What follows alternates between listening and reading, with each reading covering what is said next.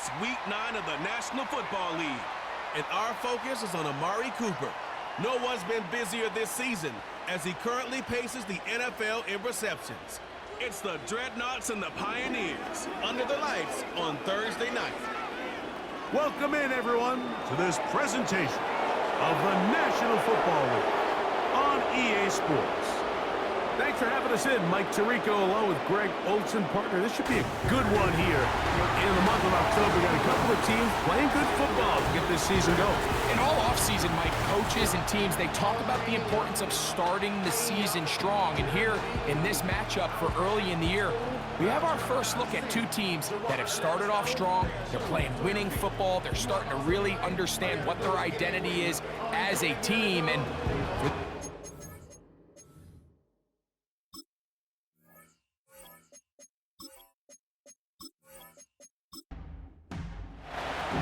here's Carlos Santos ready to get this one started. And off we go here on a Thursday night. The return starts from the 5. A good return as he takes it across the 30. This crowd ready in anticipation. Their offense taking the field for the first time. And they're led by the #1 overall pick back in 2018. Greg, it is Baker Mayfield at quarterback. really solid all-around performance last week, Mike, and I think the biggest factor that led to the win is his ability to continue to protect the football. He executed the offense, ran it exactly how they designed all week in practice. Now, it might not have been earth-shattering performance statistically, but they got the win. If he can continue to play that style of ball, it's going to be a tough group to match up with. Here's 2nd and 9. To throw is Mayfield. That one to the veteran Hooper. These are the play calls, Mike, that offensive coordinators use to just get their quarterback and their passing game into some sort of rhythm. Easy pitch and catch, get the ball out of his hand, see a completion. These typically, as the game goes on, lead to bigger and bigger gains. It's a pickup of 12, and that will be a first down. These third down conversions are just so important, Mike. Everybody stresses we want to possess the ball, give our offense as much opportunity to end as many drives as we can, scoring points. So if you want to stay on the field, you better be good on third down. The pressure gets there. He'll go down. There's a penalty flag down as well. This could very well be a hold.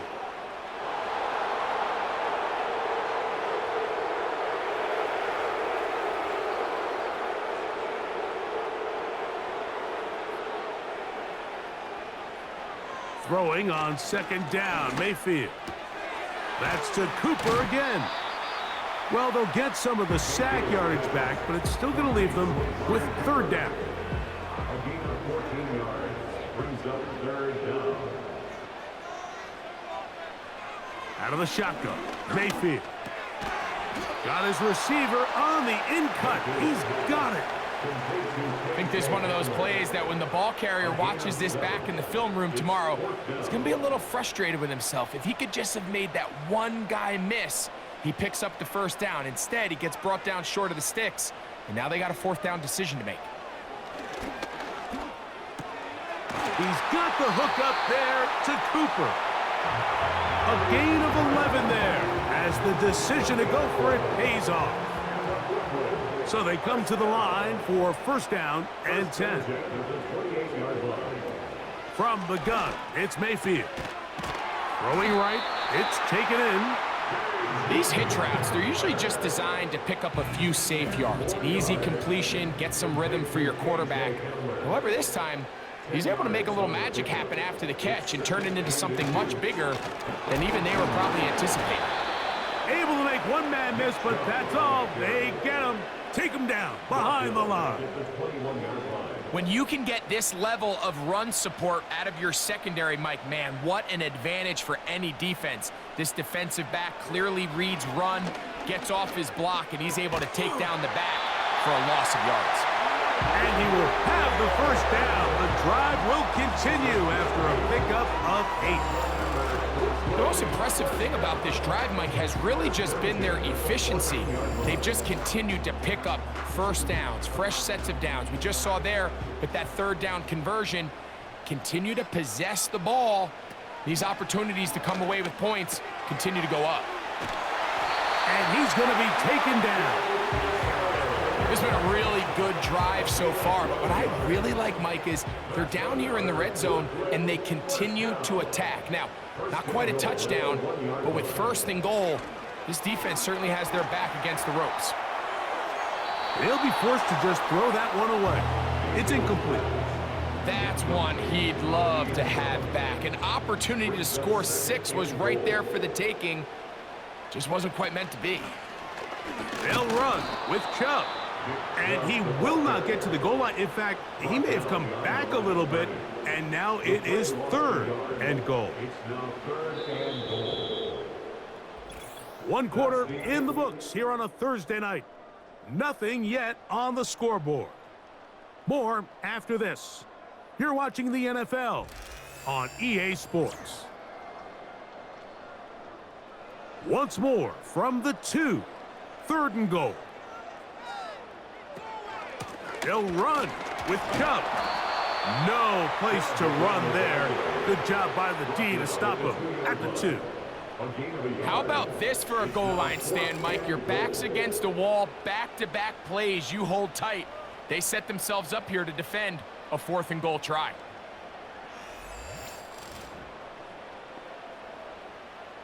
So, trying to make a statement on this opening drive. They're going to go for it on 4th and goal. This caught to the goal line and in. Michael Mayer, touchdown Dreadnoughts. It's his 4th touchdown on the year.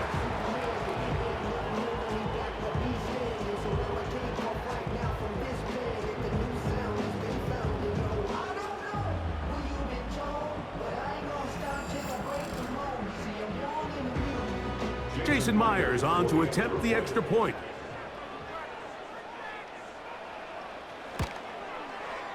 It's up and good. And the Dreadnoughts will take a 7-0 lead.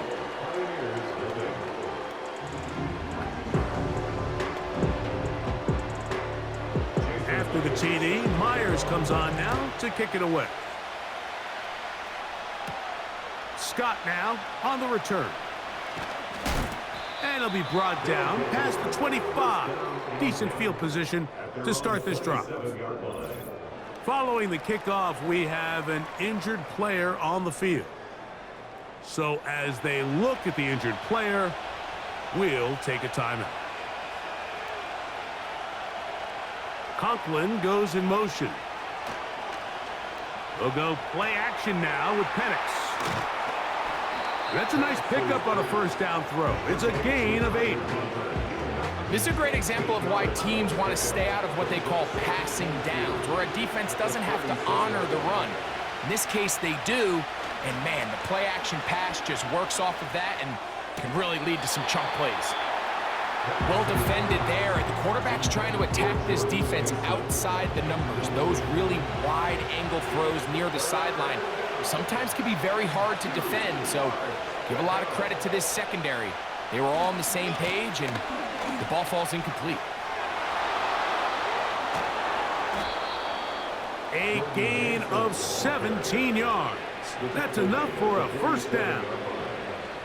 Each week coming into the game, every team in the league, Mike, places a huge emphasis on success on their opening drive. But the key to that is sustaining possession, converting on third down. It's exactly what they were able to do here, keeping the ball on the ground. They'll come up here, 1st and 10. In motion, it's Robinson. Here comes the jet sweep. And this defense having nothing of that. They get him down behind the line. I'm thinking, Mike, they might have had a little tendency on him or been tipped off pre-snap, because it seemed to me like that defense was just ready and waiting for the jet sweep. There wasn't a whole lot he could do. He takes the loss. That's a short one taken in by Conklin. And he'll be very close to a first down. Won't quite have enough, but now a much more advantageous spot.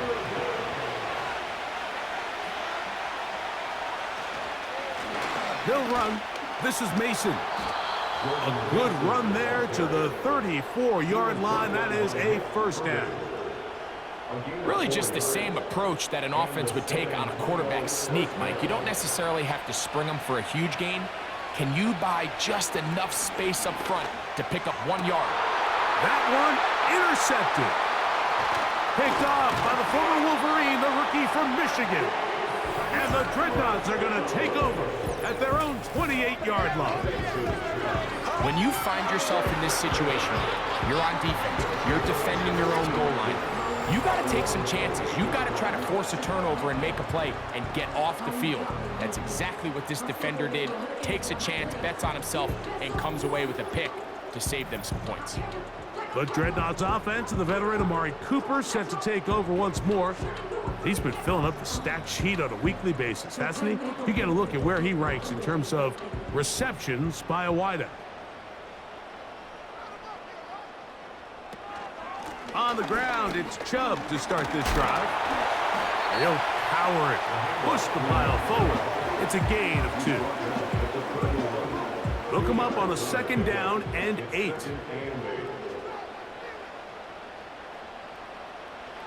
Here's Mayfield.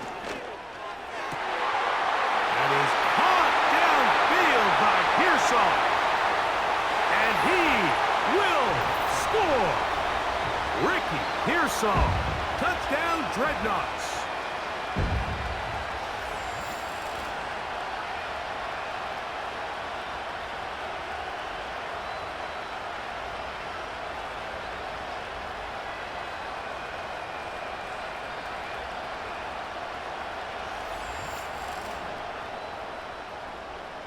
Myers now to add the PAT.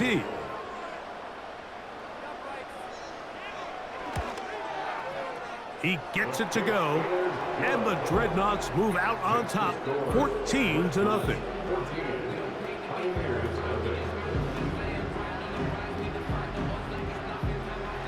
After the TD, Myers comes on now to kick it away. Charlie Jones now to return. He'll get this up to the 28-yard line. Nice place for the drive to start. Pioneers offense ready for their 2nd possession. They're staring at a 2-touchdown deficit, 14-0. The score as the offense tries to regroup and get going with 1st and 10. Out of the shotgun, it's Penix.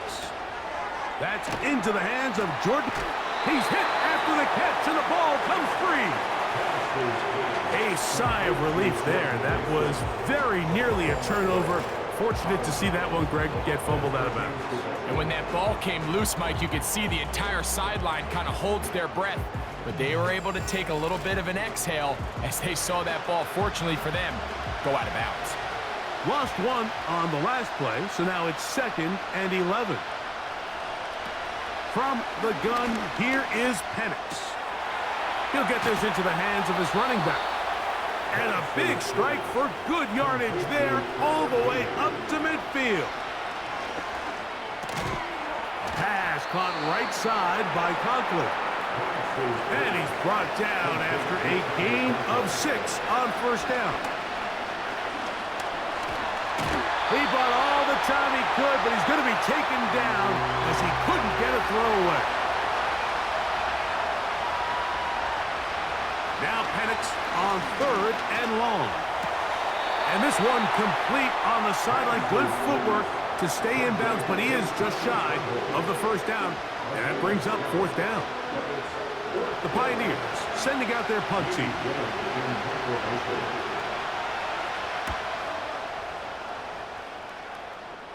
So that one going to land out of bounds, and the official's going to mark it right at the 20-yard line. The Dreadnoughts offense going to see what they can do in the final minute of this 1st half. Their lead sits at 14-0 here in this 2nd quarter, looking to run away with this one before halftime. On 1st and 10, here's Baker. He's going to run it, and he'll gain yardage and able to get down at the end of the play. 2nd and a yard.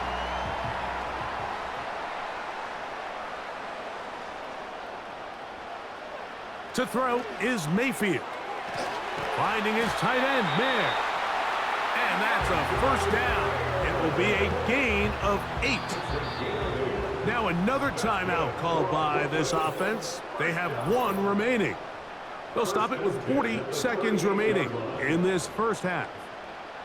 So, 1st and 10 here now at the 38.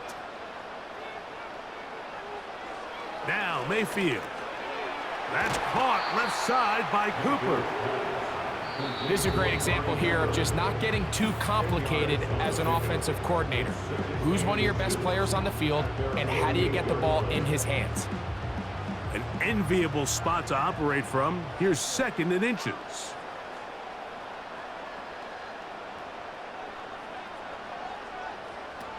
Throwing is Baker. He's got the tight end, Mayer.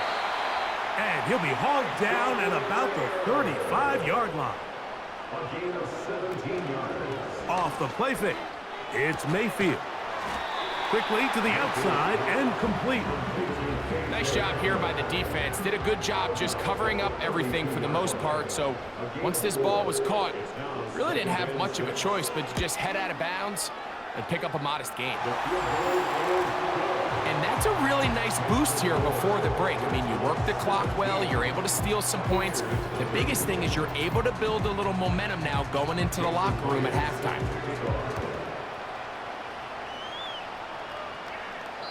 The return team gonna let that one go. It'll go through the end zone. It's a touchback. Now the lefty panics on 1st down. This one is complete to DK Metcalf.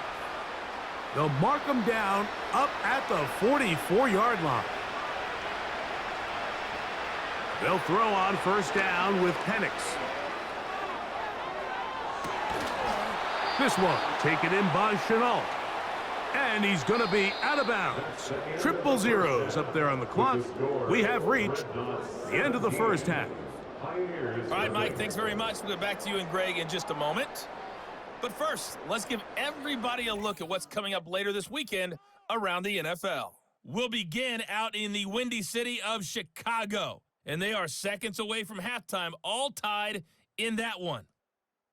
Plenty to like about the late afternoon games as well. As you see by the highlight, these guys are in for a battle, taking on what should be a very tough opponent.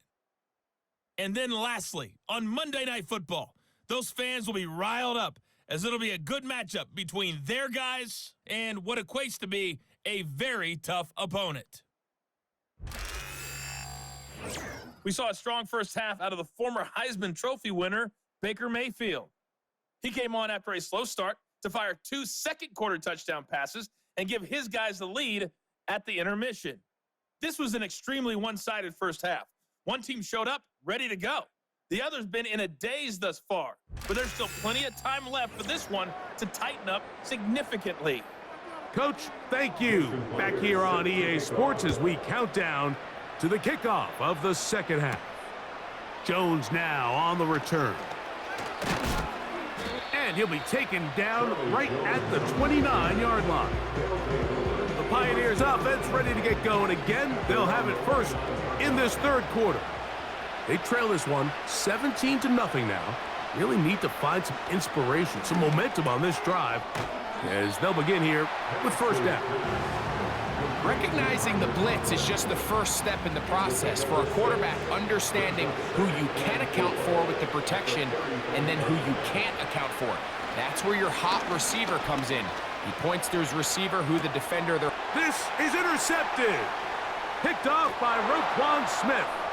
And he's going to be brought down. What a turn of events here. He has given his guys 1st and 10 in the red zone.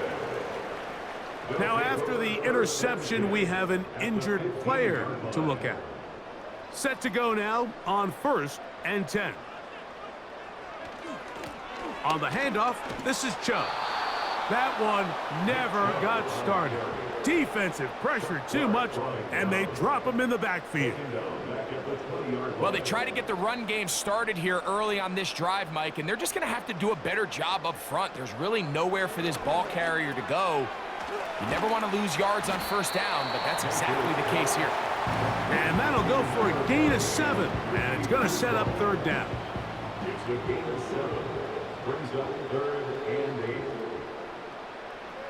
Throwing is Mayfield. He'll be forced to just throw that one away.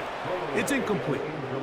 So defensively, there's always the initial pass coverage plan, and then when that breaks down and the quarterback goes into scramble mode, how fast can you then move on to the second phase in what they call plaster, meaning find the nearest receiver and almost play a man-to-man, and it's exactly what they did here, and there was nowhere for the ball to go, and he's forced to just throw it away. I think at this point in the game, Mike, when you have things under control, not only were they able to hold on to the ball for a while, they still were able to manage to add 3 points. Scott now on the return. He'll work his way across the 25-yard line. The Pioneers offense and Michael Penix getting ready for their next possession. And this defense has really had their way so far, intercepting him twice, forced into a number of bad throws, and generally the D has just made it tough to operate all game long.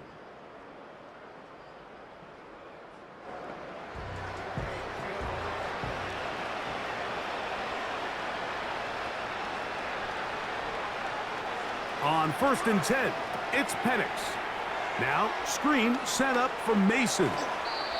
They'll gain 17 on that one. A very quick first down. It's a gain of 17 yards. First down, Pioneers. A run. And here's Mason. And nothing on that one back to the line of scrimmage, and that is it. We'll try again. It's 2nd and 10. From the gun, it's Penix. That's 3. Third time tonight he's been intercepted. Picked off by Malik Mustafa. I think he chalked this one up, Mike, to just a rookie mistake. And anytime you have a young signal caller behind center, you're going to have to deal with some of these ups and downs. Every once in a while, they're just not going to see the coverage. They're going to get baited into making a bad throw. That's kind of par for the course. The key is how fast can these rookie quarterbacks turn the page, move on, and not make the same mistake again. But Dreadnought's offense and Baker Mayfield ready for their next possession. Eddie has been in control of this offense. Want to run you through some of the action from earlier on. You've got the 2 touchdown passes, over 200 passing yards. He has been excellent all game long. 1st and 10 now from the 36. They'll start on the ground with Chubb. And he'll take this up past the 40, a pickup of 5. They'll break the huddle. It's 2nd and 5. From the gun, it's Mayfield. That's over the middle and caught by Pearsall. And they're going to work this down inside the 45.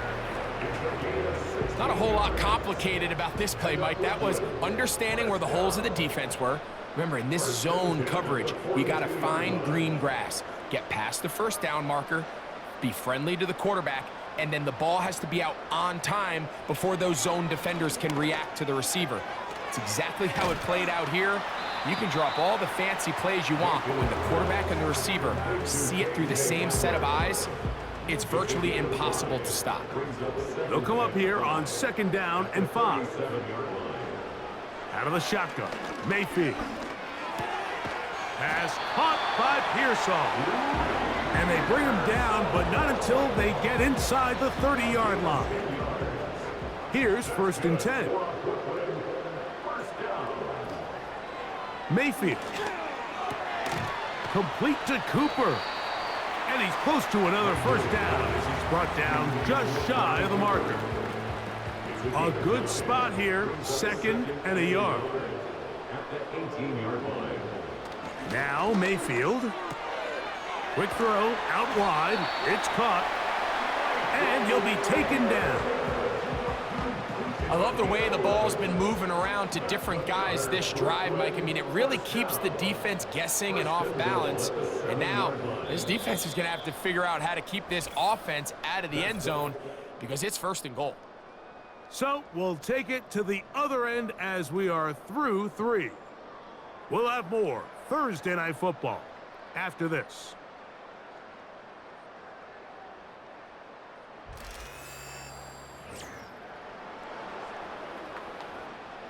Ball sitting at the 7. 1st and goal. Here's Mayfield. And that is caught in the end zone. He's in. Ricky Pearsall. Touchdown, Dreadnoughts. That's his 2nd touchdown of the game. He's doubled his season output. He now has 4. And that touchdown probably, Greg, ends any small hopes of a comeback on the other side. Yeah, and I think those chances, Mike, were small to begin with, but with that last score, I think this one is pretty much over. Myers, good on the extra point. And the Dreadnoughts able to add on. It is now 27-0. After the TD, Myers comes on now to kick it away. Jones now on the return. And he'll work this one past the 25 to right about the 28-yard line. The visitors' offense ready to take over possession of the football. This secondary will get a lot of the credit. 3 picks so far. But, Greg, the pass rush has been relentless as well. Yeah, I think it's super important, Mike, that we point out just how much the pass rush and then the secondary coverage works together. The more that rush gets home, the faster that ball gets out. We can play certain coverages knowing the timing of the quarterback has to be sped up. So often, the teams that are the most successful in this league, Mike, they have the best understanding. When our back end and our front end are working in unison, man, it puts a lot of pressure on not only the quarterback, but the entire offense. Short one there, caught by Tremble. And he's going to be taken down right at midfield. They'll break the huddle. Coming up now for 1st and 10. From the gun, here is Penix. He'll go right and find his running back. Great example of 1st down efficiency. You don't always have to go for the big play, but put yourself in a friendly 2nd down. Now you have equal opportunity to both run and pass. To throw again, it's Penix. That's into the hands of Zacchaeus. And he'll be taken down. The gain is 6, and it's a new set of downs. He picked up the 1st down. And the San Antonio 1st down.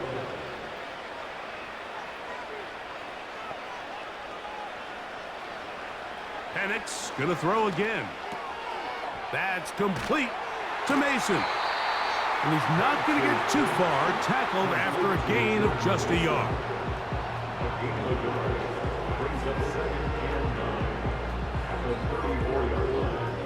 Here's a 2nd and 9.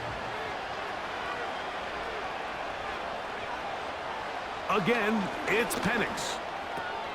This one is caught by Robinson.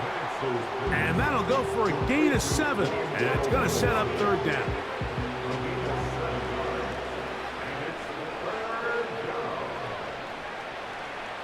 Third and 2. And Penix. He'll get that to Zacchaeus. And he is very close to the 1st down. But eyeball, he is shy of it. And they say it's 4th and inches.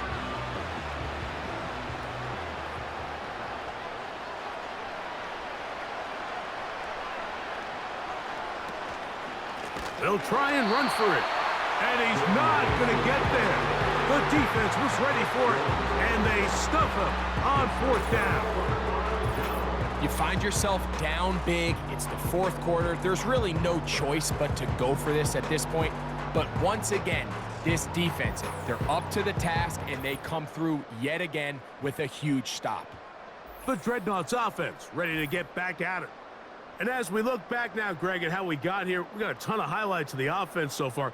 In particular, Great passing. Yeah, and if you want to score points in the NFL, Mike, there's no secret. You've got to do it primarily through the air, and with 3 touchdowns here so far, that's exactly what we've seen. It's been deep balls. It's been intermediate shots. It's been good run after catch. This has really been high-level offense on display right from the jump. And he'll be taken down as the clock ticks towards 2 minutes to play. So 2 minutes left to play in the second half. Greg and I back for the conclusion in a moment.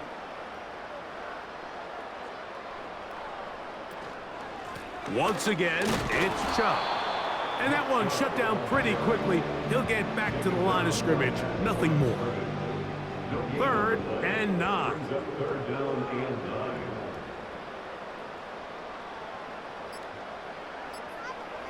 To throw is Mayfield. Who else? Another catch for his favorite target. Defense does a nice job here initially using zone coverage to take away the middle of the field. That's the most valuable real estate in football. Quarterback gets off his first read, sees some openings to the sideline, and him and his receiver are able to connect. Now, fair catch is made, and it's just inside the 15-yard line. The visitors' offense makes their way back out to the field for their next possession. Things not looking good. But see if they get the turnaround going here. They'll start this drive with first down. And they're going to mark them down right at the 30-yard line. You know, it's really been a one-sided game, but how often do we see in the fourth quarter the team that finds themselves down by a lot, they start to come alive? I think it's a combination of trying to end the game on a positive note, but also sometimes that defense getting a little lackadaisical. So the fans gonna head home happy. It's a win for the hometown squad. And right away you can point to the turnover battle. Always key. Tells the story so often. It did here again today. Their offense didn't turn it over at all. They finished on the plus side with the takeaways. And as a result, they're gonna come away with the victory. So that'll do it for us. For Greg Olson and our terrific team behind the scenes, I'm Mike Tirico. You've been watching the NFL on EA Sports. Follow us on X at EA Madden NFL. Good night, everybody.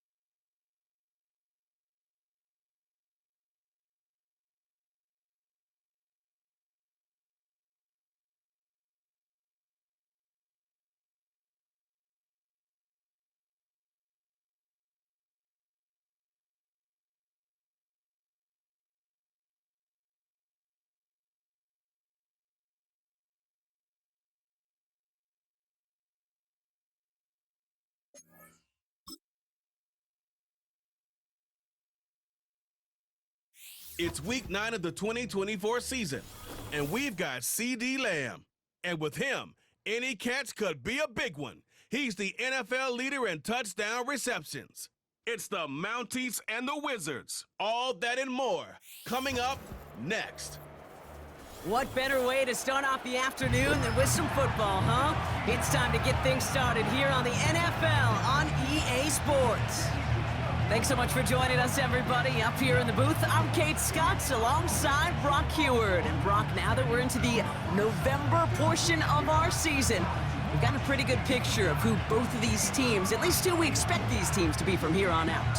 Yeah, no question about it, Kate. They're through the opening rounds if this is a boxing match, right? In this season-long fight. Early issues been worked through, or at least you hope so. And this is where they have to be in that groove as we push through the heart of the season. Any team with hopes beyond Week 18, they got to be figured out. They figure out who they are and what they are, right?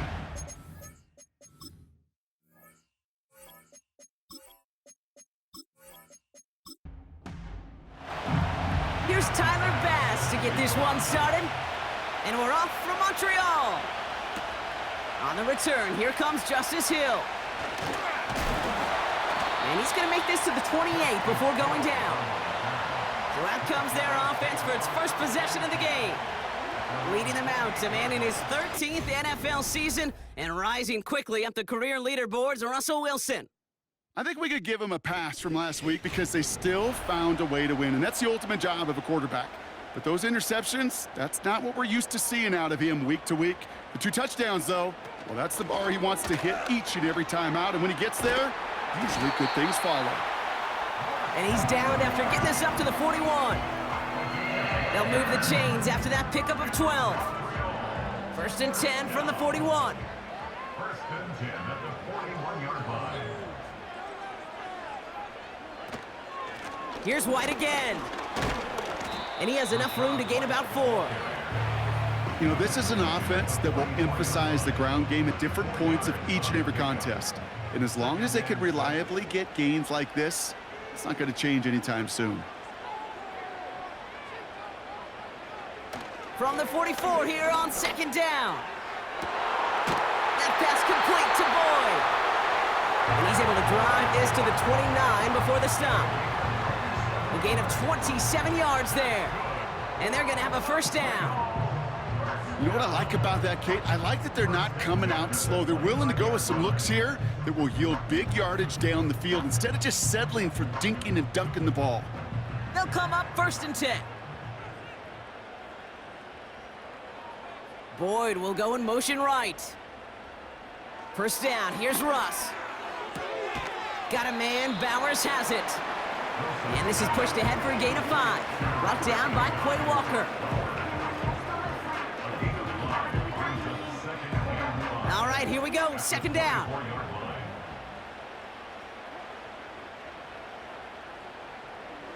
Russ off the play fake.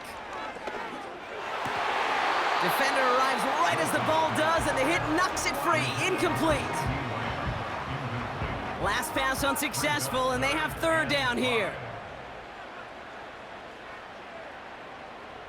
Russ is cooking again. That throw's knocked away and incomplete. Fourth down coming up. The ability to track the ball, right? Ball skills isn't just knocking it away, and that's a beautiful job there, Kate. But ball skills is also being able to track a ball on a deeper throw like that. If he doesn't swat it away, we're looking at a huge gain. Aubrey puts it through. And the opening drive of the game ends in 3 points. A dependable kicker, man. That is a coach's best friend. Saves him so much stress to have a guy he can really trust to go out and hit it from that distance consistently. Because from that far out, no kick is a guarantee. Darius Davis to return it. And in the end, he's able to get it to what used to be a touchback. It's at the 25 after the return. So here comes their offense for its opening drive. They'll be led out by the 12th-year pro from West Virginia, Geno Smith. As a QB in this league, if you're going to finish a game with no touchdowns on that side of the stat sheet, well, you better finish it with no interceptions as well. Even if last week was an uneventful contest for him throwing the football, he did what he needed to do to help them come away with the most important stat, the win. First play, they go quick out to the left, complete. And they've got him behind the line for a big loss. Well, if they were concerned about losing yards, running it on first down, it just happened anyway. Not many passes end in a loss. Hopefully they got a little more aggressive strategy coming here on second down. That's to his running back, Antonio Gibson. This running back is a mismatch maker. That's how I label him on my little sheet right here. Right under his bio, this guy just creates matchup nightmares for every defender on the field. Throwing now, 3rd and 2. It's caught, Ferguson. It's a pickup of 11, and it'll give him a first down. I'm not sure how this defense let that guy slip through him like that. On 3rd down, nonetheless, he took that snap as an opportunity, and man, did he make an impact play.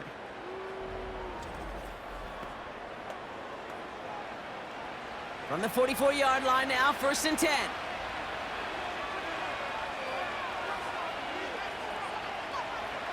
And the receiver's going to take this one on the jet sweep. And he's brought down by a collective effort there. Only 1 yard on the carry. This is one of those real modest gains, Kate, that I like as a call. And it's just a little more variety to your playbook. Makes that defense wonder. Those guys on the other side of the ball think a little bit. This dude's not just a receiver. He may get in the run game as well. He gets forward, and that's about 4 yards. Levante David, like so many times in his career, making that tackle. Smith on 3rd and short. Cover man is there, and he harmlessly knocks it away. Incomplete. Any DB prefers a highlight reel interception to just forcing an incomplete pass. But as soon as he realized a pick wasn't possible on the play, he gets his hands on it and made sure it wasn't completed. Punter takes the field on 4th down, and he sends this one flying. That one hits at the 6, but can't check up. It gets into the end zone for a touchback. The Mounties and C.D. Lamb headed back out on offense. And we see that to this point, he's leading the NFL in touchdown receptions as we work through November and into our final month plus of play. Drive starts with a carry by White. And he's into the front for a gain of about 2. Okay, that's a run that's ho-hum on the stat sheet, but if you see a bigger play on the ground later on, it'll largely be because of a play just like that one, softening up the front and opening the door for a bigger gap in the future. And he'll take it up to the 30 before being brought down. He manages a gain of 8 there. And they'll have first down.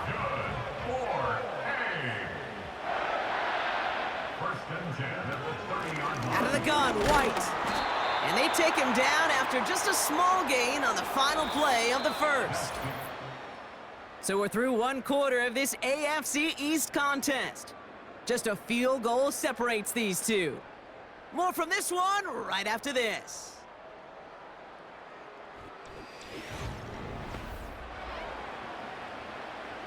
Welcome back. We're all set to start the second. Offense already out to resume its drive. They'll have it 2nd and 8. And once again, he doesn't manage much before getting brought down. They push it forward for a yard, and that brings up 3rd and 8.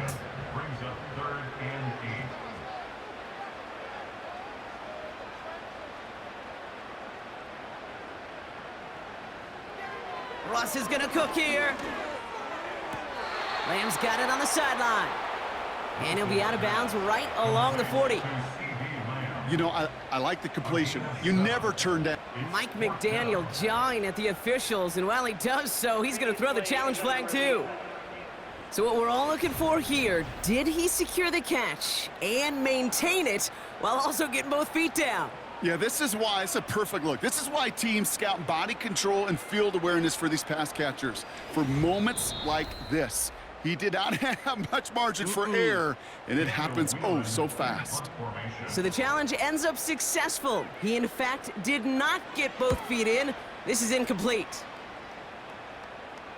And he'll get under this one and make the fair catch at the 19-yard line. So no return on that punt. And it's going to be their football coming up. They're out and set, 1st and 10. Shotgun snap to Smith. Completed to Davis. And he'll take it up to the 30 before being brought down. Let's see what they want to do here, partner. It's 2nd and inches. From the gun, Smith. Ferguson's got it, complete. And he'll get it out to the 34 before he's tracked down. They'll come up 1st and 10.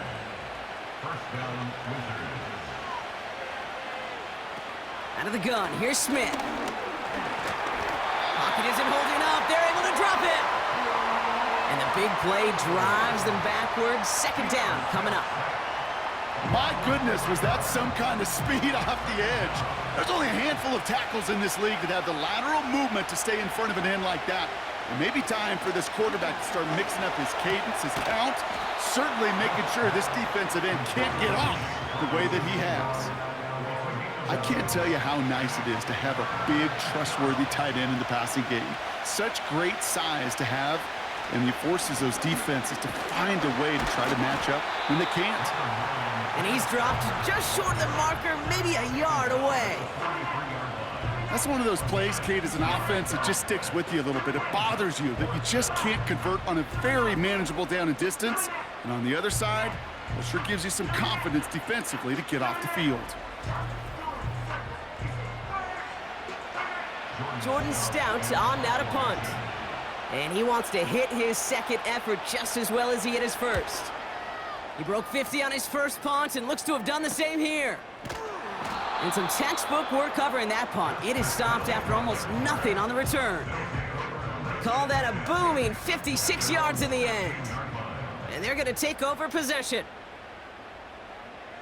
They send him left out of the slot. 1st down throw from Wilson. This one finds Boyd. And he's going to be brought down after getting this up to the 22. That is the epitome of staying on schedule. That kind of completion right there on 1st down. Well, it opens up the entirety of the playbook for 2nd down. And with 3rd and short in your back pocket, you can get even more aggressive and take that shot. Got the one-on-one they wanted, Brock, on that slant, but just not enough to get the completion. Yeah, you got to create separation. We all love the slant route. It could be super effective, but you got to beat press. You got to beat jam. You got to beat off man, and you got to create separation so there's not that bang-bang imp. Pocket isn't holding up. They're able to drop it. And the defense comes through. That's going to back them up and bring up 4th down. The defense calls a timeout, so that's their 1st. And they'll have 2 left to work with here in the 1st half. Again, Daniel Whelan heading out for another punt. And he's going to effort this from his own goal line. Went for 48 with his 1st kick, and this one looks even better. Fair catch called for and made at the 35-yard line.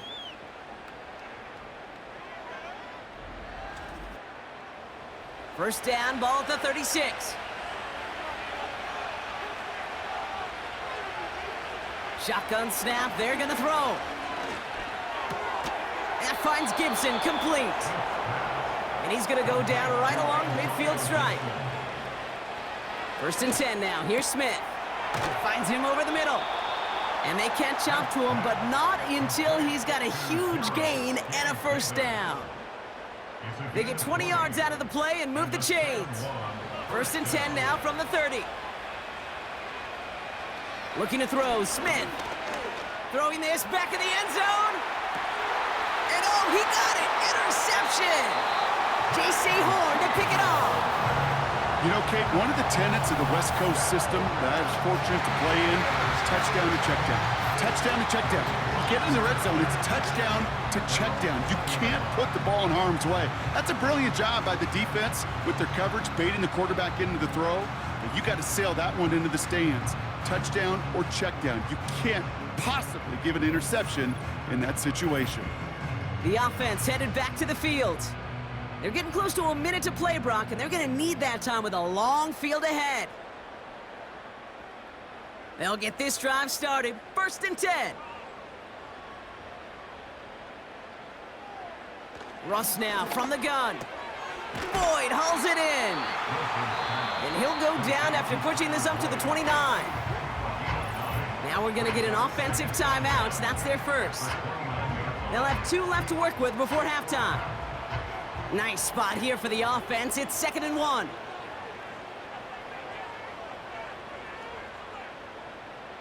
Wilson now from the gun. Throw complete to Lamb. And he'll get taken down after advancing this to the 37. That's good for 7 yards. And that gives them the first. They kick the running back in motion. Wilson with it on first.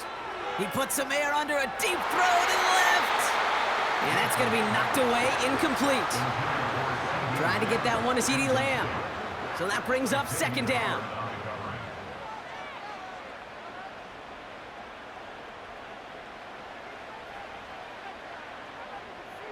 Sticking in the air with Wilson. That pass complete to Boyd. And he'll get it up to the 44.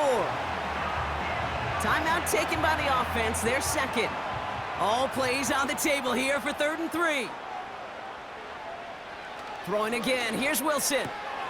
Complete beyond the marker. And he's tackled after getting this to the opposing 46. Now the offense going to take its 3rd and final timeout. First down, here's Russ. And he's just going to get rid of this one. Smart move there. When you saw the field, it's going to be second down. It's second down and 10. Russ is cooking again. Has him on the quick hitter. Give him 11 yards, Brock, and a fresh set of downs. Kid, I can't tell you how good that is. Anticipating the outcut, having the ball on the way before the receiver's head even turns. He puts it on him so that receiver can easily get out of bounds for the nice gain. And this kick is good. He needed to get all of it there, and he did. And that one was hit great. It sails on through without incident. A lot of them may make it look automatic, but you get this deep, and those field goals are far from a certainty. It took all his concentration, every bit of his strength, to send that puppy through. This return makes it up to the 25. Probably looking at our final snap of the half here on first down. Drops to a knee, and that pesky final second runs off. So we're to the end of our first half. We've reached the halfway point, and it's the Mounties holding the advantage so far in Montreal. Now we'll head back across the world's longest border to Orlando. Let's hear from Jonathan Coachman. He's got our EA Sports halftime report. All right, Kate, we'll get back to you and Brock in a bit. For now, plenty of early action in the 1 o'clock Eastern window to get you caught up on. So let's get to it. We'll begin across the Hudson from Manhattan in the borough of Brooklyn. And as you see, they were winners back on Thursday night. Baker Mayfield leading the way in the victory with 3 touchdown passes.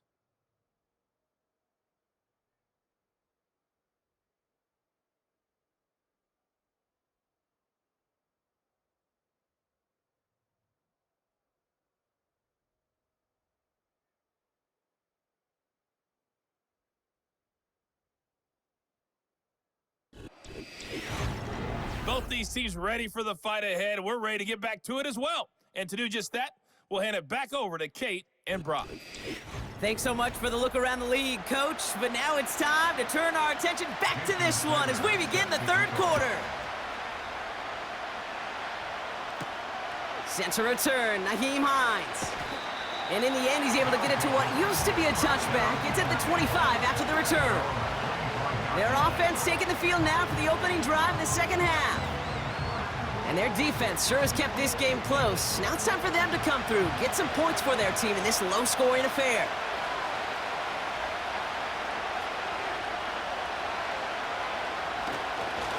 First play of the drive. Here's Walker. Gets it ahead, has about 5 yards. Levante David, like so many times in his career, making that tackle. Everyone's prepped. It's second down now. They send a tight end in motion. They'll go with Walker on the counter. And this one's brought to a halt at about the 36-yard line. They get 6 and a first down as well. Well, looky here. You don't even have to worry now about a third down call as that run moves the sticks. Now that call you had ready, though, you can recycle it. Save it for later for that next third down coming. First down, and they go right back to him. And they bring him down after he ran through him up to the 43. Call it 7 yards, and now they'll have second down and 3.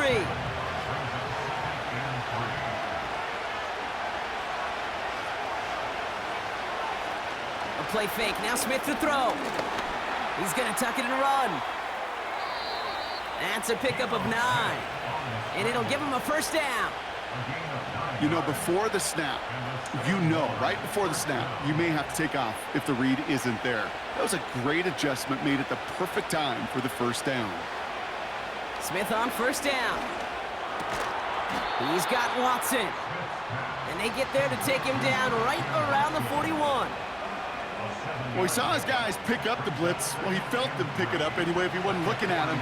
But with their effort on his behalf, I think this QB felt owed to them and the group up front to find somebody to get a completion, so that effort up front wasn't in vain.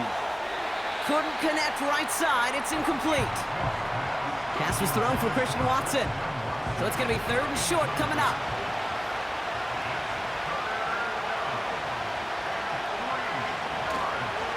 They give up the gut to Walker. And the defense was ready. They got him at the line. No gain there, and that'll bring up 4th and a few. These linebackers of today, they are so quick. They're so twitchy. You don't get a body on them in a hurry, they're going to stick you right at the line of scrimmage. Tyler Bass on now for the field goal try.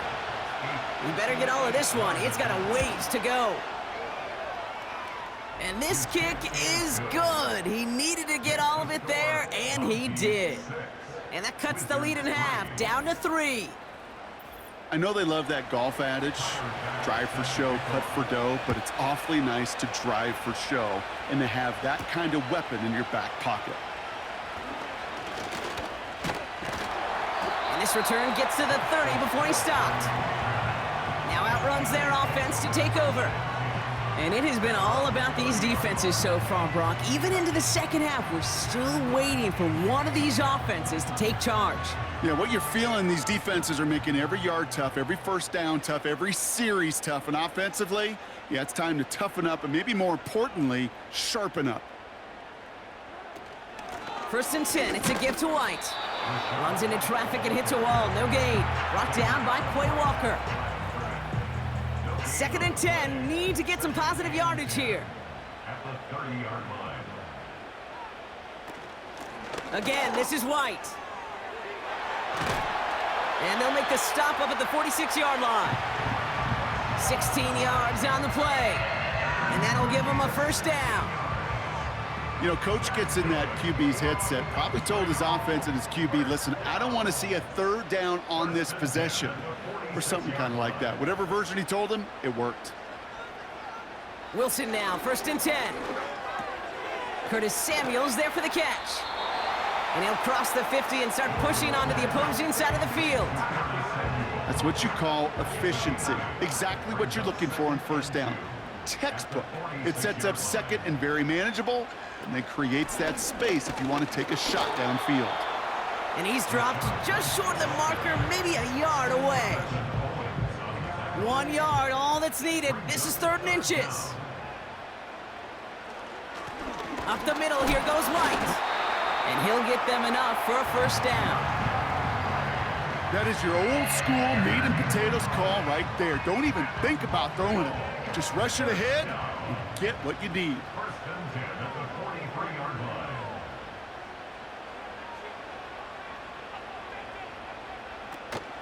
Here's the option, give to White.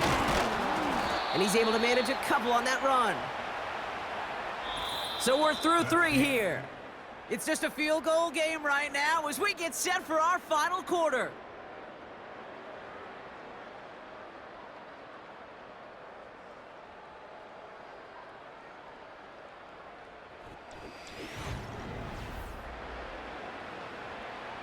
Eight yards to go. Let's see how they approach this second down.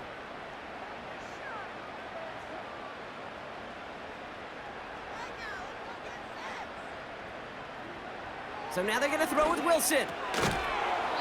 That one is incomplete. Couldn't hang on through the contact. When we look back at this one, Brock, it is going to be defensive highlight after defensive highlight. And there again, the examples, they just keep coming. The physical play has been the trademark, really, from the first snap through this second half. There have not been many just uncontested, clean, efficient plays. Every effort's been answered, and that's why that scoreboard's not been lit up. The Mounties sending out their punt team. It'll be Daniel Whelan doing the honors.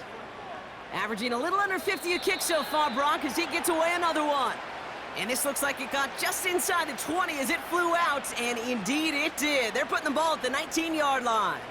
Their offense running back out now.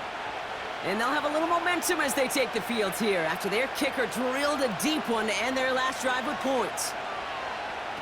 Oh, look at this. Quick touch pass to the receiver. And he won't salvage that. It's a loss on the play. Hey, look, in the right situation, you catch a team off guard. Well, this could be a tremendous play for some big yards.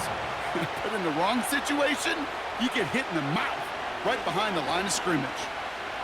On the move. Trying to get away from the pressure, but he can't, and they drop him. And that pushes him back. Third down coming up. Kate, if the word safety was used, and it's not a lot in NFL locker rooms, but if it was at halftime, it was about safe throws, good decisions, consistent plays. It was not about a safety to begin this second half, and that's what we nearly saw. Not the kind of start this offense wanted. It's got to overcome a bit of adversity.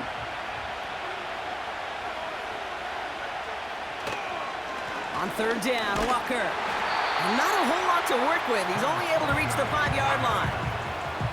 Call it a lone yard on the run. It's going to be fourth down. Defenses at this level, really any level, will let you run it there all day, every day, and twice on Sundays. You give up yards, even a healthy chunk of them. But just float the ball and make sure he's brought to a halt well shy of that first down marker. And he'll haul in this punt. Fair catch made at the 45-yard line. We don't get a return out of that punt. And they'll get ready to go on offense. New set of downs for him from the 46. On first down, it's Wilson. Got Lamb, and it's complete. And they finally bring him down, but that is a big gain and a new set of downs. It's a 31-yard play, and it sets up first down. Kate, I've probably seen a million balls thrown in my life, and maybe even more. From the time I was in high school all the way here to the pros, and over all these decades of watching guys throw it, and I'll tell you what, I never get tired of watching a laser like that. They send a receiver in motion right. Wilson on first and 10. He had it for a moment, but a great defensive play to jar it loose. Incomplete. Well-timed strike by that defender to knock it free. So it'll be second down.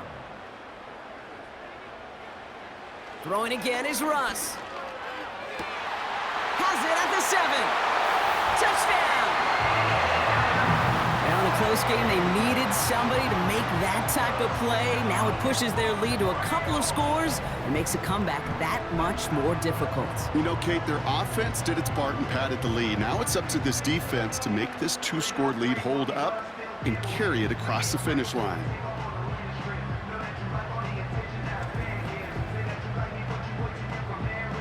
Jason Sanders to try the extra point.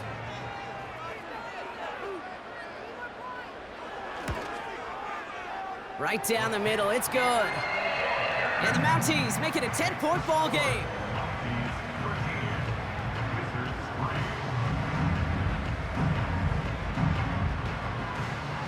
Sanders all set to send it away. On the return, here's Hines. This return makes it up to the 25. So following the return, looks like somebody's shaken up. Trainers have to determine how severe this may be. Drive starts out with a first and 10.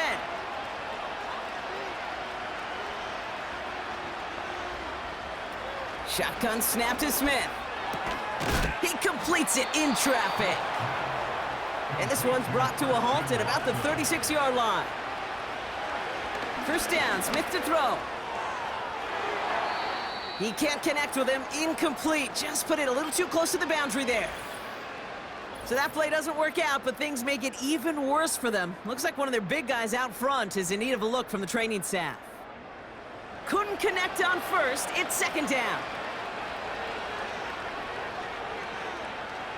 Back to the air. It's Smith. Defender arrives right as the ball does, and the hit knocks it free. Incomplete. No connection on the last play, and now it's third down. And again, it's Smith. He's got Brown on the slant. Decent gain here, but short of the first. Motioning Watson left. Here he goes. Got to have this on fourth down. Forced out to it, and they give to him on fourth down. It's a sack and a turnover on down. I think every analytics book out there, Kate said, you got to go for it. You're in four-down territory, down a couple scores here in the fourth. But now it's all about the defense. Can the defense come with a quick turnover or a stop to somehow, some way, spark a comeback? Here comes their offense out again. And I think they'd be content doing everything the same as their prior drive and getting another touchdown here. Here's 1st and 10 from the 34.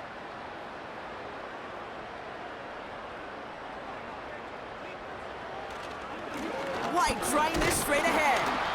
And he gets taken down immediately right at the line of scrimmage.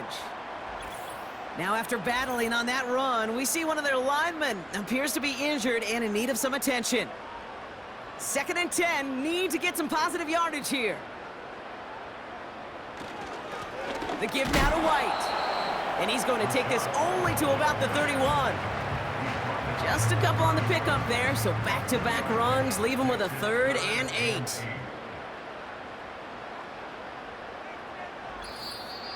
That takes us to the 2-minute warning here in Montreal. Mounties nearing their 6th win this season. A less than ideal 3rd and 8 here.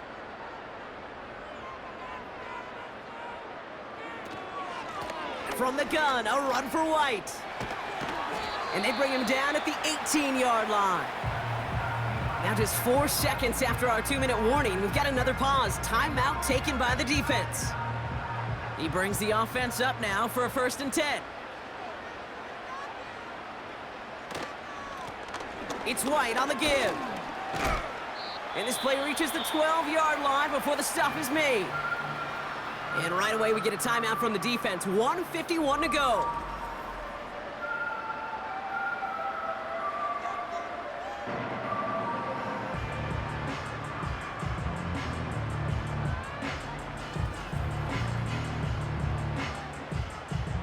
After a good pickup, they've got 2nd and 4.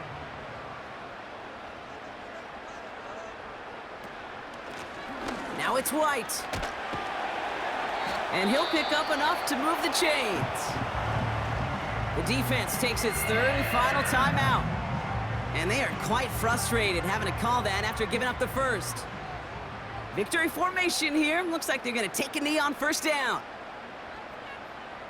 He goes to a knee as time winds down in this one. This is situational football at its best. There's still some time left to bleed off the clock, but the really important thing here is you've got to bleed every second of that clock that you can. They run the counter with White. And he's able to get it to the 2 before the stop. Give him 4 yards, and they're sitting on 3rd and goal now. Setting up for the kneel down on 3rd.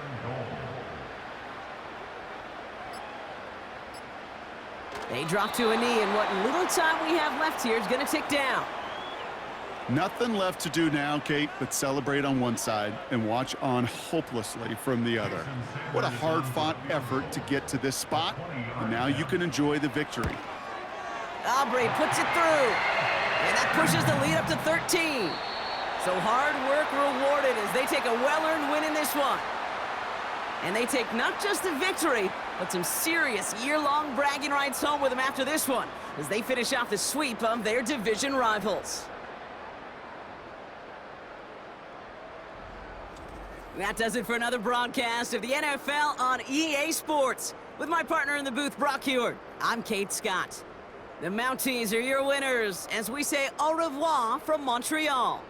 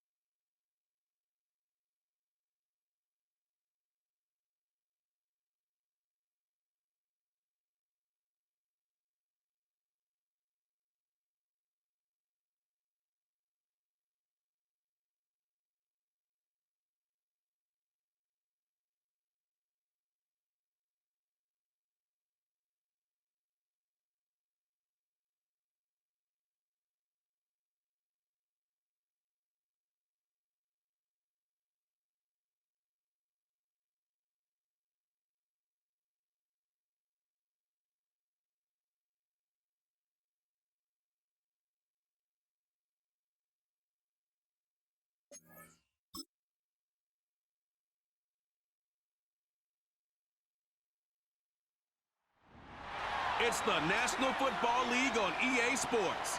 And all eyes are on Jamison Williams. He comes in fourth in the NFL in receiving yardage. It's the Tigers and the Condors. And it's coming up next on Madden NFL 25. What better way to start off the afternoon than with some football, huh? It's time to get things started here on the NFL on EA Sports. Thanks so much for joining us, everybody. Up here in the booth, I'm Kate Scotts alongside Brock Heward. And Brock, now that we're into the November portion of our season, we've got a pretty good picture of who both of these teams, at least who we expect these teams to be from here on out.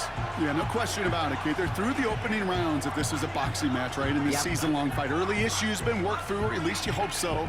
And this is where they have to be in that groove as we push through the heart of the season.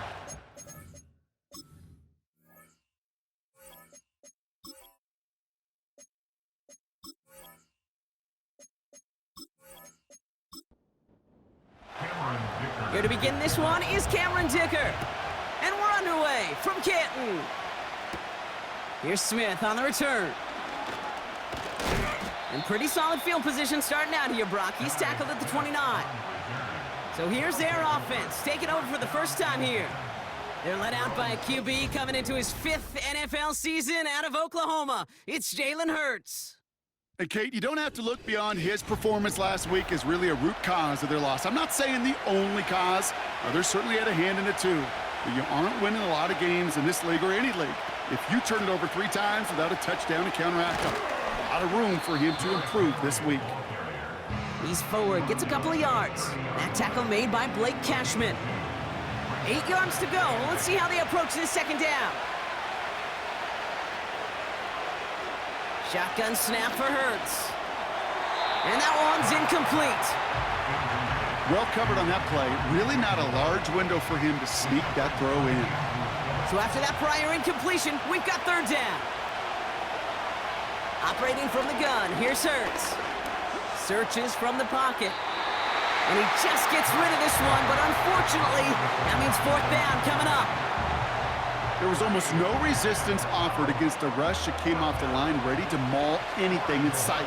It was all the QB could do to get rid of that before he gets absolutely clobbered. That's taken at the 15. And he gets his guys a few yards before they bring him down on the return. So here's their offense now to take over for the first time. Bringing him out, coming off a tough rookie season as the top pick in the 2023 draft is Bryce Young. Hey, it wasn't a banner game he had last week, stuff in the stat sheet, but still one that falls squarely into the good territory. Had a couple touchdowns to make up for the 1 interception, and his effort was enough to be one of the pillars in their win, and certainly some momentum to build on today. Connects on one to Jamison Williams. And he'll go down after fighting his way to the 32. Now a moment to check out his numbers catching that football last week.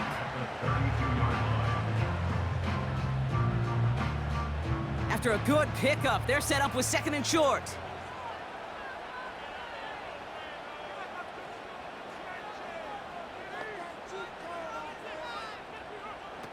From the pistol, it's Young. No one open, so he chucks this to another county. Everybody wants to play quarterback until a play like that. Almost no resistance off the ball and the defense ready to maul you. It was all he could do to get rid of it before he gets just clocked.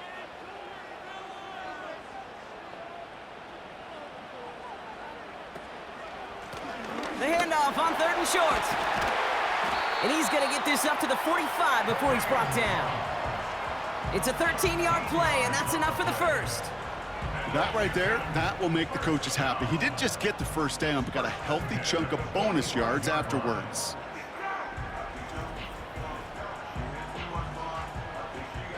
Ball on the 45, 1st and 10.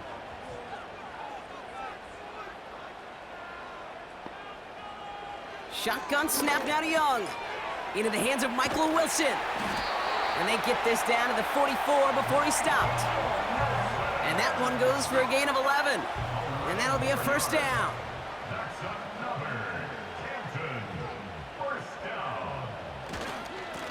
Here's the lone back on the handoff. And 2 yards is all he's going to get before he's caught. L'Jarius Sneed there for the stop. 8 yards to go. Let's see how they approach this second down. It's second and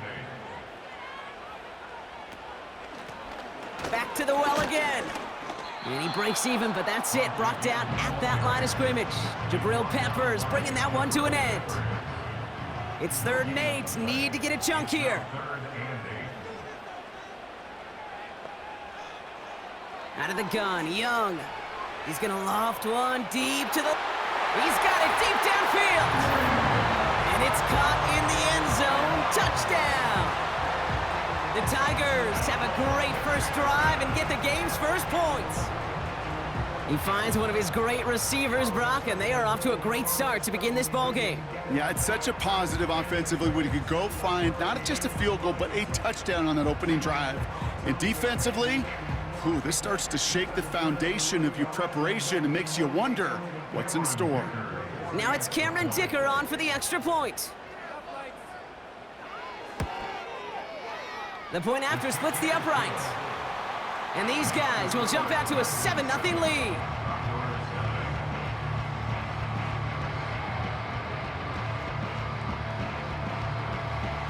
Dicker all lined up and ready to boot it away. Here's Smith on the return. Fought off a tackle, but he lost the football! And they dodge a turnover there on the return. The Condors and quarterback Jalen Hurts ready to go once more on offense.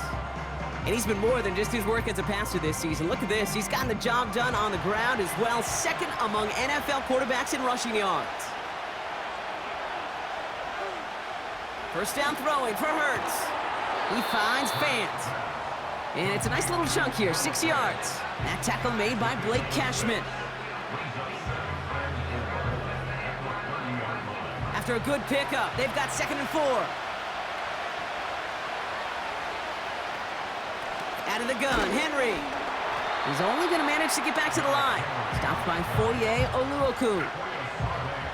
No gain on the play, and it leaves them with 3rd and 5.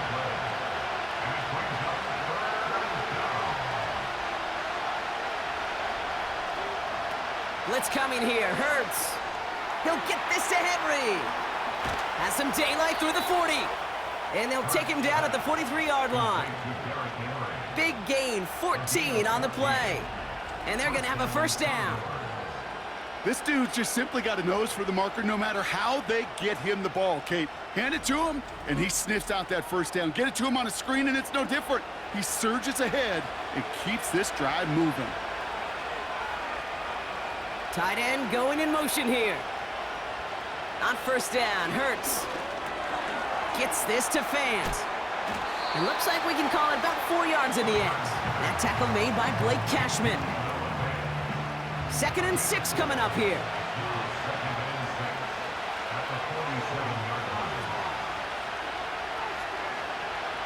From the 47, this finds Cooks complete. And he's going to go down right along the midfield stripe. We will not get another play in here. That's going to do it for quarter number 1. 7-0 is our score. Back in a moment with more of the NFL on EA Sports.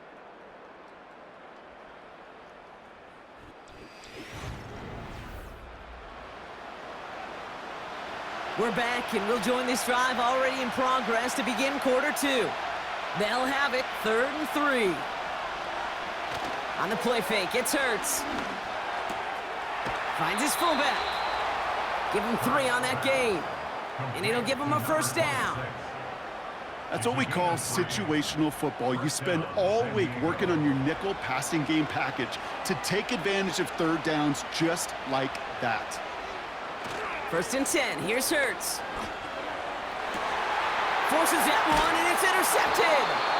Picked off by Darren Stingley Jr. He got in front of that one for the pick. Looked like that's the receiver it was designed to go to on that play, too. Yeah, the QB just must have missed the lurky defender in coverage right there. That's where, as a QB, you've got to have the vision to not just see your route, but see those defenders in front of it. If you stare down your receivers in this league, turnovers follow. The Tigers and Bryce Young making their way back out on offense. And that passing touchdown he started this game off with, just what we expected from somebody who you can see is among the NFL leaders in finding the end zone this year. On first down, they'll run. It goes as a gain of 19 yards. And they'll have first down. You know, Kate, if you notice those guys that love to feed themselves on the field, right? They love to just get more and more. They're hungry for even more. I'll tell you what, that tackle, it prevented something that's going to be a lot bigger, but that back remains hungry. Finds him over the middle. And they're on him after about a 2-yard gain. Jack Thompson finishing that play off. 8 yards to go. Let's see how they approach this second down. Young working from the gun. He's got Quentin Johnson complete. And they get this down to the 44 before he stopped. They have themselves another 1st and 10. Here's a give up the middle. And all he can get is 1 yard. Ran that right into the defensive front. Hey, we know running the ball in the NFL is hard, and that play pretty indicative of it. Here's the key, though. At the end of the game, those type of plays got to be in the minority, and the majority have got to do some damage. Short pass caught by his tight end. And he'll go out of bounds close to the 35-yard line. All plays on the table here for 3rd and 3.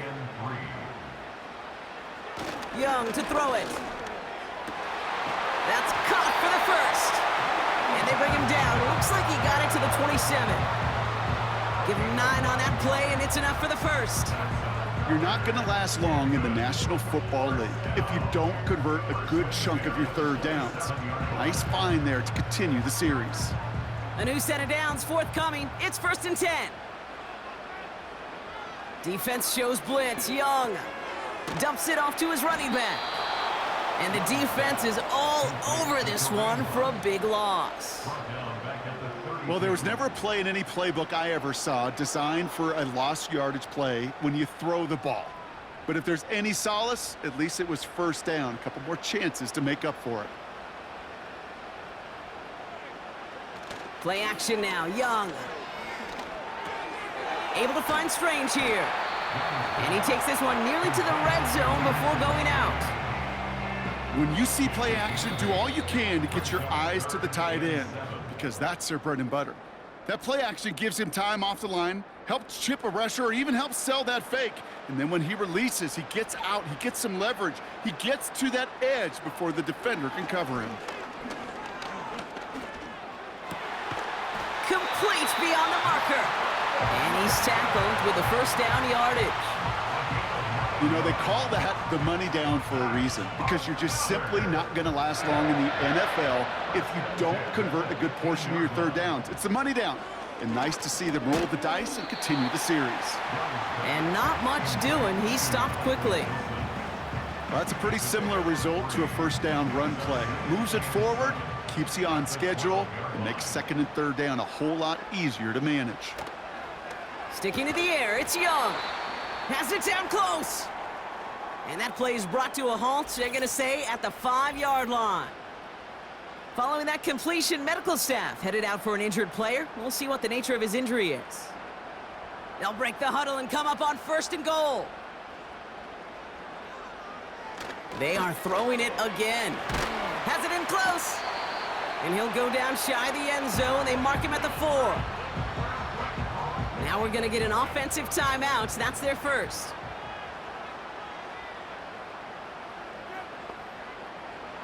They'll throw it again. That finds Hunt complete. That's a defense's goal, right, Kate? Just get us to 3rd down so we can have a chance to get off the field. And that was a good adjustment on that stop in particular, when the back ended up being the target, and they were able to keep him short of the sticks. And the defense gets there to force a small loss. Timeout taken by the defense, their 2nd. And they still have 1 in their pocket for what's left of this half.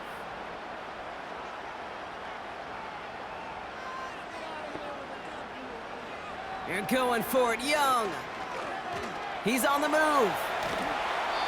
And he will not get there. They stop him on 4th and goal. What a stand to force that turnover on downs.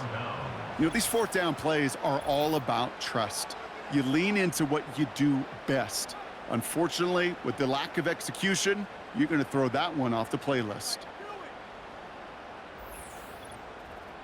This offense getting one final possession here before halftime. Backed up this far and with such little time left, Brock, you gotta imagine they're just gonna kneel this out. The drive begins with Henry, and he's only able to power this forward for about 3 yards. This close to your own goal line, they really don't want to risk a sack. That means, well, one option, run it and buy whatever breathing room you can. Hits his target, that's DJ Moore. And this one gets up to the 14-yard line before he stops. So that brings us to halftime with the Tigers currently in front in Canton. Now we'll get you down to Orlando, where Jonathan Coachman is waiting to deliver the EA Sports halftime report. All right, Kate, we'll get back to you and Brock in a bit. For now, plenty of early action in the 1 o'clock Eastern window to get you caught up on. So let's get to it. We'll begin across the Hudson from Manhattan in the borough of Brooklyn. And as you see, they were winners back on Thursday night. Baker Mayfield leading the way in the victory with 3 touchdown passes.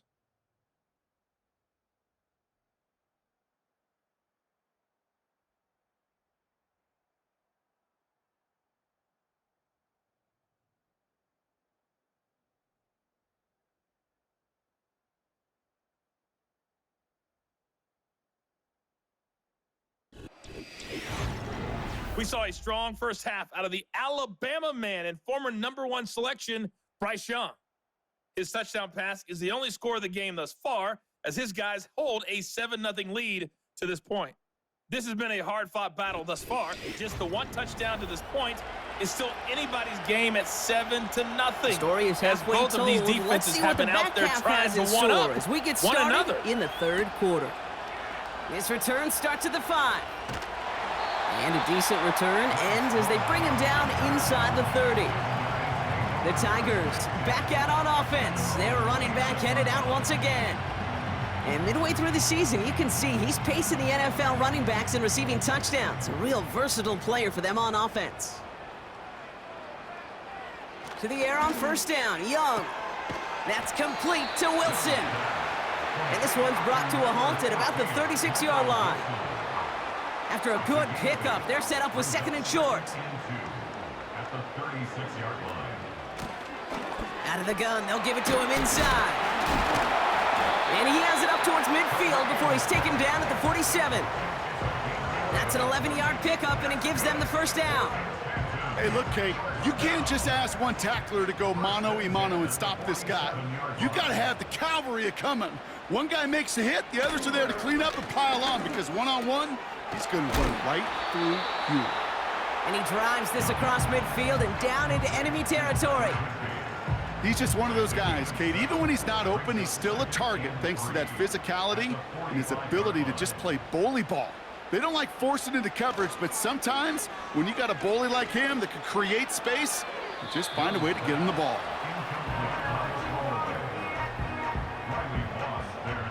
Last pass unsuccessful, and they have 3rd down here.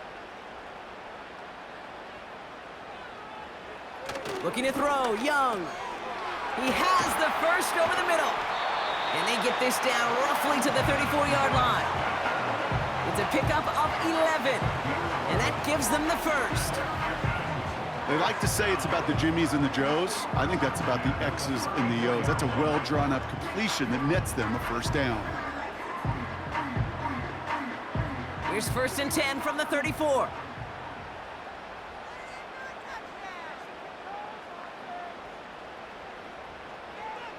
Out of the gun, Young. Wilson's got it. And they bring him down. Looks like he got it to the 27. It's not just imperative that a quarterback knows man or zone. Same thing for a receiver, especially on a drag route. When he sees zone coverage like that, just settle down, find the soft spot, and give your quarterback a chance.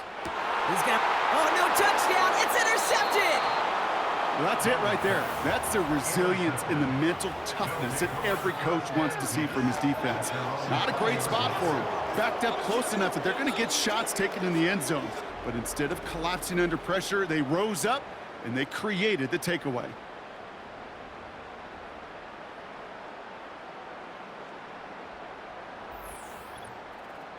This offense getting all set for this series.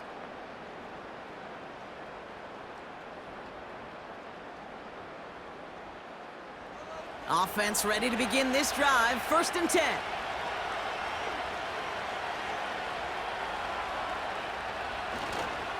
Third quarter starts with a run from Henry. And they've got him behind the line for a big loss. Well, he was supposed to be the one who chipped away a few and got a new set of downs started right in rhythm. Instead, he's now forced to pick himself from behind the line thanks to a great effort defensively. Hurts now from the gun. This one is hit by a defender and winds up incomplete. That one firmly denied by the man in coverage. So they're left facing 3rd and long. Shotgun snap for Hurts. And this one gets to the 33-yard line before it's stopped. What a play on 3rd and 13, and this drive will indeed continue.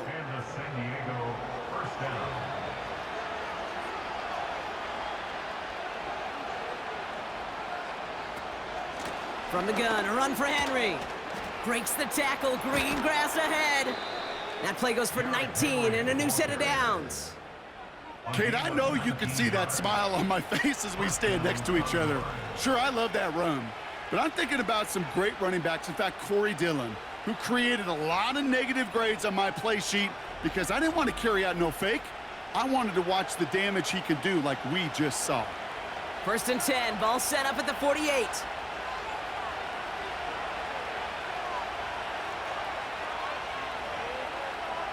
Operating from the gun, here's Hurts. Hauled in left side. And he's able to reach the 40 on that play. Sometimes when you're just looking to move it forward, get some small yards on a throw, quarterback's best friend, security blanket. And when it's a big old tight end, that's an extra bonus.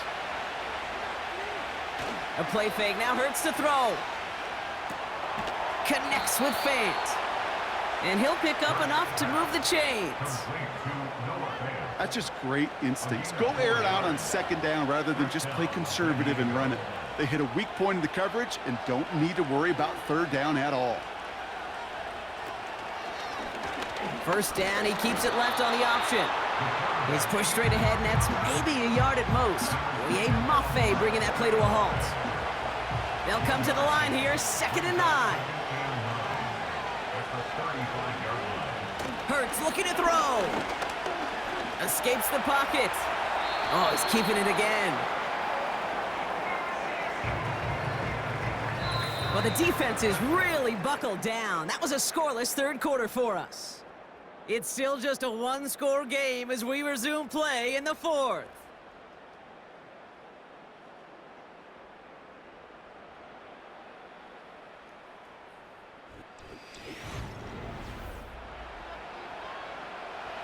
Third down, 1 yard to go.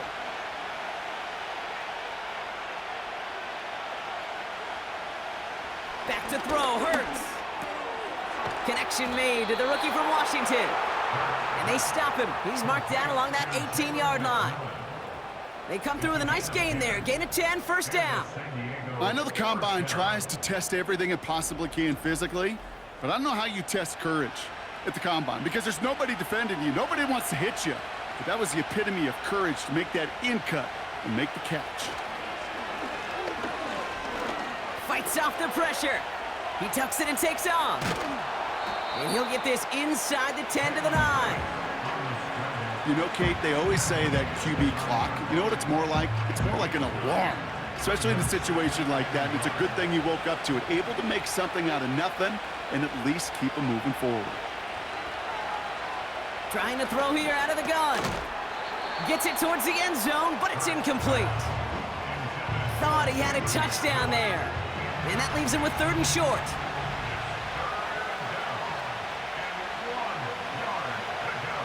Throwing here, Hurts. He's got it! And he's tackled with the 1st down yardage. You know, it sure seems like he knew exactly where he was going with that before the snap. That's a pre-snap decision that led to a post-snap 1st down. Here's Hurts. Rolling left, behind some time. And he carries it in for the touchdown. The Condors now trailed by just a point in the fourth. Jalen Hurts with a touchdown. Wow, great work there by the quarterback. The play broke down, didn't really have much of a choice other than to escape and improvise, and in the end, Brock, the best call he could have made. Yeah, and you can do it in different ways in today's NFL, right? The Tom Brady's just recently retired. He did it with his brain. He did it with his mind, but you've got to be able to improvise, as you said. You got to be able to create when a play breaks down, and when you can put 6 on the board, man, does that infuse your offensive group with confidence. And after they reach the end zone, they'll kick it off and turn things over to the defense. Starting from the 5. Finds some space, he's past the 30. And he manages the 35 before they can stop him. This offense making its way back out now. And it's going to be interesting to see, Brock, if they're a little rattled, seeing that interception end up costing them the lead. Things all tied up now. Okay, maybe a little rattled, but these are pros, and part of that is understanding. Those guys on the other side, they're capable of making plays too. The key now is to go atone for it and get that lead back. Second down now, 7 to go.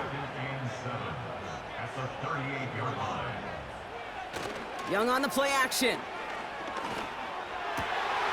Fits it through the middle. And he has it to the 42 before they make the stop.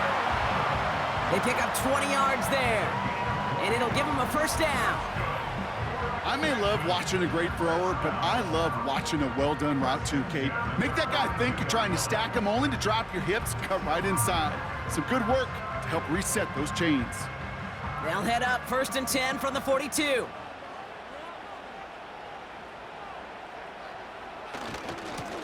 Lone back gets the handoff. And they'll bring him down after a pretty short gain. Only 2 yards, and it brings up 2nd and 8. 2 yards on the pickup. It's 2nd and 8 at the 40-yard line. Shotgun snap now to Young.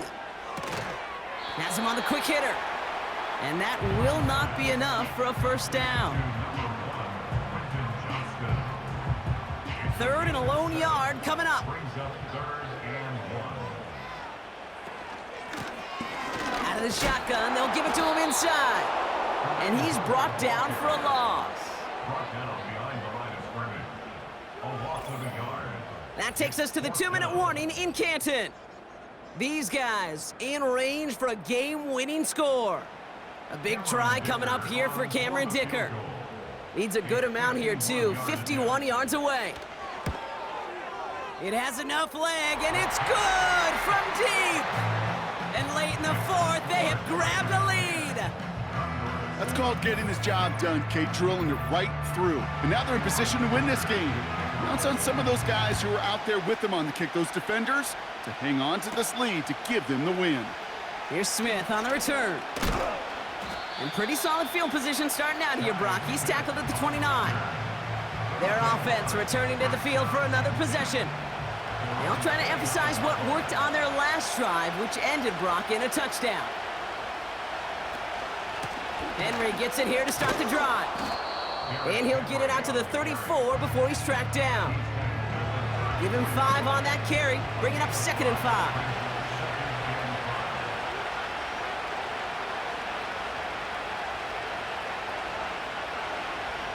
Back to throw. Gets this to Fant. And they catch up to him, but not until he's got a huge gain and a first down. Here he is to throw. That's into the hands of Moore. And he takes it just inside the 40, down to the 39. This finds Cooks complete. And they take him down right along the 30. Prior to first down, they decide to call a timeout. Still one more in their pocket to use. I'm sure coach, play caller doesn't mind making the job a little bit easier. You know, play calling's a lot simpler and easier when you count on the offense to move the chains on those early downs. And he'll bowl his way ahead for a 4-yard pickup. Gotta hurry this to the line. He'll look to throw it. He's got at it in the red zone. And he's brought down at the 17-yard line. Signals, and looks like we've got a timeout before that first down play. Setting up to pass.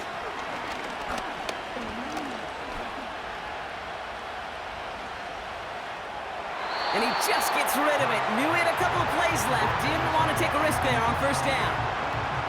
An important attempt coming up here for Jake Bates. On the left hash, 34 yards away. The defense calls a timeout, so that's their first. And they still have 2 available for them as we approach the end of this game. That is Jake Bates ready to try to knock this through. This to set up overtime. Looking good, and it's through. And inside the final minute, they've tied this up. These are the moments, Kate, when you realize how valuable a clutch kicker is. When he's the only guy out there and everybody relying on him, and he delivers. And he opts not to bring this one out, so they're going to enjoy some good starting field position from the 30. At their own 30-yard line. Young on 1st and 10. That pass caught by Strange. And that tackle stops him after a solid gain. Well, Brock, 4 quarters, couldn't decide a winner, and now we're set up for an exciting conclusion to this contest. Overtime is coming up next.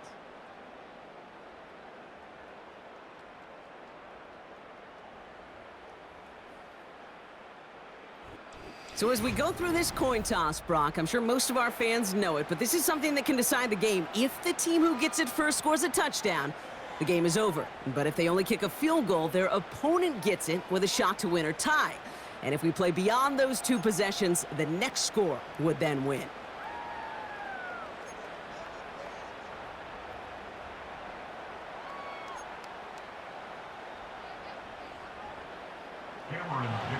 And hopefully this conclusion will be just as exciting as our opening 4 quarters. The kick is away here in overtime. Return starts at the 3. And a decent return ends as they bring him down inside the 30.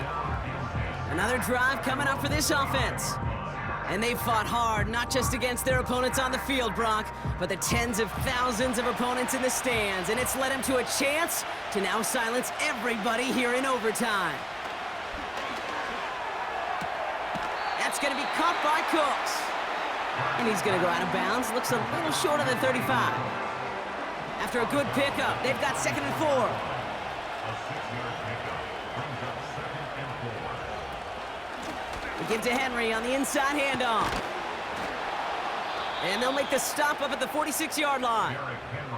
Pickup of 12 on that play. And that'll give them a first down.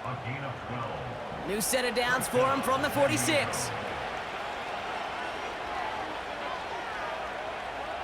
On first down, Hurts. Catch made by Cooks. And he pushes this down to the 42 before going down. Following that completion, remember the O-line looks to be in some pain. They're headed out to take a look at him now. They'll head up 1st and 10 from the 42.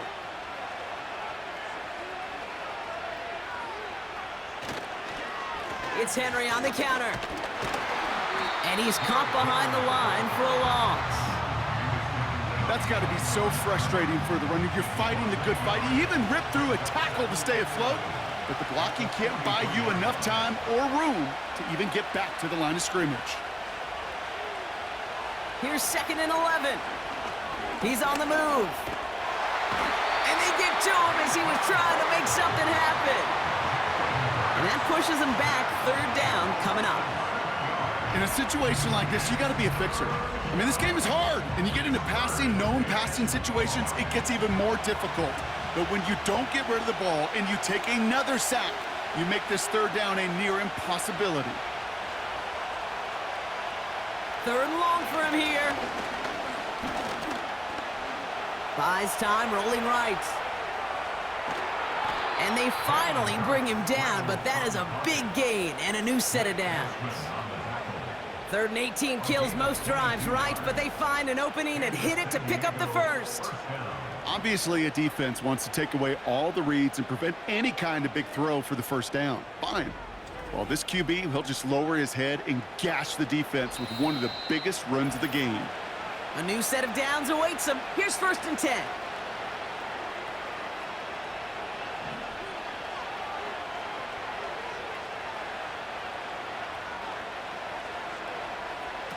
On the play fake, it's Hurts. Pocket isn't holding up. They're able to drop it. And the big play drives them backwards. 2nd down coming up. Kate, I've seen a one-step drop. I've seen a 3, a 5, a 7. Some of the boots and play actions get more depth, but a 20-step drop? That's not going to cut it. Except for this defense, it just adds a whole bunch of negative yards to that play. They really need some chunk yardage here on 2nd down.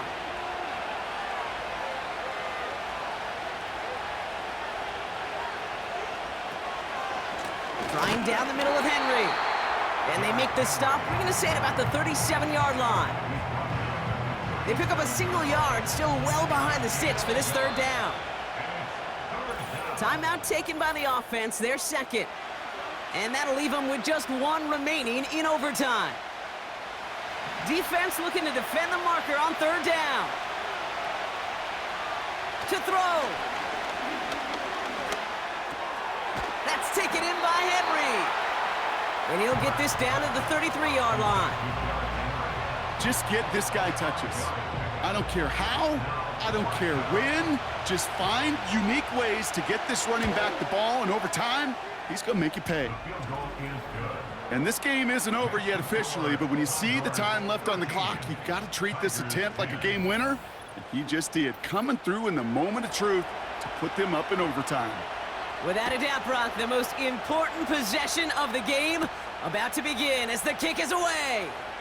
Returns looking good so far. They'll begin from the 36 as the returner's brought down. Now this offense ready to head back out. Their defense held at least a little, Brock, but the pressure is still on. They need a field goal to keep this game going or a touchdown to end it. And I can promise you right now, lie detector. Oh, he was on the move, but so was the defense, and they take him down. Before we can get a snap on 2nd down, they call timeout. Trying again following the sack. It's complete to Higbee. And he's tackled after gaining a handful. Now the offense going to take its 3rd and final timeout. This drive in some serious trouble. It's 3rd and 12. Now to throw. And he'll get it up near the 38-yard line before going down. Complete to number 89, Tyler Higbee. A 4-yard. So something to be proud of, Brock, as they come away with a win. And they only needed a field goal to end it as their guy connected on an absolute bomb through all the pressure to claim a heck of a win here in overtime.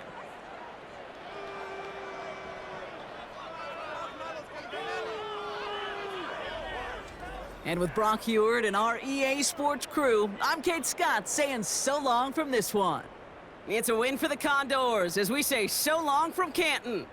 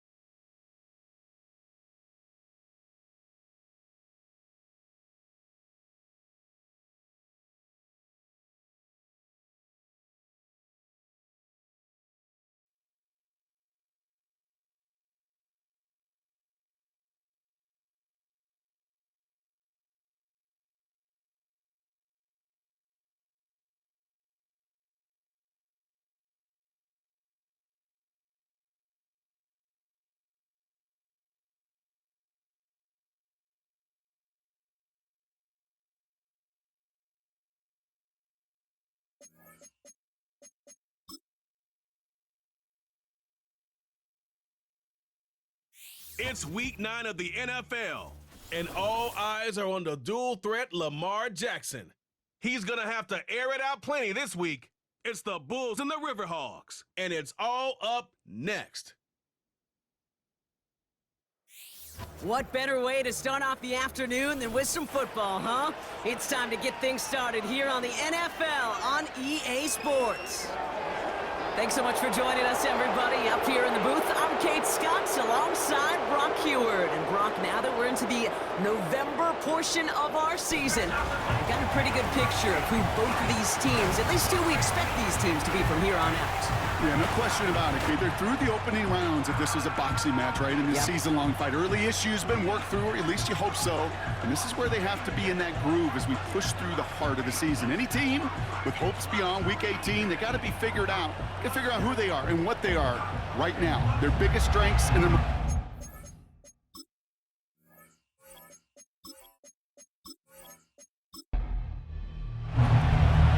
It's official. We reached the halfway point of the regular season. Still a lot of work left to do, though, as we're away in Week 9. And he's brought down just inside the 25 on the return. So out comes their offense for its first possession of the game. And they're brought out by the reigning MVP, the second of his career, the best runner in the game. It's Lamar Jackson. While we all love to talk about the quarterback, he really wasn't at the forefront of their win last week, Kate. Kind of took a step back and let some of his teammates shine. Yeah, he made a good mark with a touchdown pass, a bad mark with an interception. Welcome to life in the NFL as a quarterback. You know he wants to make a little more noise, elevate everybody else a little better than he did a week ago. 2nd and 3 now. Brings up 2nd and 3 at the 32-yard line. Lamar off the play fake. And he must have overlooked the linebacker there because he was right in the way to swat it away and bring out the incompletion. No connection on the last play, and now it's 3rd down. Now Jackson off the play action. Complete beyond the marker. And he'll get it up to the 44. 12 yards on that play, and a good call nets him the first. Nice to see that connection, that chemistry working between the two of them.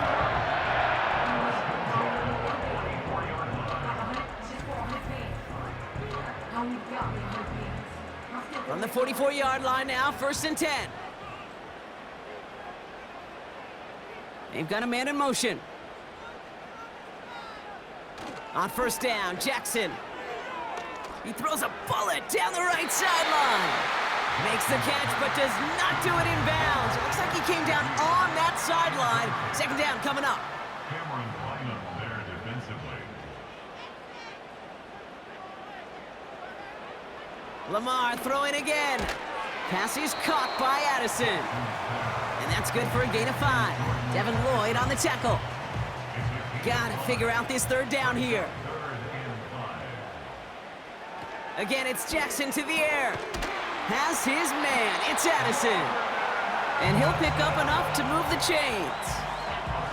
I'll tell you this, you don't want to make a living throwing into double coverage, but double coverage and still finding a way to beat the defense and haul it in. That's not a situation many players win, and there aren't a lot of quarterbacks willing to make that throw and trust their receiver to get it done. And this time they're going to get there, and they drop him. And the big play drives them backwards. 2nd down coming up. All right, first sack on the board on the first drive as a defense, and now, well, now we let the chess match begin, the adjustments begin, because we know pressure leads to sacks, and sacks in this league often leads to wins. And he'll cross the 50 and start pushing onto the opposing side of the field. Let's see what they went with on 3rd down. Jackson throwing here. Pacheco hauls it in. And it's good yardage, but they tackle him short of the sticks.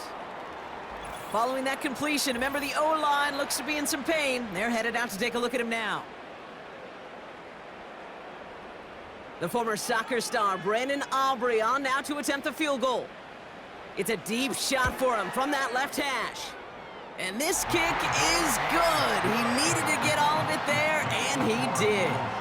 And the opening drive of the game ends in 3 points. I know we see these kickers make kicks from this distance all the time, but it never ceases to be impressive. Everything's on the dot, and it's a big 3 points. And in the end, Brock, an exciting touchback as the return comes out to the 30. So here comes their offense for its opening drive. Leading them out, the 3rd overall pick in this year's draft after a decorated career at UNC, it's Drake May. And you wonder, as he's about to take his first snap today, yeah, he took care of the football last week, Kate. That was great, no interceptions. But just the 1 touchdown. Be curious if he cranks up that aggressive knob today. And he takes this across. Nope, beg your pardon, they're going to spot him right at the 35-yard line. Halfway to the marker, it's 2nd and 5.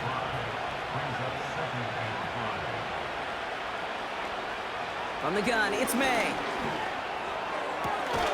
As a man, that's Cortland Sutton. Give him 15 yards on the pickup there. And it sets up 1st down. It was such a privilege for me to watch Marvin Harrison and Reggie Wayne in person in Indianapolis do their work. Darrell Jackson out in Seattle. They showed how great a deep out is as a chain-moving play. It's all about getting that leverage at the top of the route and then exploiting the leverage as that ball arrives on time downfield. We'll get a stoppage now. Looks like we have someone banged up after that run in need of some attention. Ball at the 33 for 1st down. Operating from the gun, here's May. Finds Aguilar. And they'll bottle this up after a 4-yard gain. Brought to the ground by Kaiser White. 2nd and 6 coming up here.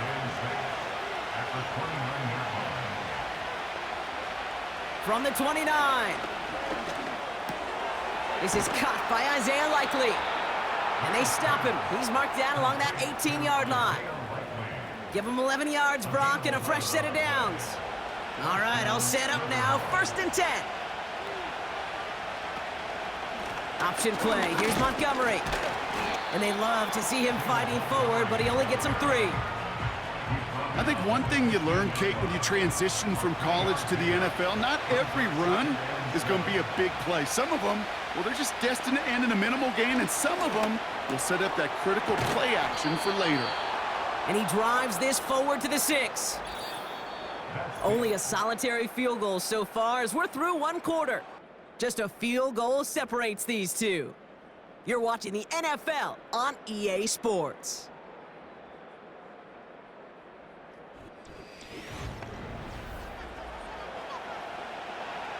Time to begin the 2nd quarter, and we'll pick up with what's already been a lengthy possession. They've got 1st and goal to work with. May now from the gun. This time they're going to get there, and they drop it. And that sack going to cost them some yardage. I think his decision-making wrote a check that his legs couldn't catch this time. This QB can run, and he's ranging, looking for space, looking for an outlet. But there was none to be had. No escape route available this time. Gotta forget about 1st down in a hurry. They need a chunky yards here on 2nd and goal. Another try following the sack. Into the hands of Likely. And he gets a small chunk there before he's touched down. Buckle up, it's 3rd and goal. To throw, here's May. Caught him deep behind the line. Oh, the ball is out! It's picked up by the defense. You know, Kate, defenders today are top. Don't just go get the sack. Go get the sack and the fumble. It's become an art form, making that strip sack, and that play was a masterpiece.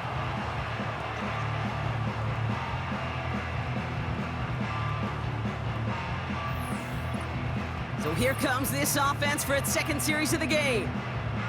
They're on a 3-game winning streak, Brock, and working to stretch that out to 4. And the drive will start out with a 1st and 10.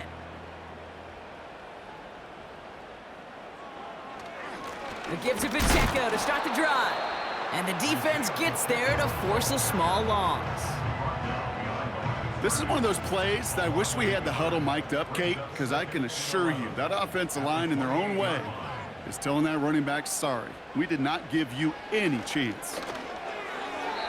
And that's incomplete, but he might have done a little too much to cause that. Flag comes out and this could be interference.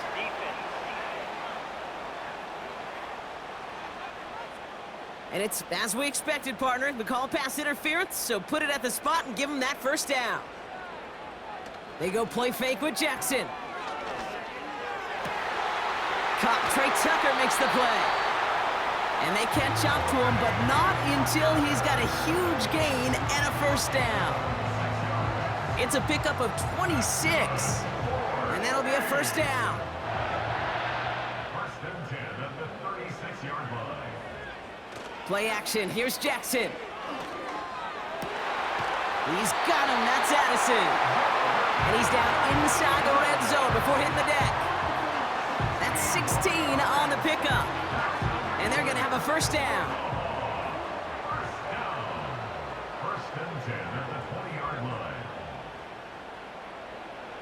Working inside the red zone. Has him on the quick hitter. And they make the stop as that play reaches the 14-yard line. Every once in a while, it's fine to be conservative on first down, especially when you get enough to stay on schedule and get a little something coming out of it, too. Jackson yet again. Looking for somewhere to throw. Looking for the back that time. And it'll be 3rd and 5 coming up. Incomplete. He was defended by Brian Cook.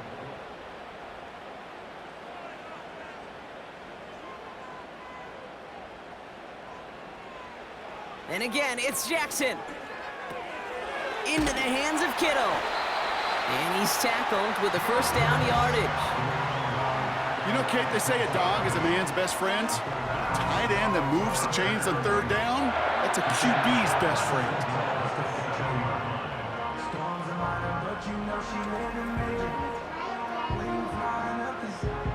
This offense in position now. It's 1st and goal. They'll run Pacheco. And he drives into a pile of defenders and is stopped right at the line. No gain that time, and now it'll be 2nd and goal. Started a little slow, but we've arrived at the 2-minute warning. Still lined up at the 6. Here's 2nd and goal.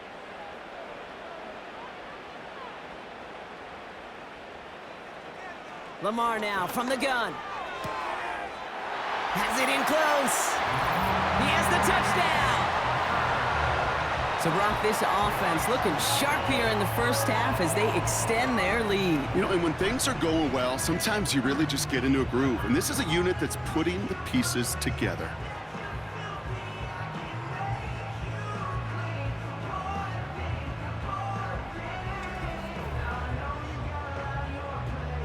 Brandon Aubrey now on for the extra point.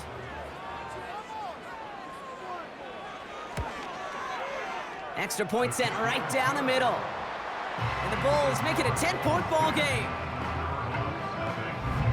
Aubrey now to kick this one away. Return coming from the 6.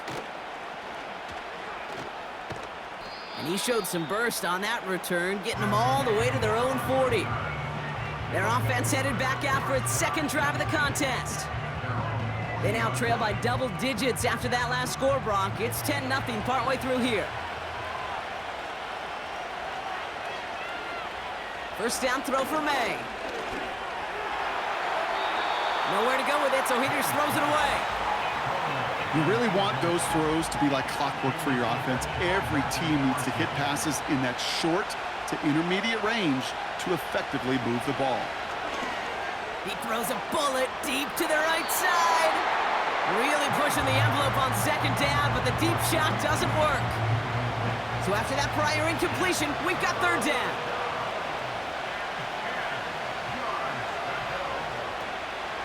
Now they'll throw out of the gun. Escapes the pocket.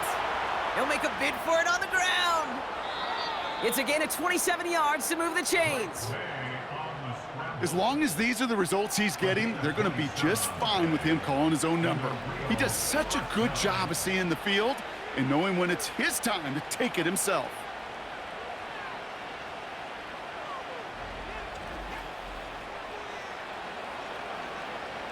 Ball at the 33 for first down.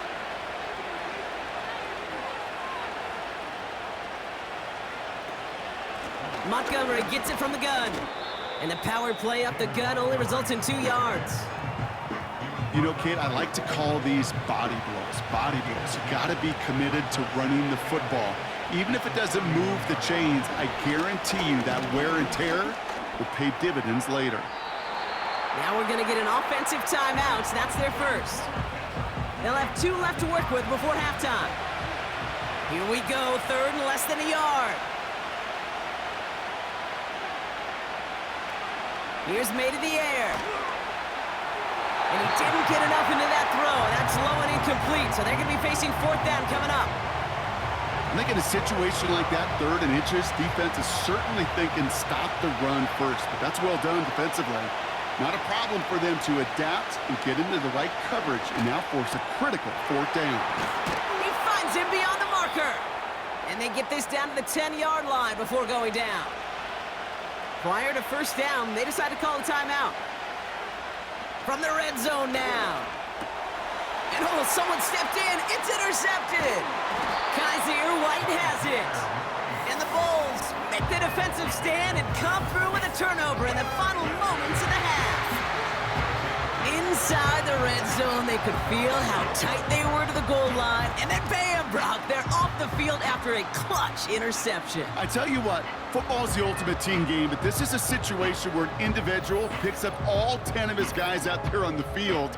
Somebody else is going to pick up the tab at dinner tonight for him. This offense getting to take the field one more time in the half.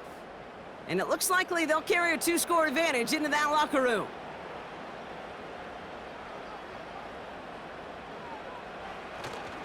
All right, keeping it simple. They're just going to call a give right up the middle. It is charged towards the line. It's right around 3 yards. That brings us to the midway point with the Bulls leading in Omaha. Now we'll get you down to Orlando, where Jonathan Coachman is waiting to deliver the EA Sports halftime report. All right, Kate, we'll get back to you and Brock in a bit. For now, plenty of early action in the 1 o'clock Eastern window to get you caught up on. So let's get to it. We'll begin across the Hudson from Manhattan in the borough of Brooklyn. And as you see, they were winners back on Thursday night. Baker Mayfield leading the way in the victory with 3 touchdown passes.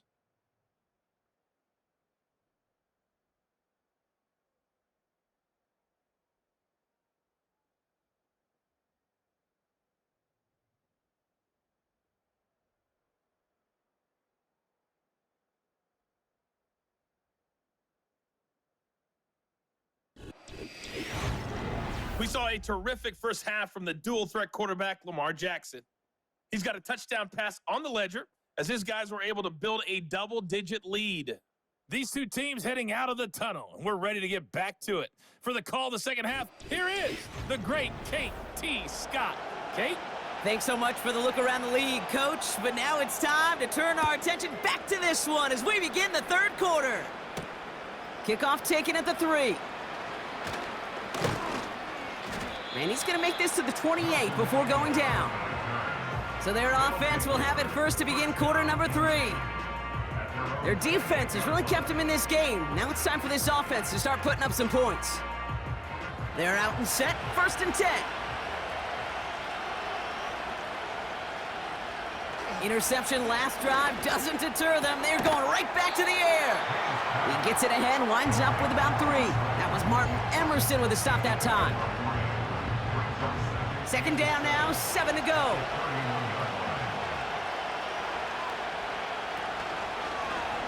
Takes off right out of the read option. And he'll pick up enough to move the chains. Now after the run, we see some trainers headed out for an injured player who was shaken up.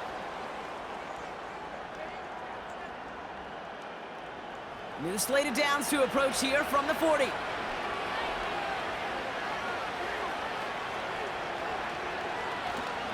On 1st down, they'll run with Montgomery. And he won't win the race to the outside. That run's bottled up at the line. 2nd and 10, need to get some positive yardage here. Staying on the ground with Montgomery. He'll drive it forward, but won't get beyond the line. Cole Holcomb there on the stop. 3rd and 10. Can this offense get it done?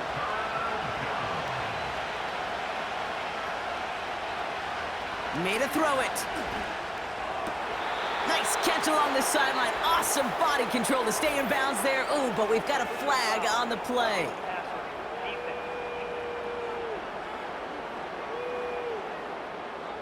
Finally, some justice for the quarterbacks. They're so rarely protected in today's game, Brock. The refs saw roughing the passer, and his side gets a first down plus some yardage. You take it down a notch, all right? You haven't been hit by the guys in this league. And you got to protect these poor, fragile quarterbacks. In this case, move the sticks as well. Running on second with Montgomery. He's corralled after a modest 4-yard gain. Trayvon Merrick there for the stop. We'll get a stoppage now. Looks like we have someone banged up after that run, in need of some attention. Short yardage situation here. It's 3rd and 2. They'll run again with Montgomery. And he's tackled with the first down yardage. You love a huddle? Kate, you really do. You love a huddle full of guys like this who just know how to keep the drive moving forward. There's some trust there that he's going to get the job done, and he's going to get another shot, I would guess, down the line. On play action, here's May.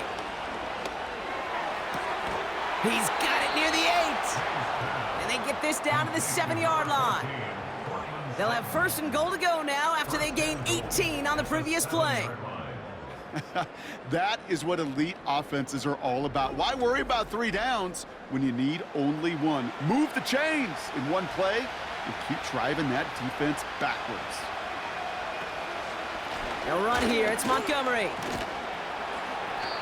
And he stopped just a little short of the goal line. He's down to the 2.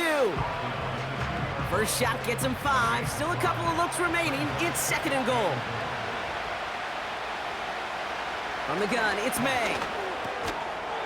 And he finds him in the end zone for the touchdown. The Riverhogs cut into the lead coming out of halftime. Cortland Sutton, the touchdown.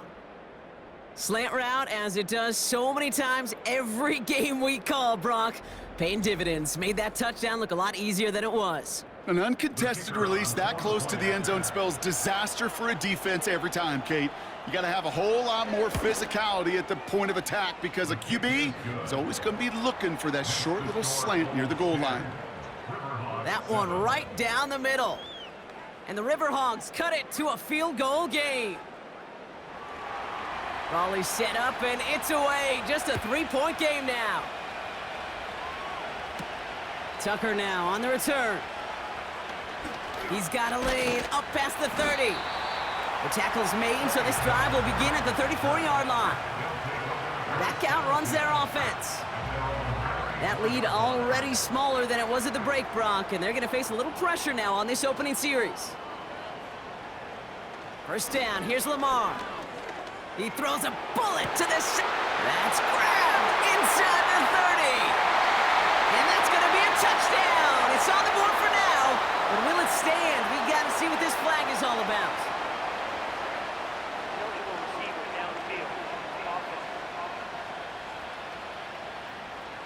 Such an exciting play lost because of that penalty. And this offense now left to think of their next call as they make the long walk back down the field. Slot man motioned over. Lamar off the play fake. That one is incomplete. Couldn't hang on through the contact. As a defense, you got to see the pass. You got to time up your hit, and you got to jar that ball loose. Not a lot of offensive players are hanging on to that one through a well-placed hit. From the gun, Jackson. Short pass brought in. And he's going to be brought down at the 42. You'll often hear it said, in my life experience, it's true, the NFL is a game of matchups, so much more than any level. And these tight ends, we see it time and again, are such a matchup nightmare down the field. And he's officially in enemy territory now. They're going to give him the opposing 49. A 9-yard gain and good for a first down. It sure seemed like he knew exactly where he was going with that right off the snap. First and 10 from a yard shy of midfield.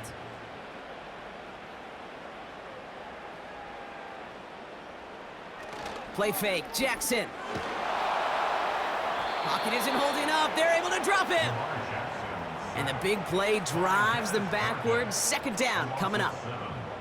Even from the booth, Kate, I could hear it. I could hear that front seven telling the guys on the back end, hey, all I need is a couple seconds of lockdown from you guys, and I'm going to get to this QB. You promise that you deliver? And that's exactly what they did, wasted no time in getting that sack. And he drives this across midfield and down into enemy territory. We'll see what they come up with for third down in just a bit. We've reached the end of 3. It's just a field goal game right now as we get set for our final quarter.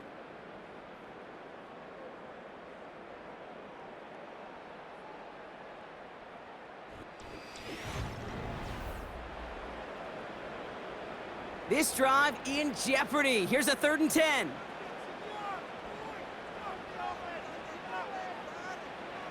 Shotgun snap to Jackson. That's caught for the first. And this is down to the 28 before the defense halts it.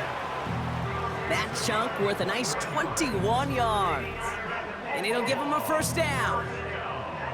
Sure seems like he knew exactly what he wanted, and he got it going right where he wanted to with the ball off the snap.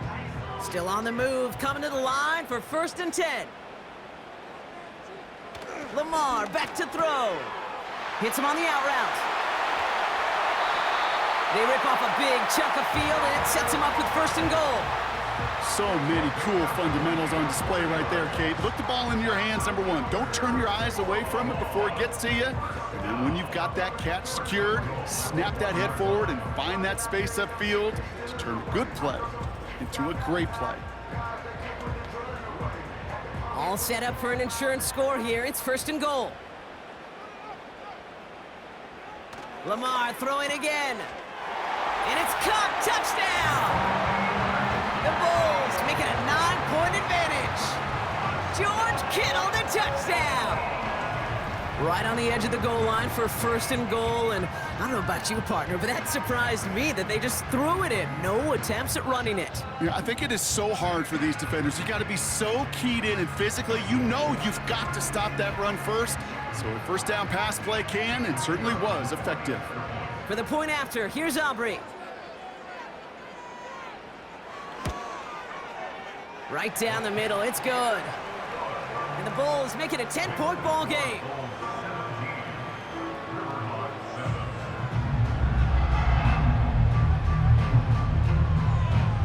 Aubrey now to kick this one away. Return starts at the 3. And this drive will start inside the 25. Now this offense getting set to work here. They'll get this drive started. 1st and 10. Operating from the gun, here's May. Montgomery hauls this one in. And he'll go down after fighting his way to the 32. After a good pickup, they're set up with 2nd and short. Here's the pistol snap to May. Into the hands of Likely. And he's going to be brought down at the 42. They come through with a nice gain of 10 and a 1st down. Going play action, May. Sideline throws reeled in by Likely. That one goes for 17 yards and moves the chains. You know I love those chunk completions. They're so critical. Those chunk plays, they lead statistically so often to scoring. And then when you get it to a tight end and play action, it's just a little icing on the cake. They'll head up 1st and 10 from the 42.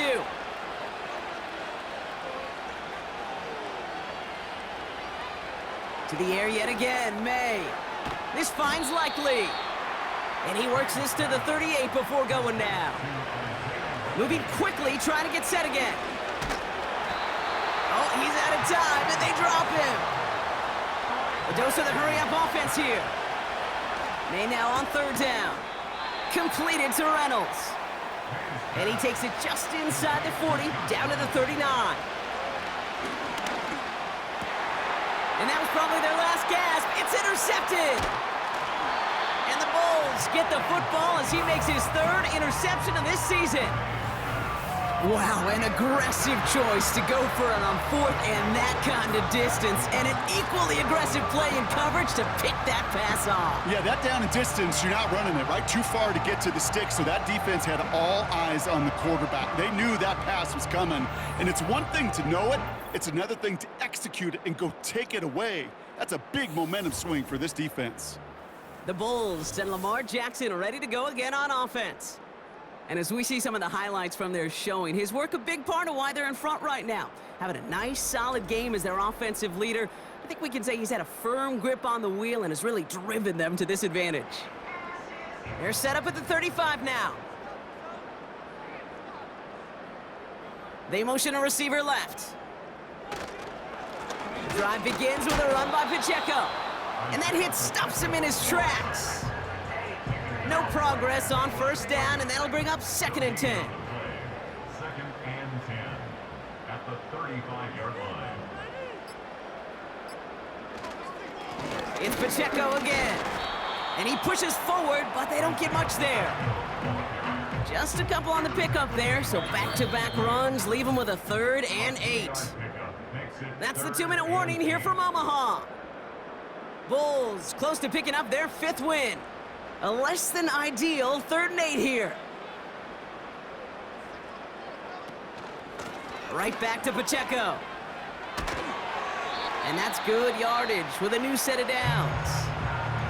Now just 4 seconds after our 2-minute warning, we've got another pause. Timeout taken by the defense.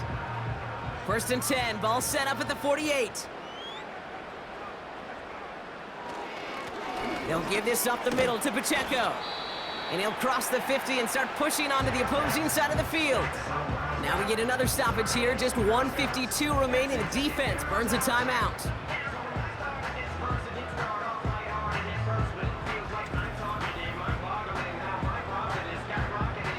After a good pickup, they've got 2nd and 4.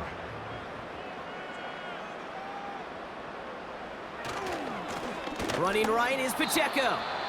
And he won't salvage that. It's a loss on the play. The defense takes its 3rd and final timeout. That's all they had, so the offense free to start running the clock down now.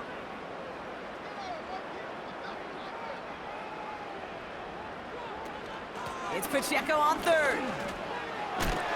And he got it real close, but stopped just about a yard or so shy of that first down.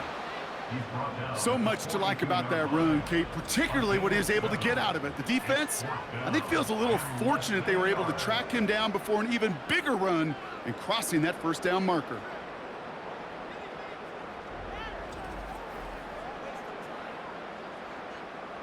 Less than a yard needed here on 4th.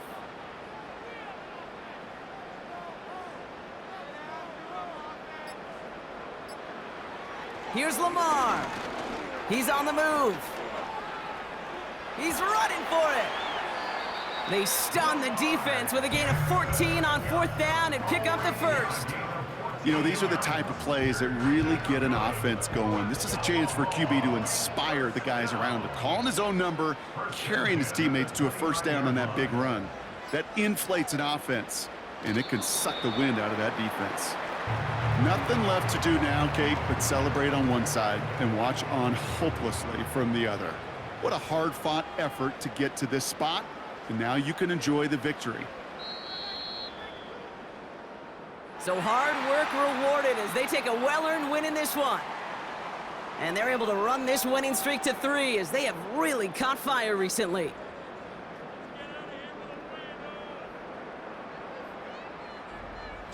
So for my partner Brock Heward and our entire crew, I'm Kate Scott saying this has been the NFL on EA Sports. The Bulls winners as we say goodbye from Omaha.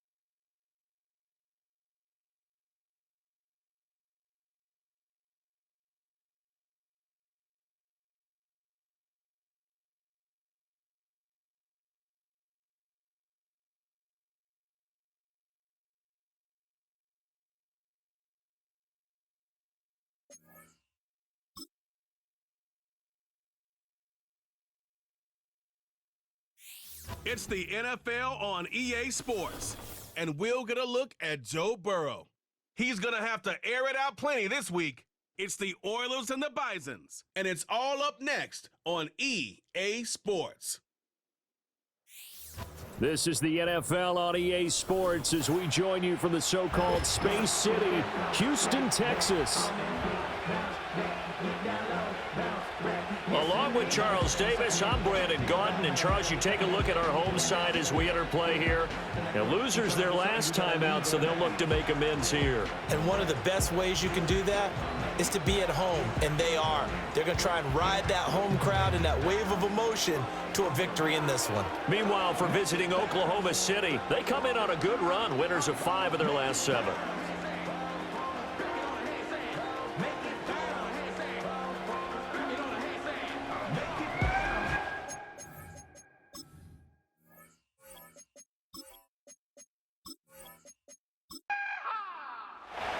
The first 2 months of the regular season down. What will the final 2 bring us as we're off in Week 9?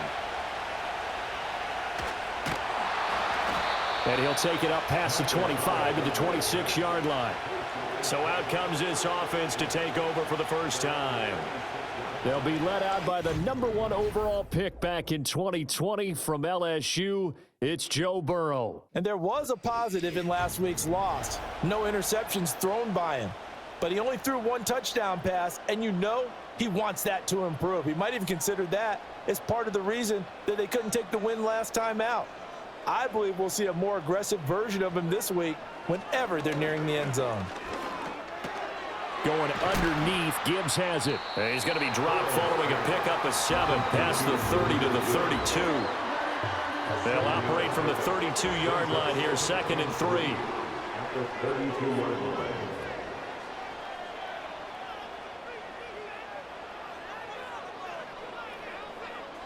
They're passing here, Joe Burrow. That one out wide and intercepted.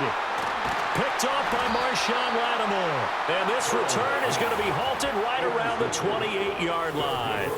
Brandon, I wonder if someone's down there checking on the head coach right now because he might be in a little bit of shock after what just transpired. Instead of a lengthy opening drive to deal with, his guy stepped up and stole that drive away. Momentum on their side now. How will they attack on offense? So now you've got their offense coming out for the first time with great initial field position. Leading them out, their young quarterback, the rookie from LSU. And you and I both know that any win is a good win, and that's what they did last week. But there's also plenty for him to work on in his game, wasn't there? Yeah. 2 touchdowns, an interception. Yeah, you know, he wants to increase that a little bit in terms of ratio. But first and foremost, they did win the game. Looking for Godwin, and he's got him complete. Yeah, that's good for a gain of 6, and it's 2nd down.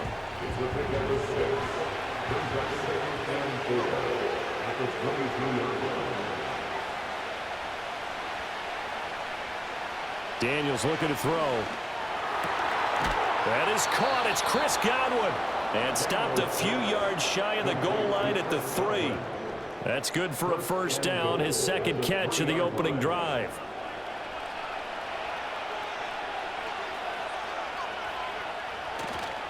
Harris is in for a touchdown. And how nice is it to have a guy like Najee Harris in the backfield when you get down near the goal line? He can use his 230-plus pound frame to just get you those tough yards, and he finishes things off here with a touchdown run. Rodrigo Blankenship now for the PAT.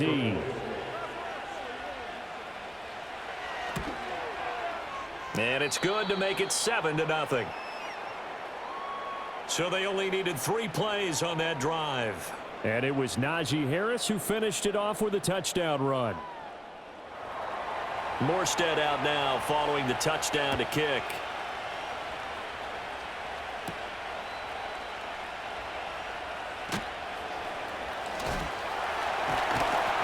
And able to get this across the 20, but not much further as he's dropped at the 23-yard line. The Oilers offense led by their running back headed out for the 2nd possession. We show you the NFL leaders in rushing touchdowns. You can see where he's right up there amongst the league's best at finding the end zone. Houston's offense already at the line, set to get going. And they start things off with a carry by Gibbs here. And a short pickup to about the 25. Well, these two teams, they met up way back in the season opener. And it was the visitors getting the win there, so they'll be looking for the sweep back here at home.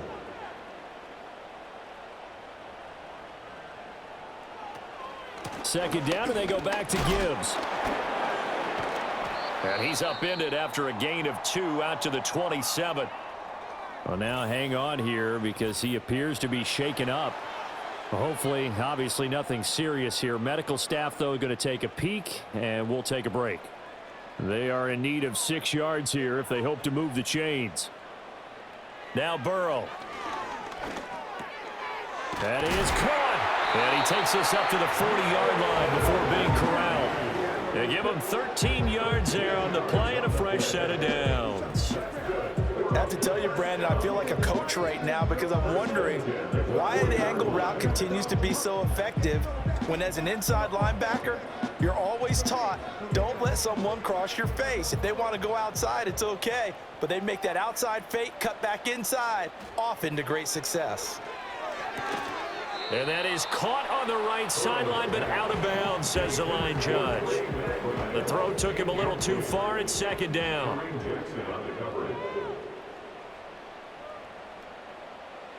Burrow looking to pass. And a big loss here as he's taken down. That is the big fella, Nnamdi Madubuike, forcing his way in. He comes up with a sack. You know darn well both of these teams reviewed the film and saw that this defense had 5 sacks last week. They got to keep their QB upright. And they're going to try their best to do exactly that. But they're facing a team where getting to the quarterback is a mindset. It's a mantra for them. And they play a game within the game. And you know what it is? Let's race to the quarterback and see who gets there first. Now on 3rd and long, they'll look to throw. Oh, and his early struggles continue. Here's another one intercepted. Picked off by Stephon Gilmore.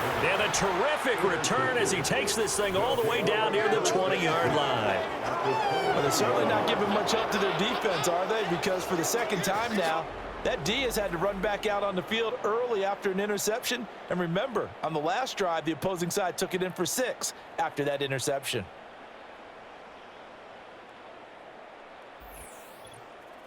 Back onto the field comes this offense, ready for their second drive. And they'll have good field position here following the interception and a chance to build on their lead as they start with a 1st and 10.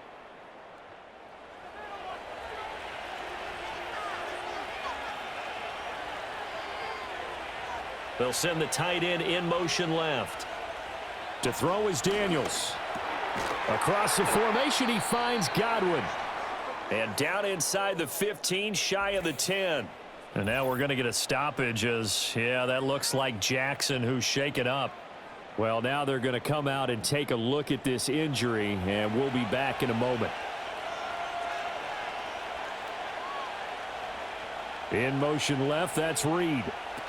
And he'll get an opportunity with it on the touch pass. Oh, and this one may need to go back to the drawing board. He's going to be swallowed up right away. Here's 2nd and 10.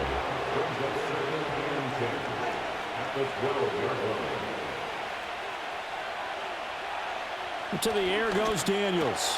Catch made, it's Moreau. They do get a couple, but they'll be left staring at a 3rd and 8 coming up.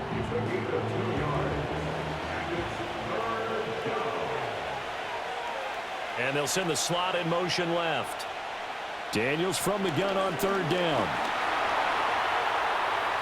And he'll take it into the end zone for a touchdown. Jaden Daniels with a lucky number 13 touchdowns now on the year.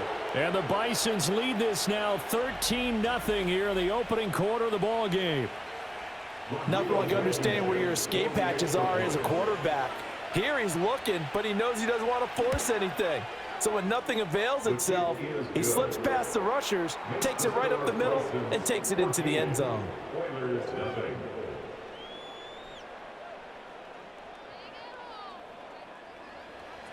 Morstead out now following the touchdown to kick.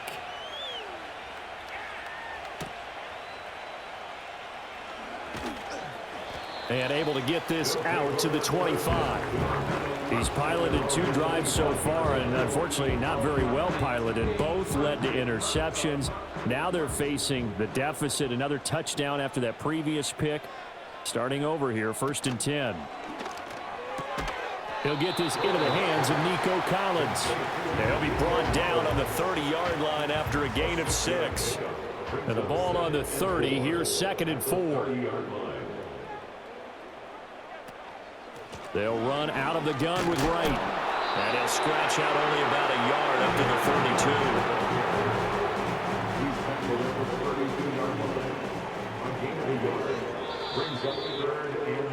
14-0 the score. This is the NFL on EA Sports.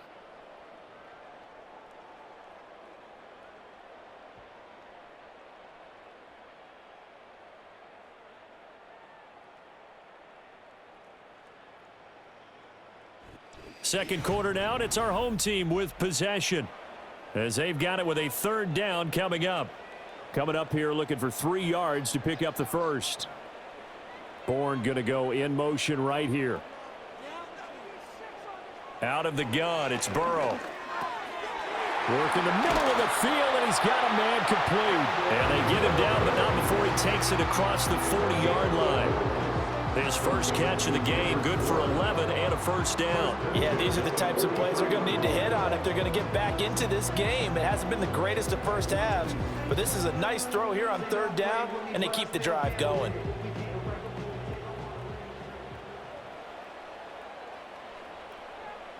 Here's Burrow. Under pressure, and down he goes. Preston Smith from his outside linebacker spot gets him down there for a loss of 4. 2nd and 14 as they've got work to do here after the sack. Burrow will throw. And this one incomplete. Too much contact to hold on to that one, and it's 3rd down. Going to need a crafty play call here. 14 yards is what they need to try to convert this thing. Now it's Burrow. So no sack. He gets back to the line of scrimmage, but it'll still bring up a 4th down. Like it's been this negatively as he just got back to the line of scrimmage. But when you really analyze it, he took away a big play for the defense, made it an uneventful run because he avoided a sack and didn't lose yardage. Here's Ethan Evans now. Jamal Agnew is deep to return it. Only 2 punts for him last week in the loss as he gets this one away. Calls for the fair catch, makes the fair catch just inside the 15-yard line. The Bison's offense and running back Najee Harris set to take over once more. And he's made his presence felt in the passing game throughout the season. You look at the NFL's leader in receiving yards by a running back. His name right there at the top. The offense now at the line, ready for their next drive. So for this offense, Charles, remember, drive 1 made it to the end zone. Drive 2 resulted in a touchdown as well. Now they'll try to make it 3 for 3. Yeah, and you know, they told us all week that this was the plan and this is what they wanted to execute. But did they really believe it would happen this well, this efficiently? I know they'll take it, and afterwards they'll say, there was never a doubt in our minds we were going to be successful in this one.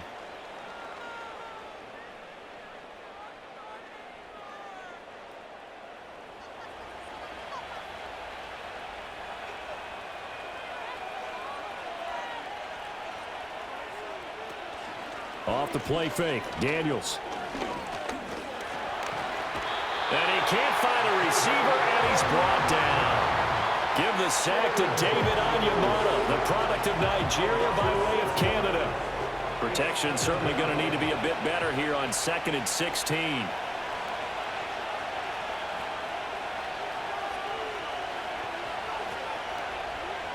Here's Daniels. That's complete. It's Elijah Moore. And he is out of bounds right around the 34. It's a pickup of 12, and that'll set up a 3rd down. This now a 3rd and 4. Now Daniels. Over the middle, and there's a diving catch. And they're going to get this up to midfield. Second catch for him today, and it'll wind up a first down. And not all spectacular catches are the result of a pass that maybe was not thrown quite right. Sometimes it's thrown in the perfect spot, and you have to just go get it. And he did that right there. No fear there in the middle of the field.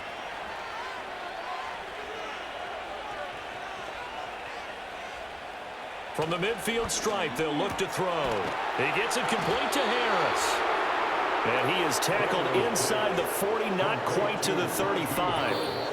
Another nice gain, 13 yards that time, and another first down. 2 minutes to play, first half. It's 14-0. Line of scrimmage, the 37 on 1st and 10.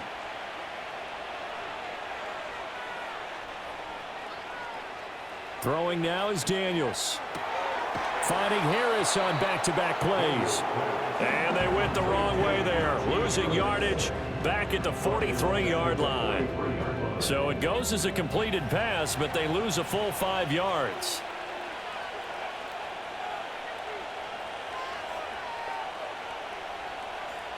They'll look.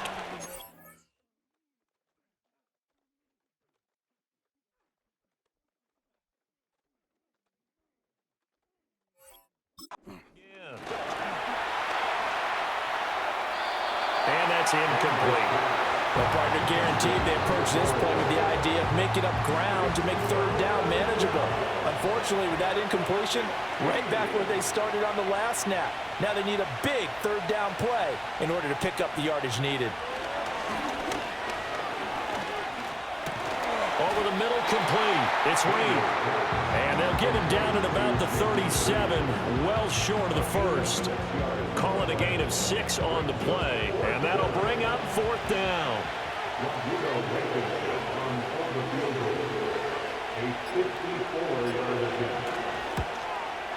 And that is no good. And this will remain a 2-touchdown game. And now 2 problems as I see it. First, you missed the kick, which granted was a long one. But second, you set the other guys up with great field position and enough time to maybe get downfield and get a field goal attempt of their own. Back out comes this offense now late in this first half. And with good starting field position and 3 timeouts as well in their pocket, no reason not to try and put a late scoring drive together. From the shotgun, Joe Burrow. That's to the former Bear, Darnell Mooney. Now the offense going to use the first of their timeouts, as it'll come with 36 ticks to go in half number 1. From midfield now, Burrow. A short one here, caught by McBride. Now another timeout called for by the offense, as they'll stop it with a little over 30 seconds to go in the first half of play. They're passing here. Joe Burrow able to find the open man. That's complete. And he'll be taken down, but he does have first down yardage. And with just 4 seconds left in this first half, a timeout call.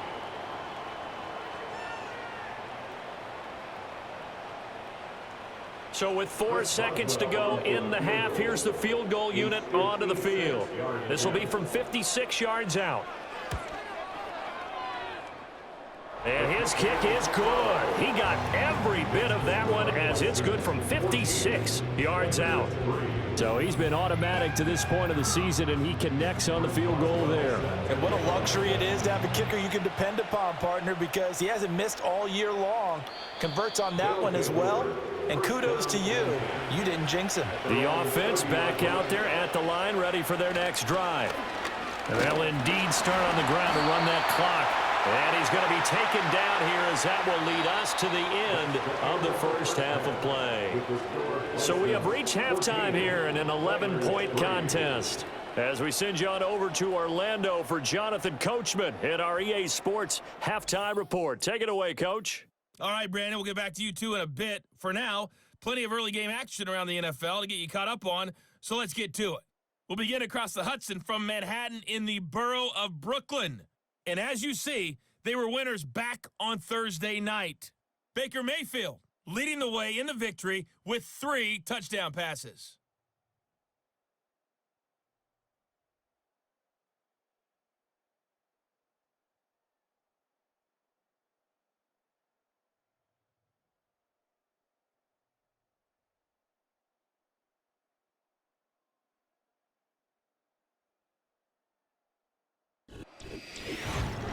We got a fine first half out of the former Alabama man, Najee Harris.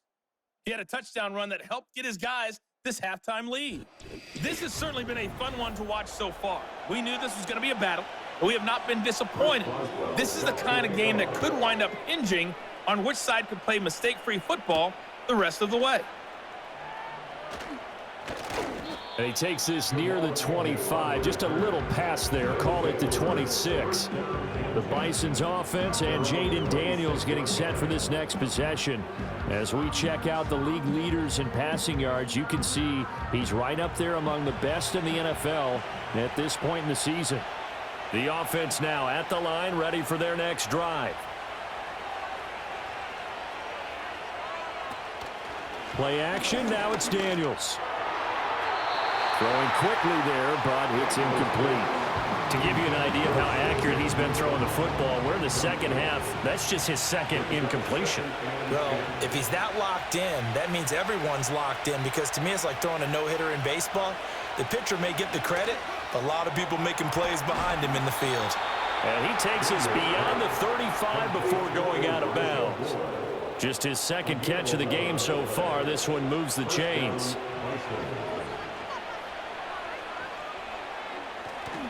Now a first down carry for Harris. And he'll grab a gain of 5 out of this up to the 41-yard line.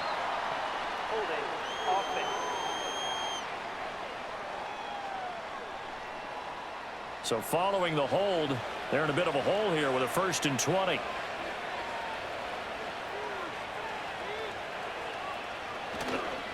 Harris running straight ahead.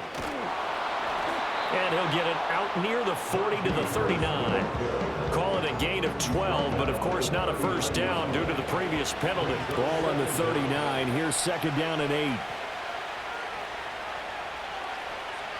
Daniels looking to throw. That is caught. It's Chris Godwin. And he's brought down. It's a first down, his 4th catch of the game after having 3 in the first half. And now we get into the psychology of the whole thing, because a lot of teams with a 2-score lead in the 3rd quarter, they almost become defensive with their offense, just playing not to lose. I think with this team, you got to figure at this point, this is a great spot for them to go into attack mode, really try and put the hammer down and finish this one off. Got his man complete over the middle. It's Reed. And now following the completion, we're going to get a stoppage here for an injury. So as the medical staff takes a look, we'll step aside. 2nd down and a little more than a yard here.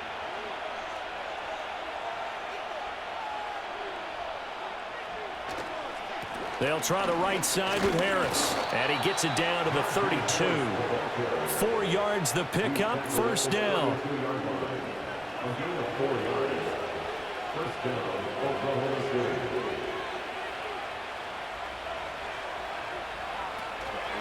They stay on the ground. Again, it's Harris. And running room scarce here. He's going to be stopped in his tracks at the line of scrimmage. Now a 2nd and 10.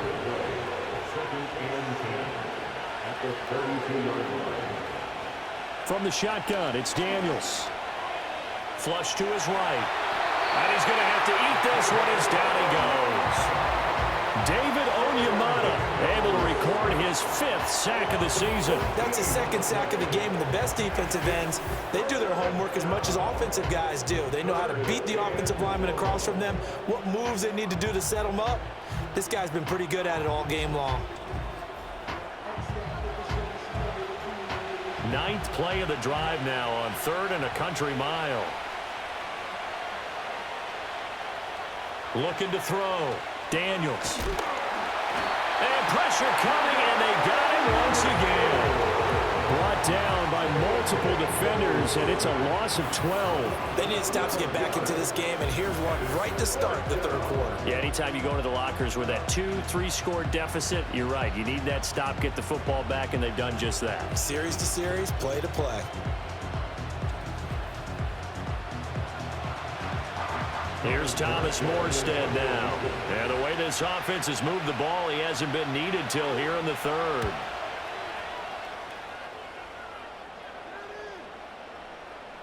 Yeah, he was looking for the checkup bounce, didn't get it. That scoots all the way into the end zone now for a touchback. The home team's offense and Joe Burrow getting set for this next drive.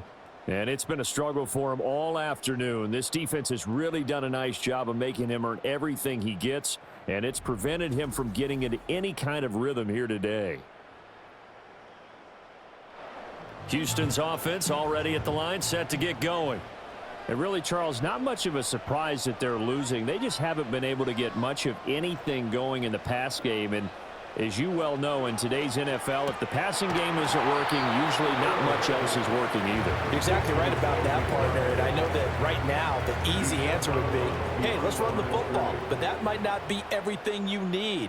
So despite the fact that they've struggled throwing it, they've got to find some type of a play, multiple plays, that puts the ball in the air and allows for them to have some success. And he'll have this past the 30 prior to going out of bounds.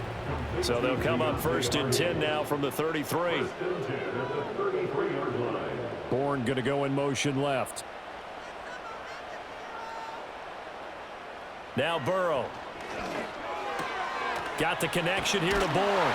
And they'll get it up just short of the 45 at the 44. 10 more there and another first down.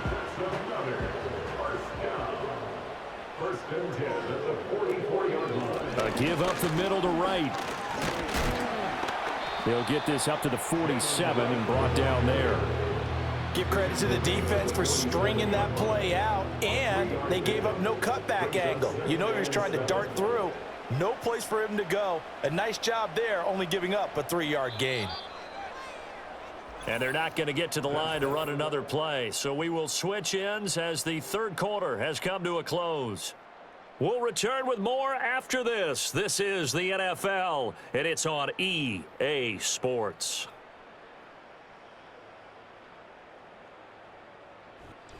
Back now here on EA Sports, as it looks like we are just about set and ready to begin with the fourth. And the slot man goes in motion left. From the shotgun, it's Burrow. A short one here, caught by McBride. Only able to gain a couple there, and it brings up 3rd and 5 now. They'll need 5 on this play to move the sticks.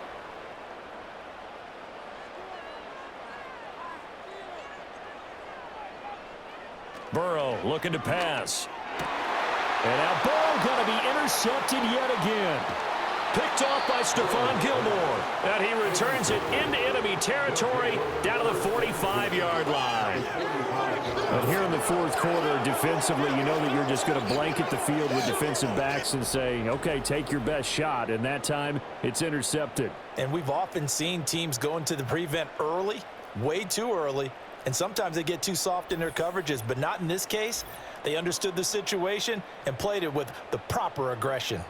The OKC offense ready to set up shop again. They have to like the position that they are in. Fourth quarter, 2-score lead, and now the ball back after the INT. Down to the 42, second down. And they'll come up 2nd and 7.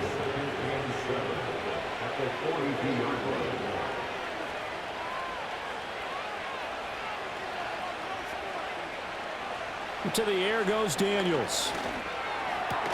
And he's got the hook up to Moore. And he's going to get this down near the 30-yard line. 12 yards there and a first down.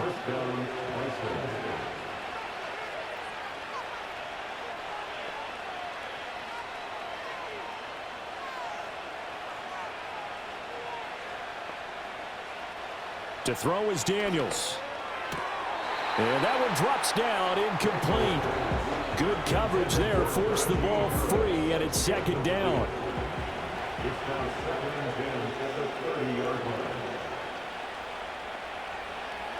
Back to throw. Daniels. Throwing the out route, incomplete. It's Reed. And he's out of bounds. Almost gets to the 10. 5th catch of the afternoon, and that gives him a first down. And looking to put this game on ice in the fourth quarter, but still not afraid to throw it as they show there. You want to play the game with confidence, and they have a guy who's in control right now. Their trigger guy throwing it, they feel just as confident with him doing that as they would if they tried to run the ball and run the clock out. They'll stick with the passing game as he looks to throw. And they'll get him down after a pickup of 8, 2nd and 2. Clock continuing to run. They'll probably wind this all the way before snapping it on 2nd down. Back to throw again. And it'll be intercepted. Cheetah with a pick. Well, holding on to the lead at this stage in the second half, those are the types of plays you really want to try and stay away from. And when you're a rookie, keeping your focus is something that you still have to work on all the time because there's so many distractions around you between the crowd noise and your coaches and your teammates. But the other part, you've got to learn how to finish. It's the 2 Fs for a rookie quarterback. Houston's offense taking over again. And this group has suffered far too many self-inflicted wounds thus far as we run through some of the mistakes. It's darn near impossible to win in this league when you're turning the ball over at the frequency that they have.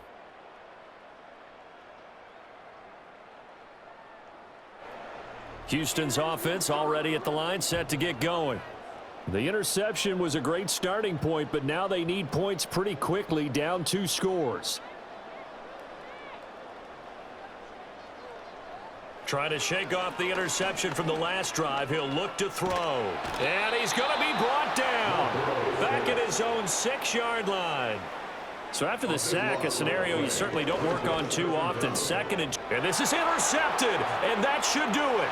And he will take this one home. It's a touchdown.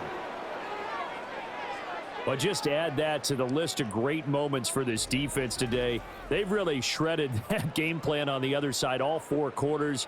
And, Charles, that pick 6, that's kind of the cherry on top. Yeah, and they did it, and I feel like I'm quoting a bad movie line, but they did it together, didn't they? Fed off of each other, every big play they made, every tackle, every pick, everything they've done.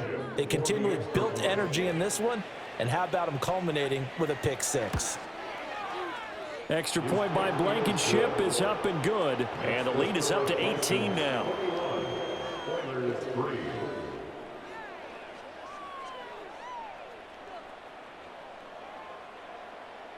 So they'll get another shot on offense following that pick 6. And now the kick is away.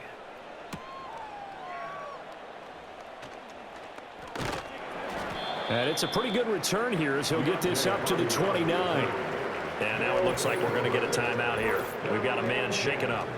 The medical staff is going to come out here and take a look, and we will take a short break. Houston's offense already at the line, set to get going.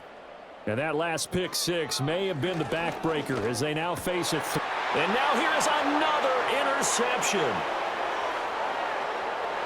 And he will take this one home. It's a touchdown. This defense just continuing to do their thing, and now they add on to that lead with another pick 6. And how about the way they've played this entire game? Not only have they put their stamp on it, but every time they try and mount an offensive challenge, they find a way to thwart it. And multiple pick 6s, oh yeah, they'll enjoy watching this tape after the game. Now Blankenship on for the PAT.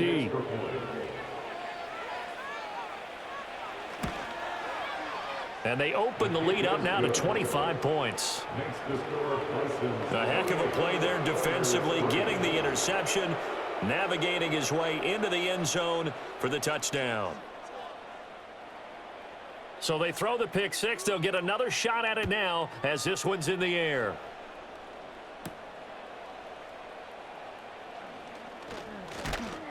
And a nice return sets him up pretty good here right at the 30-yard line. And now out comes Houston. And you can sort of sense their dejection. That last pick 6 put the icing on the cake, so to speak, in what has been a rough go for them. After the pick 6, here's Burrow again. And this will be caught by Mooney. It'll go down as a gain of 6. And that will bring up 2nd down. Brings up 2nd and 4 at the 36-yard line. Here's Burrow. It's hauled in by Hardy. And he'll be out of bounds after getting this one across the 40. And a first down. 1st and 10 at the 42-yard line.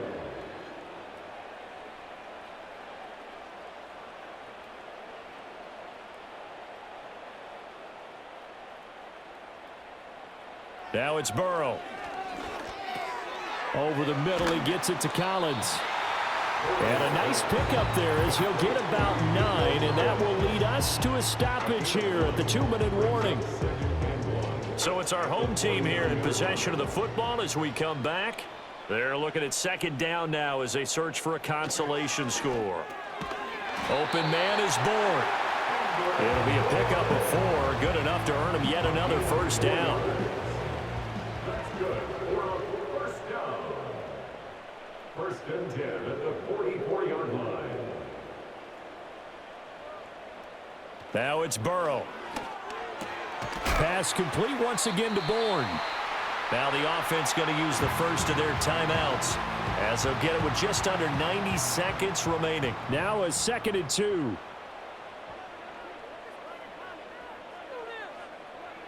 Throwing again, it's Burrow. And he's got his man on the out route. They'll get 3 as the drive continues. It's a first down. That's good for another first and 10 at the 33-yard line. Burrow will throw. A short one here, caught by McBride. Now another timeout called for by the offense as they get the stoppage with just under 50 seconds remaining in the fourth. A good position to be in here, 2nd and inches. Here's Burrow setting up to throw it. Toward the sideline, and look at that catch. Dragging the toes, and that's going to be a first down. Well done. Complete to Deontay Hardy. First and 10 at the 11-yard line. From the shotgun, Joe Burrow. And got his man. It's caught. Touchdown, Houston. Nico Collins, an 11-yard touchdown. And the Oilers are finally into the end zone here in this fourth quarter. Boswell good with the extra point, and the lead is down to 28-10.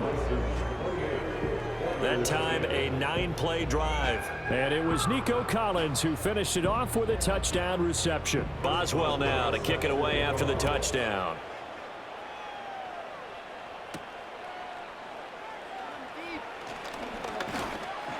And they will wrangle him down a couple yards shy of the 30. The OKC offense ready to set up shop again. Well, CD, this is the ideal situation in the fourth quarter. You come out here late, not much time on the clock with a comfortable lead, and put the final nail in the coffin. Yeah, this offense, all game long, they've been powerful, they've been dangerous. You're exactly right. They can end this one on their own terms.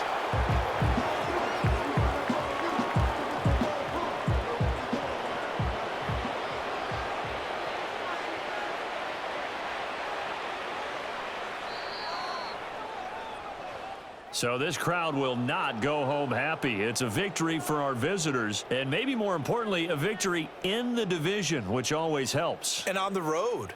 How about all of that rolled up into one? Because how often do you see division games get decided by this much of a margin? Yeah, they thumped them. Yeah, they jumped all over them. And a division game is usually a touchdown or less because these two teams know each other better than most teams in the league. In this case, that didn't hold up. On the road, big margin, big victory. Oh, yeah, that flight home will be good. So for Oklahoma City, the win will help them keep pace in the playoff race as they move to 6-3 on the year. And they will head back home next week. Meanwhile, for Houston, they are barely afloat as they fall to 4-5. And they'll get a chance to redeem themselves at home next week.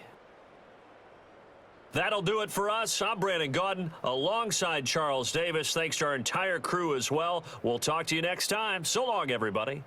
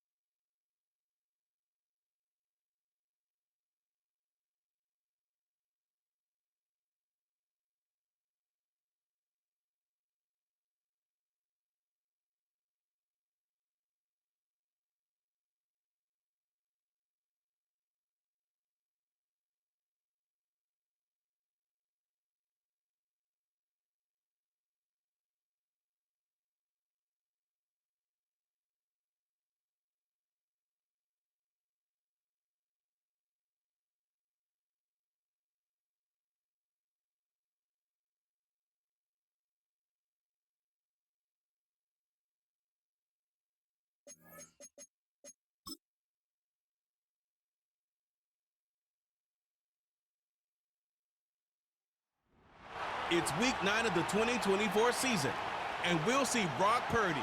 He's going to have to air it out plenty this week. It's the Desperados and the Sentinels next on Madden NFL 25. Thank you to Trey Mosley for the introduction. We are indeed excited to welcome you to another edition of the NFL on EA Sports.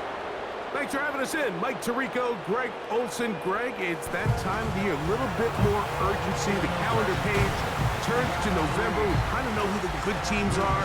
The midpoint of the NFL season, always a great time to take a step back and look ahead to what's down the road for us.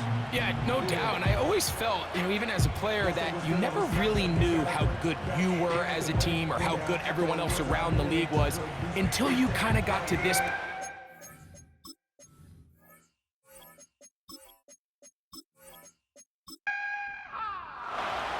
Matt Prater has been around a long time. We'll get us started here. And off we go here on EA Sports. And he'll be brought down just beyond the 25-yard line. This crowd ready in anticipation. Their offense taking the field for the first time. They're led out by the last pick in the draft in 2022. Iowa State's Brock Purdy at quarterback. And he's coming off a game where he's pretty much held in check for the majority of the contest. He had a couple nice throws here and there, and I think that's what gives this team hope that he is the quarterback for the future, Mike, because when he's on, it looks like big boy football. The problem is they just don't see it enough. He didn't get into any sort of established rhythm, never found the end zone, and of course he had the one interception. I think today, get him off to a good start. Get an idea of what the defense is looking to do to counter you and find some easy layups to get this quarterback going. I think last week they weren't able to do it. And if they don't find early success today, I have a feeling the result might not be all that different. And they'll run it for the first time with the veteran out of Florida State, Dalvin Cook. Into space. Inside the 20. And he's going to take this all the way home. Touchdown, Desperados. It's his second touchdown of the year. Terrific way, Greg, to get this game started. Able to get the opening touchdown and do it with a long run. Mike, anytime you can create explosive plays in the run game, you're definitely going to take it. And they're going to be able to build on those plays as the rest of this game moves along. Extra point by Gano is up and good. And the Desperados will take a 7-0 lead.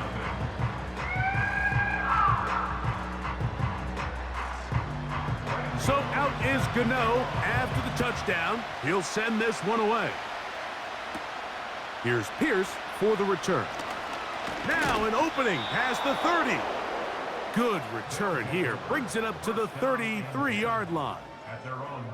So the visitors ready to go on offense here for the first time. Number 1 overall pick in 2016 leads them out, Greg. It's quarterback Jared Goff.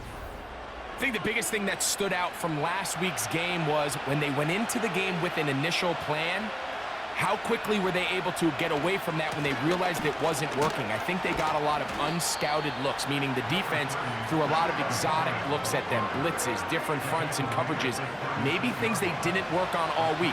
So the key this week is understand what is the defense looking to do today and how fast can we make those adjustments if we're not having early success. And that's going to be a first down. A pickup of 9. One of the easiest ways to negate these really good pass rushes in the NFL, Mike, is just to simply get the ball out of the quarterback's hand as fast as possible. And sometimes it's by design, sometimes it's based on need. A really nice job there by the quarterback, getting into the hands of his receiver, and let's see what he can do after the catch. Here comes Hubbard on a toss to the right. And he will have the first down. Not a huge run, but enough to move the chains.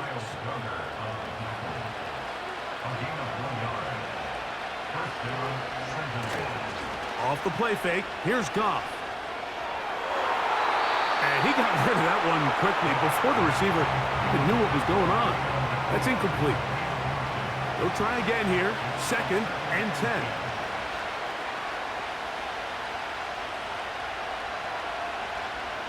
Out of the shotgun. It's Goff. And they're going to get to him and take him down, take him back to the other side of midfield. The best thing they did here, Mike, is keep their rush lane integrity. What that means is you have to rush the quarterback as a unit. Keep him in the pocket. Keep him on that X. And when you do, man, he becomes a sitting duck for this pass rush.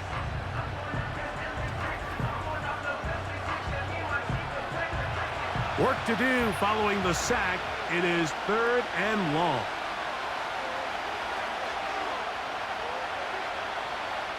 From the gun, it's Goff. That one caught by Smith. And he will go all the way. Jonnu Smith, touchdown Sentinels. They find the end zone through the air. Greg, that is one of the most popular plays because it works so often. You're right, Mike. We see it all the time. It's a 4 vertical concept. But the key is you've got to stretch the defense and put pressure on the secondary. That's exactly what they were able to do here. They take advantage, and they go deep for 6.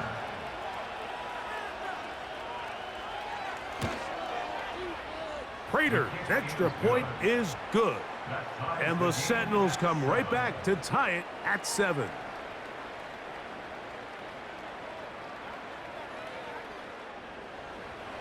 Each team one possession, each team a score.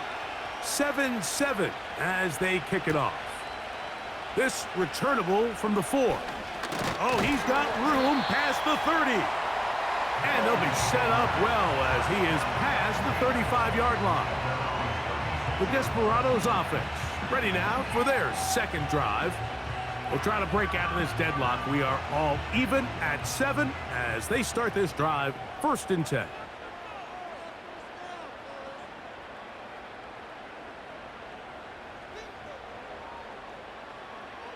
Shotgun snap to Purdy. He's got the 2021 Heisman winner. That's Devontae Smith. And he's going to be taken down right at midfield. Every once in a while, it just comes down to you need somebody in the huddle to just make a play, and it wasn't a whole lot fancy here. The quarterback just dumps the ball down, a quick underneath completion, and then really it's the yards after catch that did the rest, and that's what it takes. You're not always going to have the perfect play. You're not always going to dial up the perfect play against the perfect look. Sometimes players need to make plays, and that was a good one there. Oh, in trouble. Down he goes. This is a great reminder of why it's so important to have great offensive tackles. When you get beat so fast off the edge, the quarterback has nowhere to go in the pocket to escape, and that's what happens.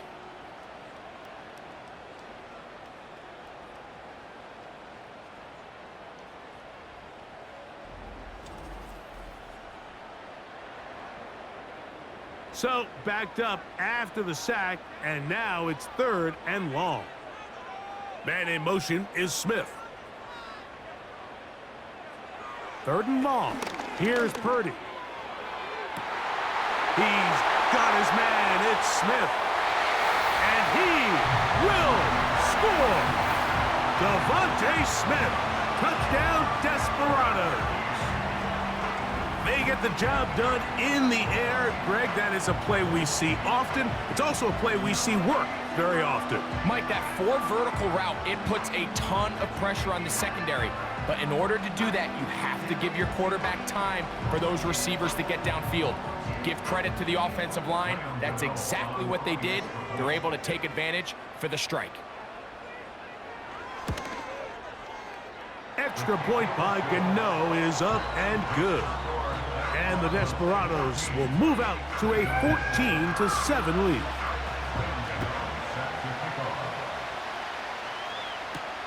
Here's Pierce for the return. And this will work out quite well. He'll get it all the way out to the 30-yard line. The Sentinels offense and their back Chuba Hubbard set to come back on the field. And he continues to be a thorn in the side of defenses trying to stop him. Currently 2nd in the NFL in rushing. This drive begins with a run by Hubbard. He'll be stacked up at the line of scrimmage. No gain on the play.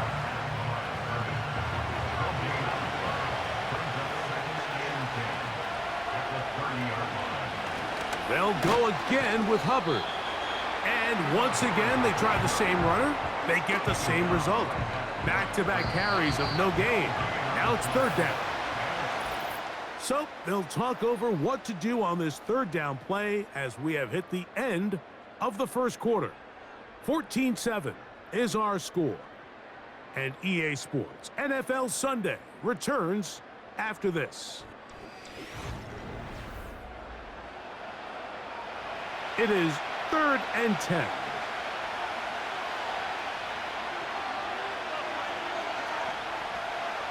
To throw is Goff.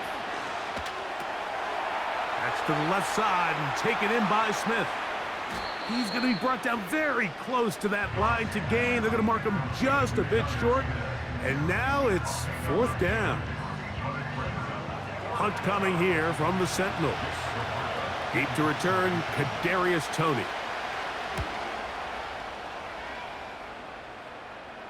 A fair catch called for and made just beyond their own 15.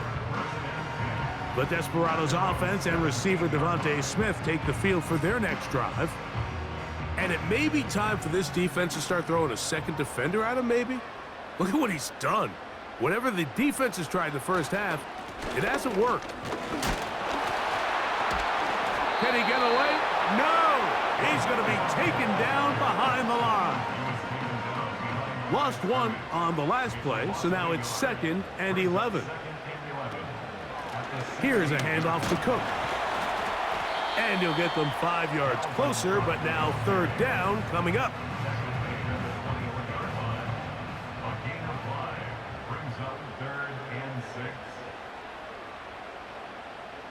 Out of the gun, here's Purdy. He'll be forced to just throw that one away. It's incomplete. Got to give a lot of credit here to the coverage unit, Mike. There was plenty of time for the quarterback to work through his progression. I thought the protection was actually pretty solid.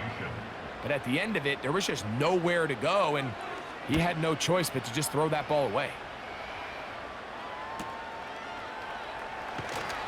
And not much doing there. They made sure he would not get free.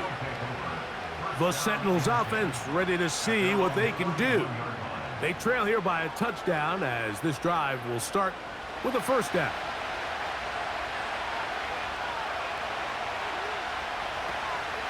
Get this drive started. On the ground, it's Hubbard. And he's fighting to try to get back to the line of scrimmage, but will not do it. This is going to be a loss of a yard. Every team makes an emphasis on winning 1st down, but as a defense, when you're able to take them back for a loss, 2nd and long, you can really become more of a pass-centric defense and really tips the scales into your favor. They'll get maybe 3 out of that one, and it's going to set up 3rd down.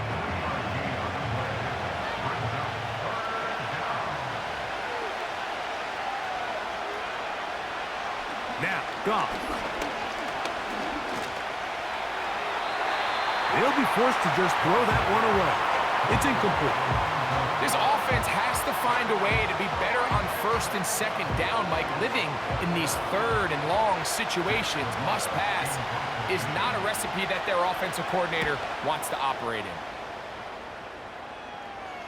A fair catch signaled, and they'll have it just outside their own 20. The Desperados offense getting things in order as they trot out for this next possession. They lead by a touchdown as this drive begins with 1st and 10.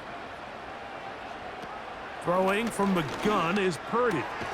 That's to the rookie from South Carolina, Xavier Legette. Here's 2nd and 2.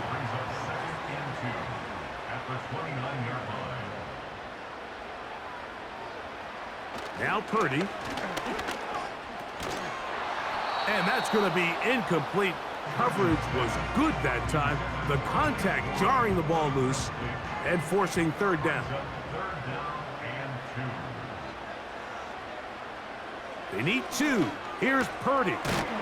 He's got his man. That's Leggett. And the defense can't come up with a stop there. Gain of 7 and a first down.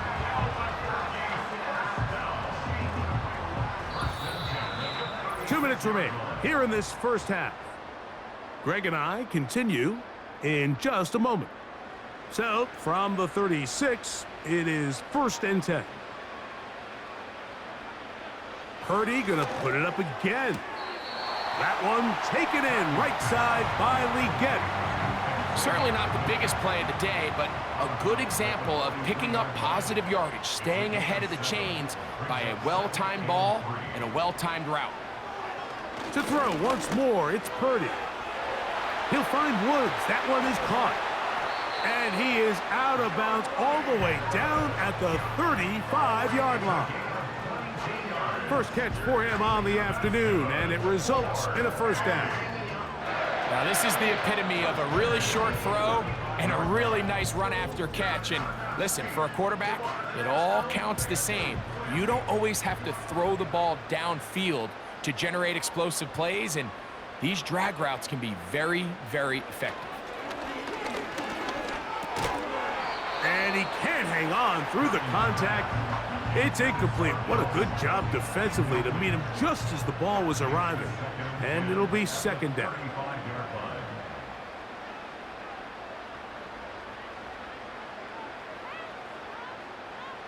Again in the air for Purdy.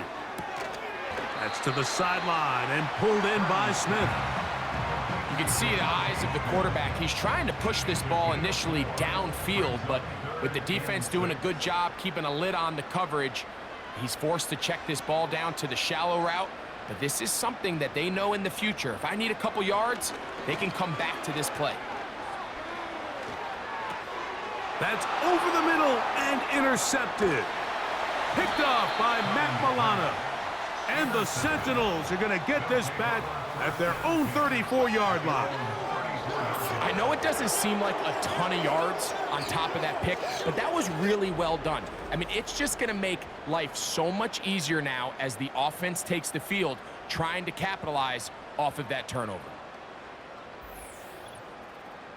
The Sentinels offense makes their way back out to the field for their next possession. Will try to establish some tempo as they start this one with 1st and 10. They'll go play action with Goff. That's caught by Smith on the right side. He's taken down, but just shy of midfield. On 1st down, it's Goff. That finds Nakua along the sideline. This pitch and catch may have looked routine, but I promise you, Mike, these types of anticipatory throws, especially outside the numbers, they don't occur without countless reps, oftentimes when nobody's even watching. Under pressure, and he'll go down. They got him. 3rd and long. Goff to throw. He gets that to his tight end, Smith. He's got a touchdown on the books from earlier, and that catch gets him a first down. 3rd downs, Mike, those are quarterback downs. Those are the downs where you tend to find yourself in a must-pass situation, and that's where the top guys in the league are still capable of overcoming it. So throw the ball downfield, be accurate with the ball. Winning on 3rd downs, that is a recipe for success. Now another timeout called by this offense. They have 1 remaining. They'll stop it with 40 seconds remaining in this first half. They'll break the huddle. It's 2nd and 5. To throw is Goff. He'll be forced to just throw that one away. It's incomplete. You can't fault the quarterback on this one, Mike. He really didn't even have much of an opportunity. By the time he hit the top of his drop and got his eyes downfield, the defense was all over him, and he really had no choice but to just get that ball out of his hand and live to play another snap. And they're going to be set up in the red zone. They've got it inside the 15. That is caught, and he's going to be taken down. Now the offense will use their 3rd and final timeout. Goff in the pistol. That's going to wind up incomplete. Not much time remaining. Time for one more snap here in this first half. The veteran Matt Prater now out to try this field goal. This about as short as you can get. He is 2 for 2. That kick is good. And the Sentinels are back within 4 at 14-10. It's always a little bit of a letdown, Mike. You find yourself deep in the red zone and you have to settle for a short field goal like that. In this case, he's able to put it through, and they get 3. So they come to the line for first down and 10. Throwing is Purdy. Here's a ball thrown deep right sideline. That's going to be incomplete. They took a shot on the final play. Prayer not answered. And that is how this first half will come to an end. Okay, Mike, thanks very much. More from you and Greg in a moment. But first, time for a look around the NFL to see what's going on here and what's already been an eventful afternoon of football. We'll begin across the Hudson from Manhattan in the borough of Brooklyn. And as you see, they were winners back on Thursday night. Baker Mayfield leading the way in the victory with 3 touchdown passes.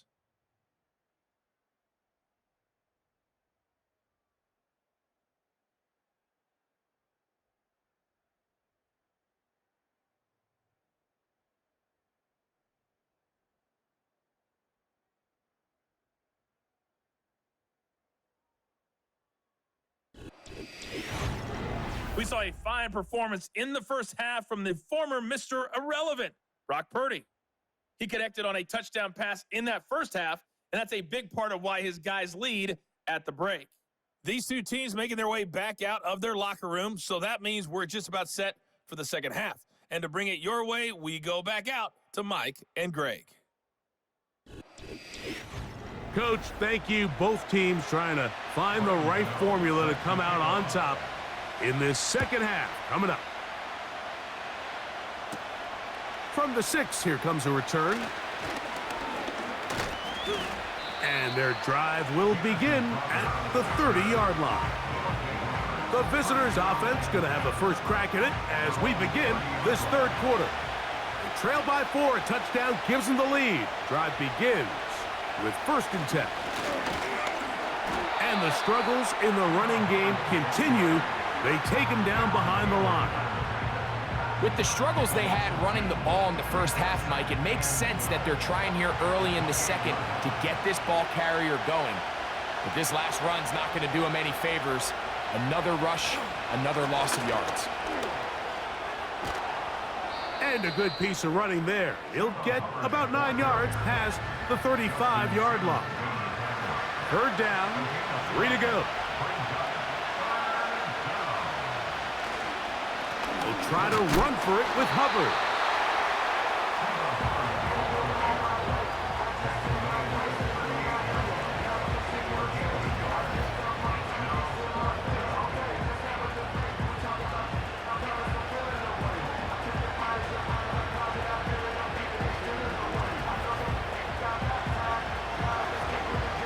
It'll be a punt coming up for the Sentinels.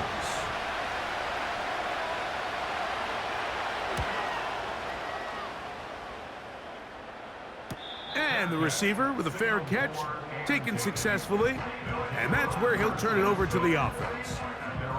The Desperados offense trotting back out for their first involvement of this second half. The lead sits at 4, so they'll try to add on to that. This drive begins with 1st and 10. That's into the hands of Worthy.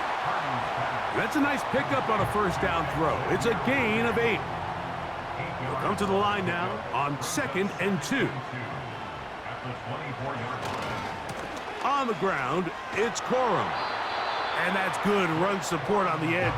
Nice tackle out wide. That'll hold them to a gain of 2. Here's 3rd down and a few inches.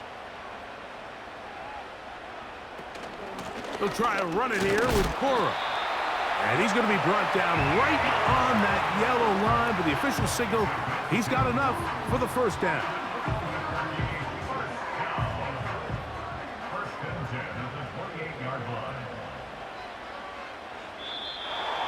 contact up front.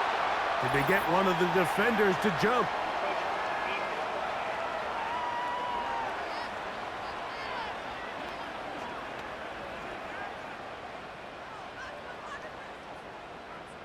Still first down. So, a lot of options on the table now. It's 1st and 5. From the shotgun, it's Purdy. That's taken in left side by Smith. And they have the first down. So, they get the completion on 1st and 5. And now, they'll set up 1st and 10. On the zone read, a hand here to Cora. And that'll be good for about a half dozen. It'll set up 2nd down. Brings up 2nd and 4. Purdy. Catch made. That's Woods. They try to use that size to push forward, but it's not going to work. Defense strong up front. And they're going to get him down behind the line of scrimmage.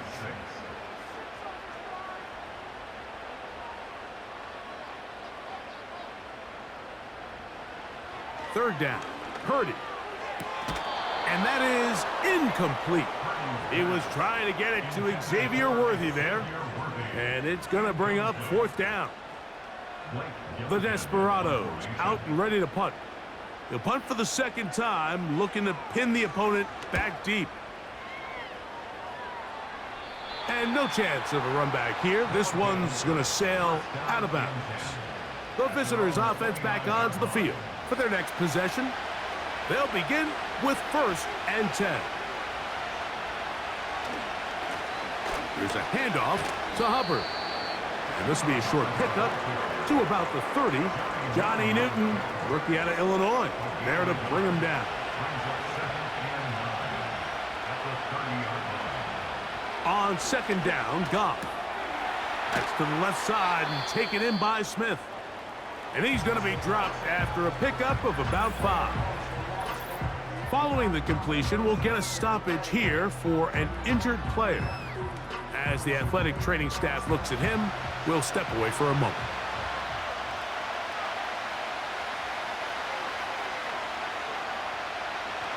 From the gun, it's Goff. That pass sideline is caught. Nice catch, stays in bounds, and he's got the first down. Terrific job with the feet to make that one a grab.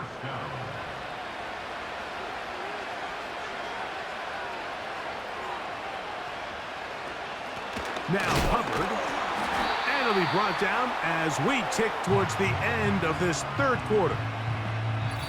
So, 3 quarters now in the books. You're watching the NFL on EA Sports.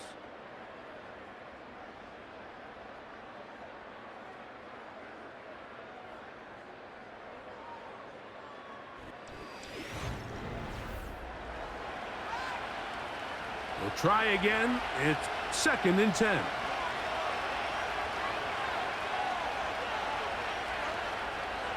Out of the shotgun, it's Goff.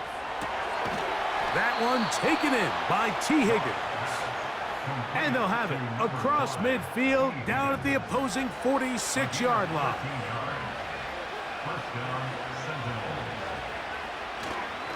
A give up the middle, it's Hubbard.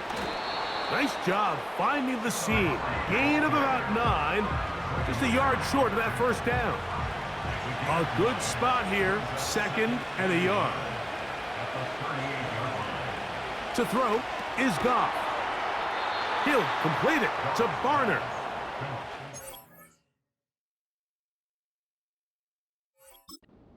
Down after a gain of 5, but that is enough for a first down. A run with Hubbard, and he'll bring this inside the 30. A gain of about 4.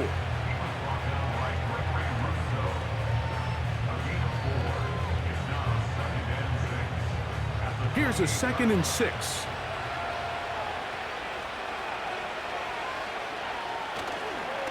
Another run here with Hubbard. He'll pop this ahead for about 4, but it will set up 3rd down.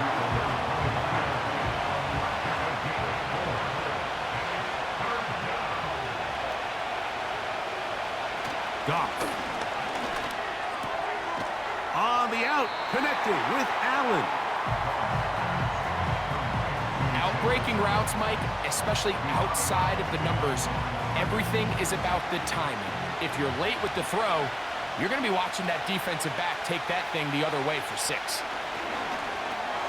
That's taken in, and they're going to get the first down. They were forced to go for it, and it's going to work out for them.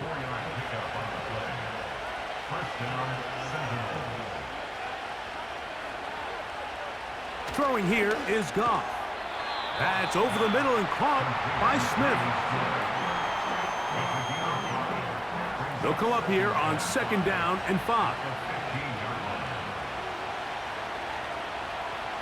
Now Goff. They'll be forced to just throw that one away. It's incomplete. This is one of those situations that plays directly into the hands of the defense because think, like, they know this offense has to be one-dimensional. This has to be a pass. So what do? They bring in extra defensive backs. Nowhere to go. He is taken down. Outside of a turnover, this was probably the worst-case scenario. Immediate pressure in his face with nowhere to go with the ball downfield. Just get the ball out of your hand. Live to play another down. Instead, he retreats backwards and leads to a massive loss.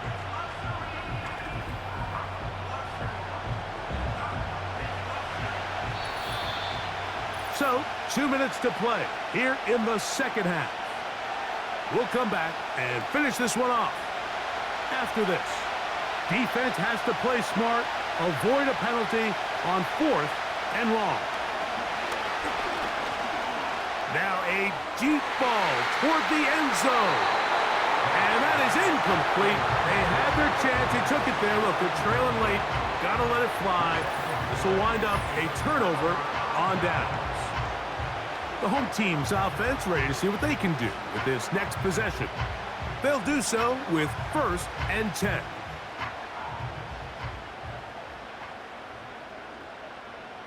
Schultz is the motion man. They'll start this on the ground with Corum. And not a whole lot there, up to about the 25. And now we get a timeout by the defense. So the clock stops with 1:50 left in the game. Once again, it's Corum. And he'll take this past the 30, a gain of 6, mark it at the 31. They'll come up to 3rd and 3. They'll drop to throw. He's got his man. That's Leggett. Now this defense will use a 3rd and final timeout. They'll be disappointed there after giving up the first down.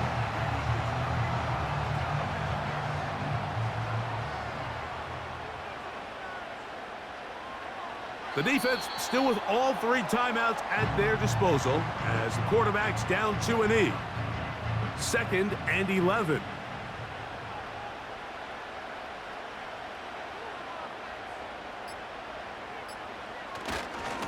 Here's a handoff to Corum. And that won't get a whole lot. Maybe a yard, but that's it. Here's a 3rd and 10.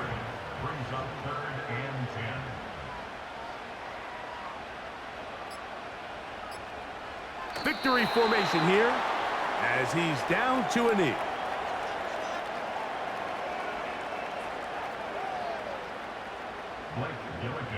in formation.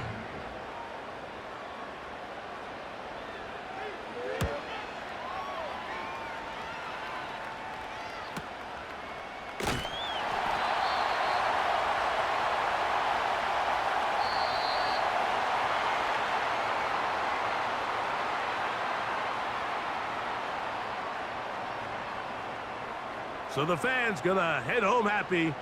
It's a win for the hometown squad.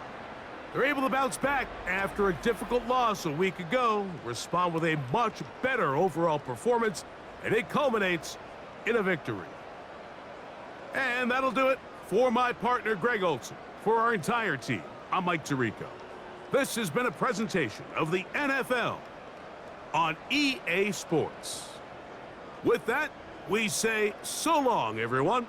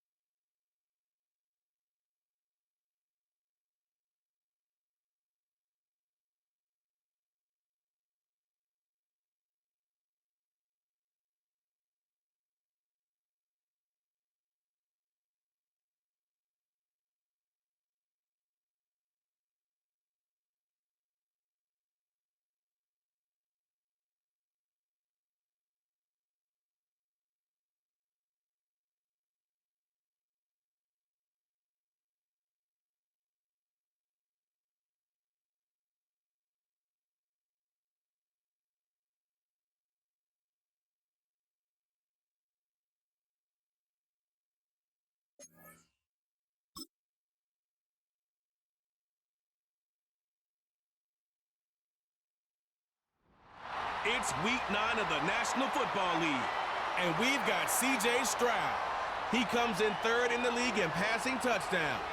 It's the Antlers and the Nighthawks, next on Madden Football. EA Sports coverage of the National Football League brings us to the Pacific Northwest and the bustling city of Portland, Oregon. Along with Charles Davis, I'm Brandon Gaudin. And Charles, we look at this Portland team entering play. Now, losers their last time out, so they'll look to make amends here. And one of the best ways you can do that is to be at home, and they are. They're going to try and ride that home crowd and that wave of emotion to a victory in this one. Meanwhile, for the visitors from Sacramento, they too were losers last week, so they're also hoping to get back in the win column. Something's got to give in this one, right? Both.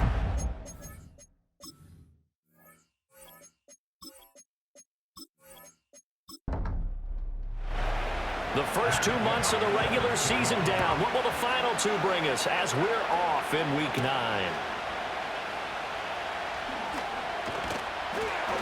And he's up across the 25 and down at the 28. So out comes this offense to take over for the first time.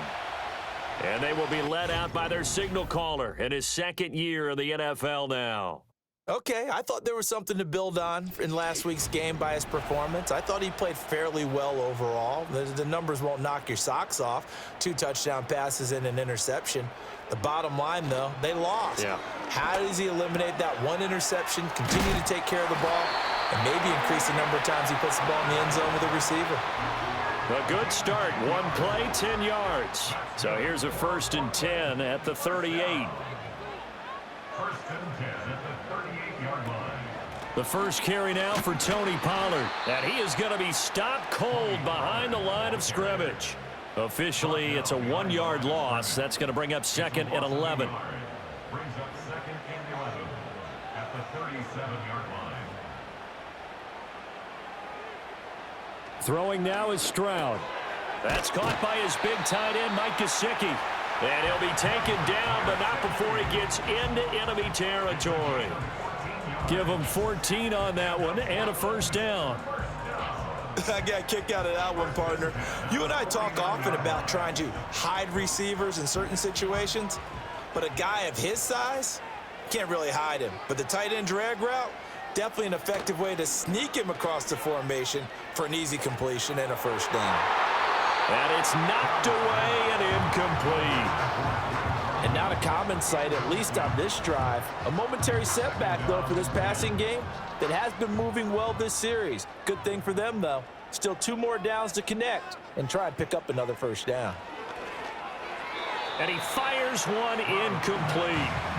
The coverage keyed in on him since that last completion his way. He earned a little more attention on that route, and that made it a lot tougher to get a clean throw his way. Here goes Stroud again. That's going to be knocked away and incomplete. Roger McCreary, the man in the right spot to knock that away. As a coaching staff, you can call just about whatever you want because you understand you have guys who reliably take away those massive shots downfield. You're not as worried about giving up the big one. Well, on that punt, we've got a man shaken up. While they come out and take a look at him, we will step aside for just a moment.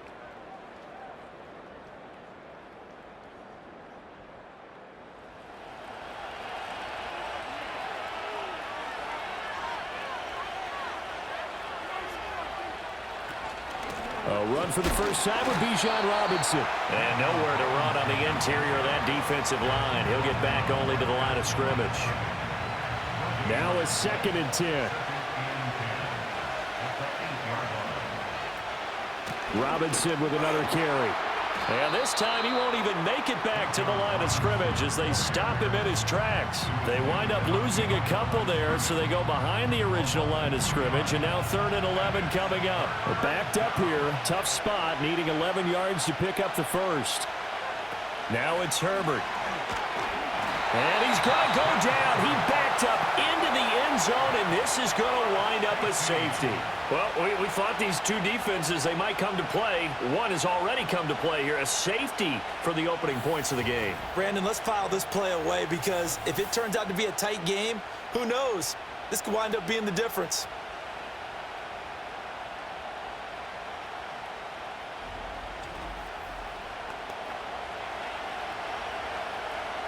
And remember, following the safety, you give the football up as well, and they free kick it from the 20 now. Free kick out of bounds. And that flag accepted. Good starting field position for them here as they come up 1st and 10 at the 40. Stroud off the play fake. And that's going to be incomplete. Too tough to hold on to that one. It's 2nd down. Brings up 2nd and 10 at the 40-yard line. They run straight ahead here with Pollard. And he'll pick up about 3 there, up to the 43.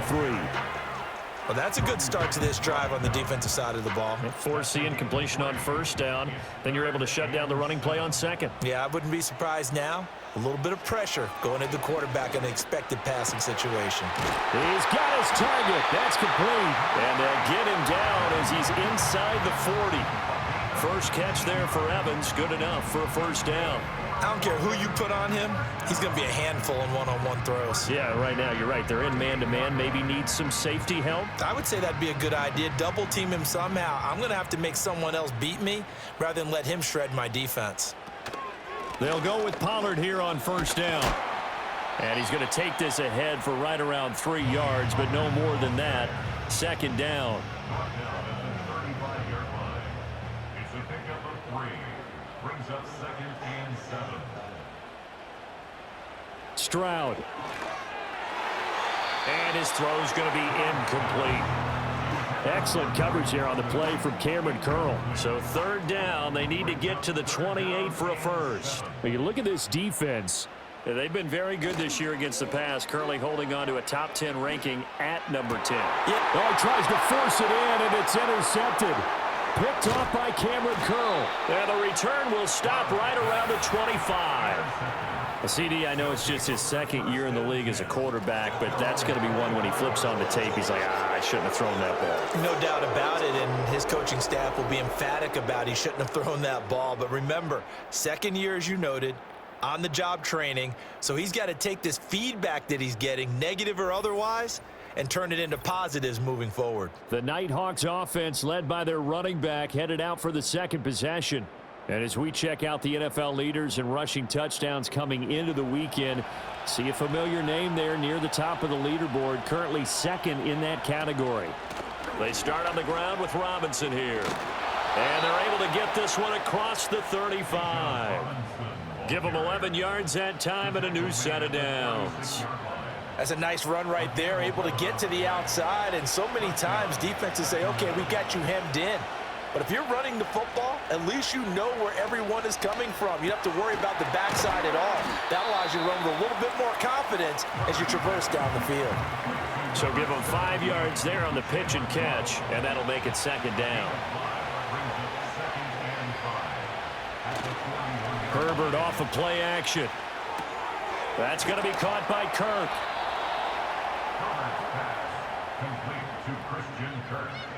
We are in for a good one as we're through one on EA Sports.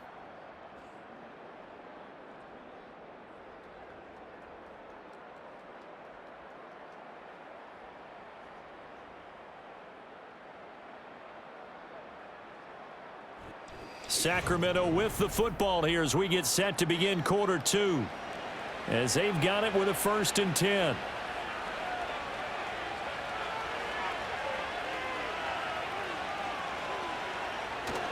Straight ahead, it's Robinson. And just 1 yard here from the 49 to the 50.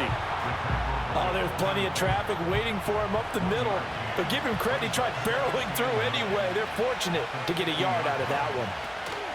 On 2nd down, another shot for Robinson. And again, he's going to be stopped up right at the line of scrimmage. Well, now after after all of this, hang on here because he appears to be shaken up. The medical staff will attend to him, and we will step aside. They'll come up now 3rd and 9.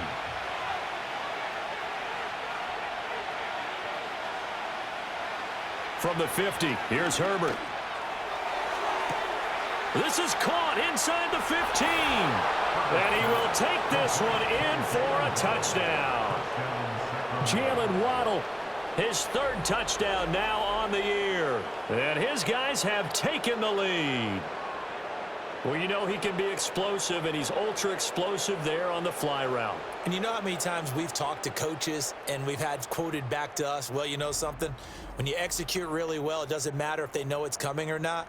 Well, sometimes athleticism beats you as well. He just took off and went. And that's almost like one of your Turkey Bowl games, isn't it? Just go long, Backyard. man. I'll hit you. And it worked really well for them. Extra point by Gay is up and good. And the lead is up to 5.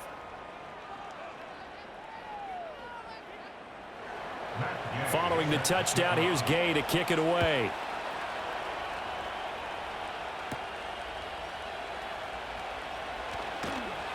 And a good return as he'll be stopped just shy of the 30-yard line. The Antlers offense and veteran receiver Mike Evans headed back onto the field, and he's putting together some kind of campaign. Currently 2nd in the NFL in touchdown receptions among wideouts. The offense back out there at the line, ready for their next drive. And they have the game here followed by the open date on their calendar next weekend. And, Charles, this is a crew that you have to think really is relishing the opportunity to be on the couch for a few days. Yeah, they certainly are, but let's face it, partner. They can't get caught looking ahead to that couch time while they're playing this one. They've got to take care of business first.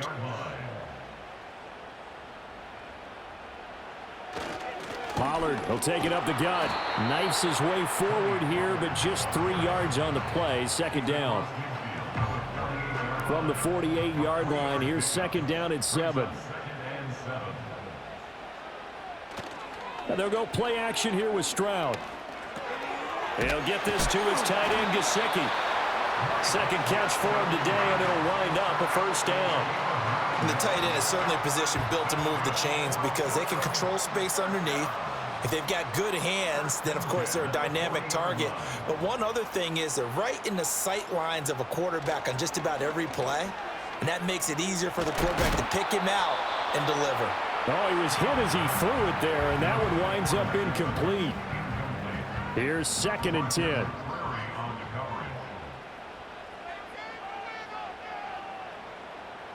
Here's Stroud. And he can't escape, and down he goes. Credit that sack to Marcus Davenport. Now that's a heck of a moment for your first sack of the game, because if this long drive ends without a touchdown because of that sack, we're going to look back and say that might be one of the biggest plays of this contest.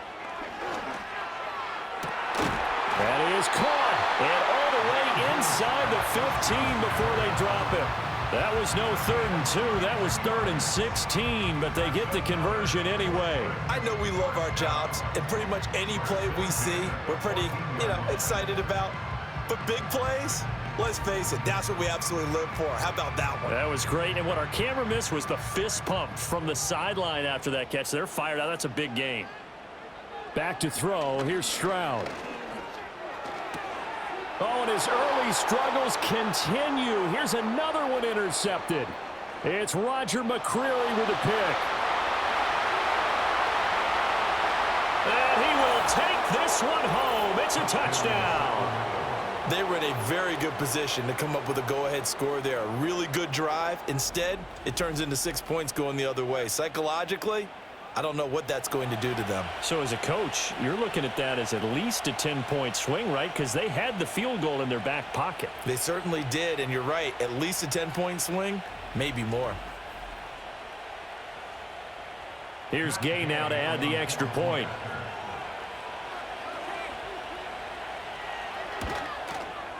And this one gives his guys a 12-point lead. So the defense creating some points, not only getting the interception, but then returning it to the end zone for the pick six. So they'll get another shot on offense following that pick six, and now the kick is away.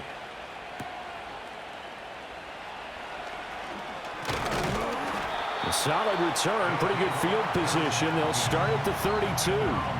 Portland's offense now about set to take over. Well, partner, fast forward with me for a second. Remember, next week they have the open week, so they're going to get some extended rest. Does that change how they manage the rest of this one? I think it does a little bit, but not by too much, because you're right. You get the extra rest, you get a chance to heal up and kind of, do a little bit of a reset for this team. But it's also 7 extra days to think back to the last time you were on the field. So now, a little more importance on what they're getting done, because they carry it with them for essentially 2 weeks. Ball on the 39. Here's 2nd down and 2. Stroud to throw it. Pass on the out route, caught by Smith-Schuster. And he's able to get this to the 40-yard line before he's out of bounds. That good for 21 yards on the catch and run. Well, this hasn't really been a first half to remember on either side of the ball, but I think this kind of makes this an important drive. You'd love to get this back to a one-score game if you can, and that's good work there to get some yardage here and pick up the first down. Now Stroud. Drops this underneath for Pollard. And the stop here will come at the 38-yard line. From the 38 now, here comes 2nd and 8. A shotgun snap to Stroud. And his throw here's incomplete. He came through well with a nice pass breakup there. Fortunate that he was on the spot. He's the only guy left to prevent the first down. The throwing again is Stroud. And that's going to be incomplete. The coverage too good there. The contact popped the ball free, and it's 4th down. And I think they'd be well served to take that type of a physical approach against him the rest of the game. He's had his way so far, but on that last one, that worked quite well for the defense. And that is no good. He hit it well from distance, but he couldn't work it back in, and that will keep this a 12-point game. Yeah, 55 yards is anything but a gimme. You've got to really concentrate on your leg swing and proper technique. This time, though, he's unable to convert. Jalen Waddle, the speedster wide receiver, brings out this offense. He's doing what he's capable of, having a solid game. Not the most amazing game. He's not over 100 yards, but a good game so far. And you just know that mentally, he feels like he's one catch away from turning it into a great game and starting on that road. And the defenders are well aware of that, too. They've got to figure out a way to not let that escalate. Keep him right in this zone here and call it a day, because otherwise he can really decimate them. Better believe they are well aware of his playmaking ability. 2nd and a couple. Here's Herbert. Repeated the last play, going to Mechie here. 7 yards there and a first down.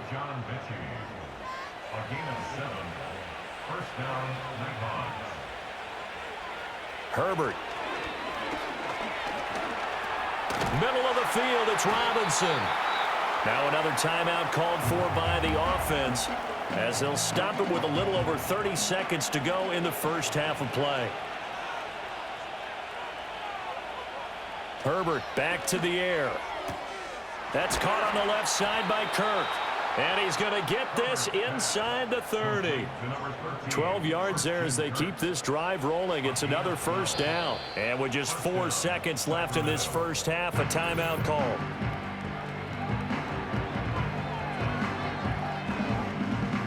So with 4 seconds to go in the half, here's the field goal unit onto the field.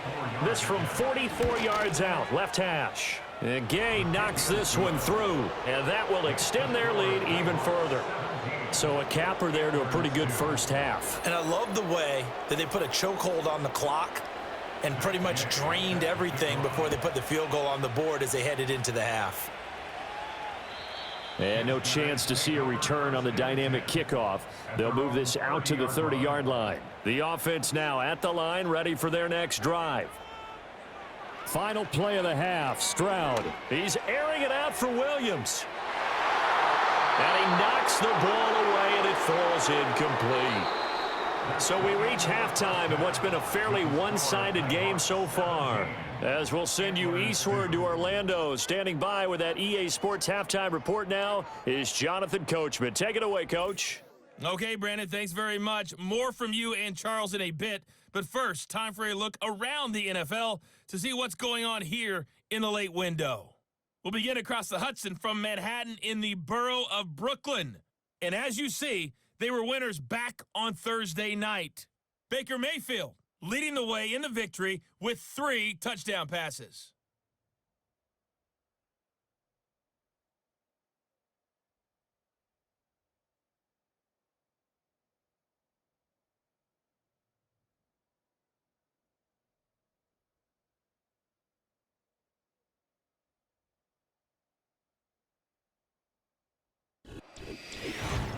The highlights are fairly one-sided to this point. It's a 2-touchdown difference here at the break. But I wouldn't call this one over just yet. I think there could still be some fireworks yet to come.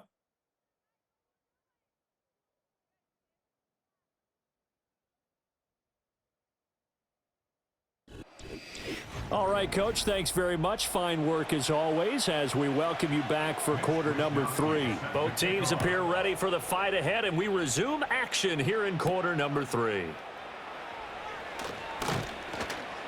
And the tackle going to be made right there at the 25-yard line. The Nighthawks offense and receiver Jalen Waddle getting set for this next possession. And he's very much alive in the race for most receiving yards by a wideout this year. Currently ranked 2nd in the NFL at this point in the season. The offense back out there at the line, ready for their next drive. Now Herbert with it, looking to pass. And he's going to be brought down here in the backfield.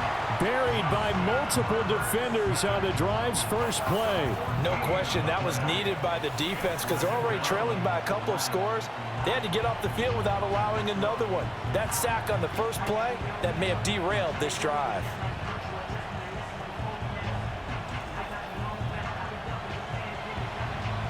So after the sack, a scenario you certainly don't work on too often. 2nd and 24. Here's Herbert. Looking right side, and it's intercepted. And he will take this one home. It's a touchdown. Boy, a big play right there. I mean, a touchdown on this drive could have really put some separation on the scoreboard. Instead, it's the defense who scores. And, partner, we got a game again. And we do have one because of what you just described. A defense that understood what was going on in this game and did something about it. They knew their offense needed some help. They just provided it. They're back in this one.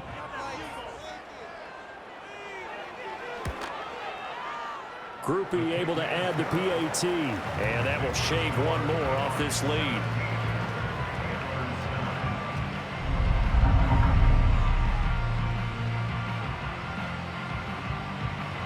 So they throw the pick six. They'll get another shot at it now as this one's in the air.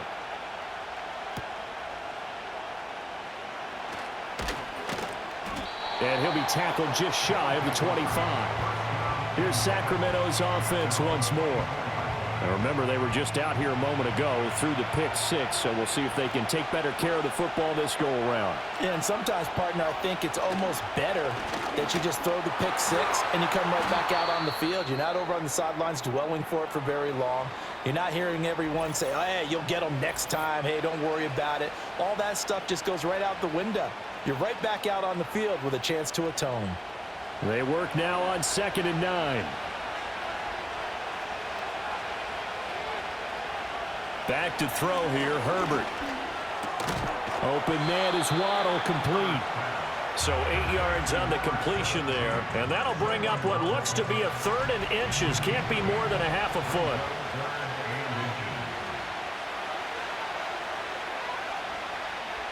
Herbert now. Working the middle of the field, and he's got a man complete. And brought down, but not before reaching the 45-yard line.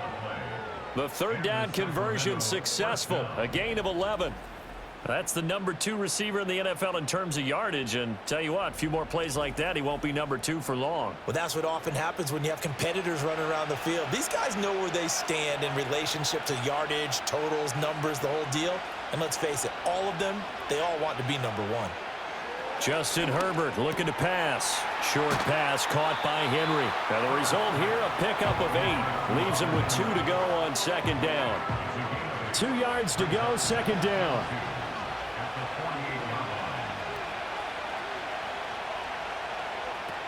Hand off to Robinson out of the shotgun. And this has been a familiar sight all afternoon as they stop him behind the line.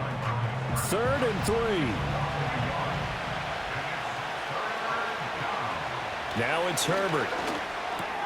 Pass taken in by his big tight end. And he'll be taken down, but he does have first down yardage. And now it looks like we're going to get a timeout here. We've got a man shaken up.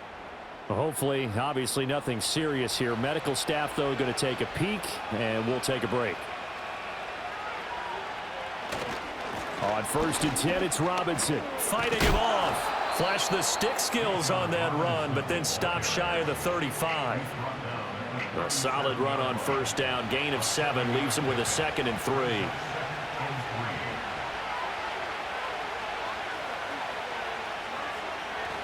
They'll run again here with Robinson. Looking for a seam, but finding none. He'll get back to the line of scrimmage, and that's it. Here comes play number 9 now as they come up on a 3rd and 3. Looking to throw. Herbert. He's got his target. That's complete. And he is out of bounds, but not before he's inside the 30. Give him 10 yards there as this offense is on a roll. This drive continues to plunge forward. A little football 101 there. You just see the receiver try to run down the defender, meaning he goes right at him and really trying to move him a little bit towards the center of the field so he can put his foot in the ground and break to the out, to the sideline, and make a catch.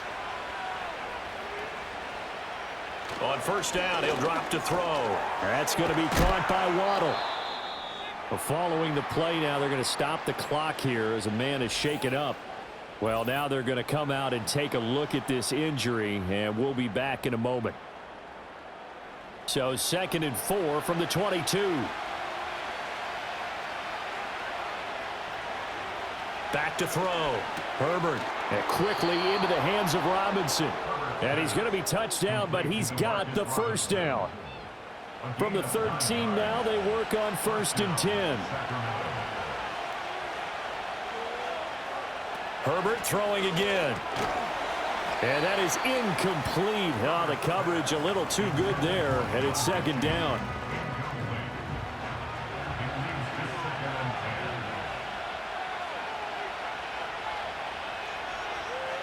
They'll stick with the passing game as he looks to throw. And a quick throw here, that's complete. And he's got this inside the 10 to the 9 before he's out of bounds. Now a 3rd and 6. They'll fake the handoff. Now Herbert. That's out wide here for Robinson. And he will take it in for the touchdown. Bijan Robinson, a 9-yard touchdown grab. And the Nighthawks will add on to their lead here in the final minute of the 3rd. That seemed pretty ideal there for the offense, Charles. You take a little bit of time off the clock here in the 3rd quarter, decent length drive, and you pad your lead as well at the end of it. And what it does is let you feel like you're in control of this game, even more so than a 2-touchdown lead, right? Because you have taken that time off, as you noted, which means they couldn't get you off the field. You ran your playbook the way you wanted to, and you gave your defense some rest. What a big-time drive in that situation. After the touchdown, it's Gay to kick this one away.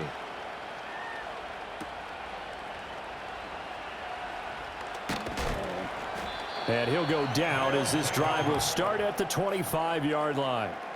The Antlers offense and C.J. Stroud getting ready for this next drive. And it's been a struggle for him all afternoon. This defense has really done a nice job of making him earn everything he gets, and it's prevented him from getting into any kind of rhythm here today.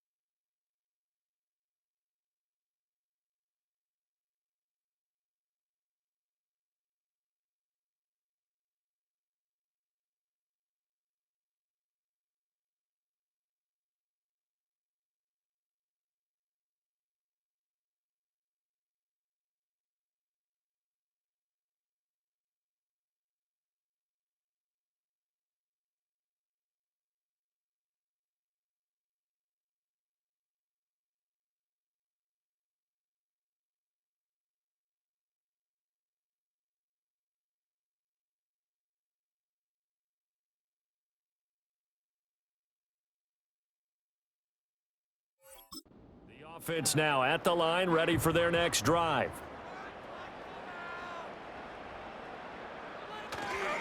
They'll run with Pollard to begin the drive. And a short pickup to about the 27. It'll be second down. Well, they still have time to get him established, but in my estimation, they've got to pick up the urgency here. They've got to get quickly in and out of the huddle and run off a bunch more plays. Second down, Pollard again. And he'll be taken down after a minimal pickup, and that will take us to the end of quarter number 3. So they'll get a little extra time to come up with his third down play as we've played 3 quarters. We'll return with more after this. You're watching the NFL on EA Sports.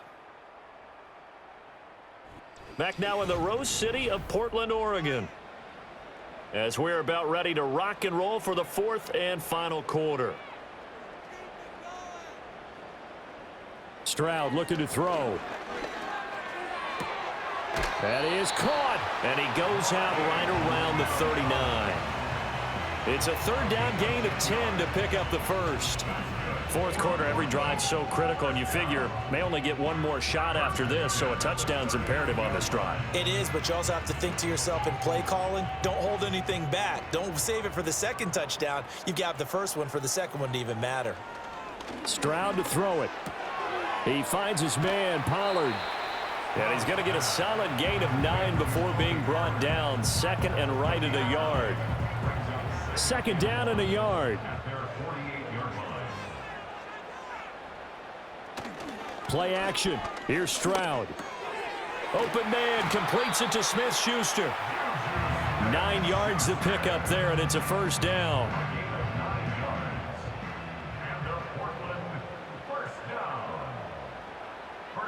Stroud. Now a short one to Gesicki. Fighting through at the 25. And he's going to get this one down to the edge of the red zone. Good work after the catch. Going to net him 23 and a first. Good yardage on the completion there. And when they look at the scoreboard, they do understand a field goal is not going to do them any good. My guess, they're going to press the ball downfield as far as possible, try and throw it into the end zone and get a score because they know they've got to get that done and get the ball back as quickly as possible.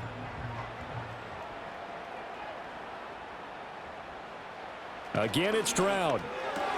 That's complete. Once again, it's Gesicki. It'll go as a gain of 4, and it'll be second down. And Stroud now to throw. And his throw is incomplete. The offense on third down, they've hit it 50%, 3 of 6 to this point. This will be 3rd and 6. Back to throw. Here's Stroud. Able to find the open man. That's complete. And he'll be out of bounds about a half to a full yard shy of the 5. They're able to convert on third down, and that sets up a 1st and goal.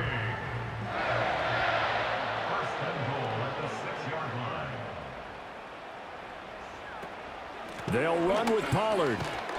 And he's going to get him about 3 yards closer. He's down to about the 2. From the 2 now, 2nd and goal. That's dumped off to Pollard. And this one will wind up with him losing yardage back to the 4-yard line. A lot of tired bodies on that field, but this is a big play, 3rd and goal. And he is going to lose yardage here. Here's a big one. It's 4th and goal. 4th down, 4th quarter. Here's Stroud. And he will take this one in for a touchdown. C.J. Stroud, a 6-yard touchdown run. And the Antlers' decision to go for it pays off with 6 points. So this is now a 9-point difference. You figure the book here says kick the extra point, make it a 1-score game. Now, you and I have seen coaches get overly aggressive in this spot, but I agree with you. Kick it here and get back within a score. A point after, good by Groupie. As this gets him back within a touchdown and a 2-point conversion.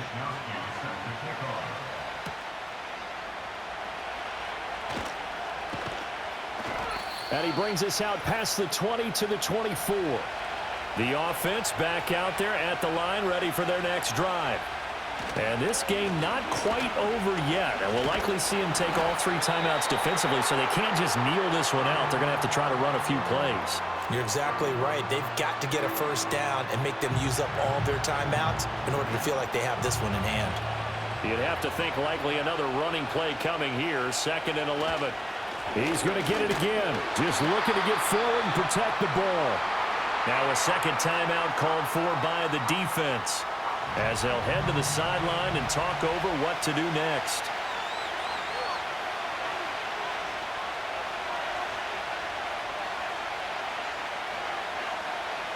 Herbert now to throw.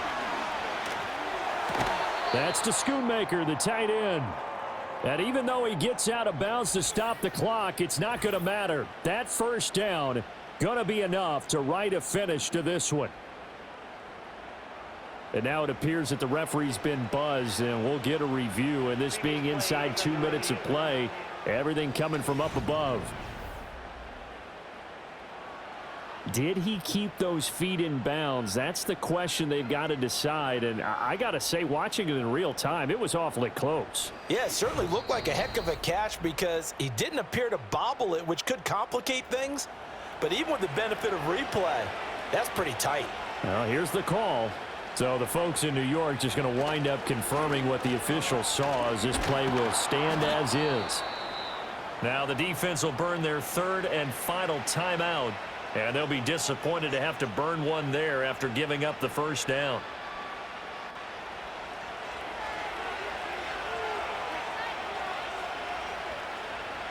And they will take a knee here.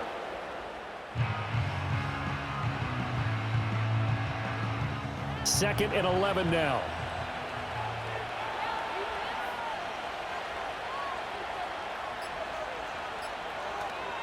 Robinson up the middle. And some space here. And a good run here as he'll rumble all the way down to the 40-yard line. It's a gain of 15, and that ought to just about put an end to this one.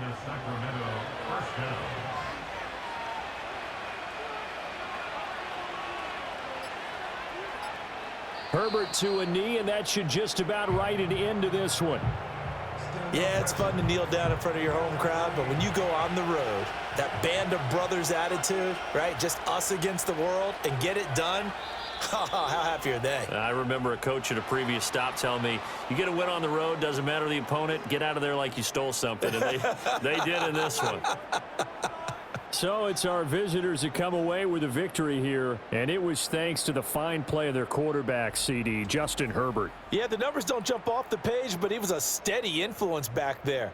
He had a couple of touchdown passes on the afternoon. His guys rallied around him, and they're going to come away victorious. So for Sacramento, they improved to 5-3 as they approach the halfway point of this 17-game schedule, and they will head back home next week. Meanwhile, for Portland, it's loss number 5 for them on the year. And they're going to get an extra week to stew over this as they're not back in action until week 11. And for Charles Davis and our entire crew, I'm Brandon Gaudin. You've been watching the NFL on EA Sports.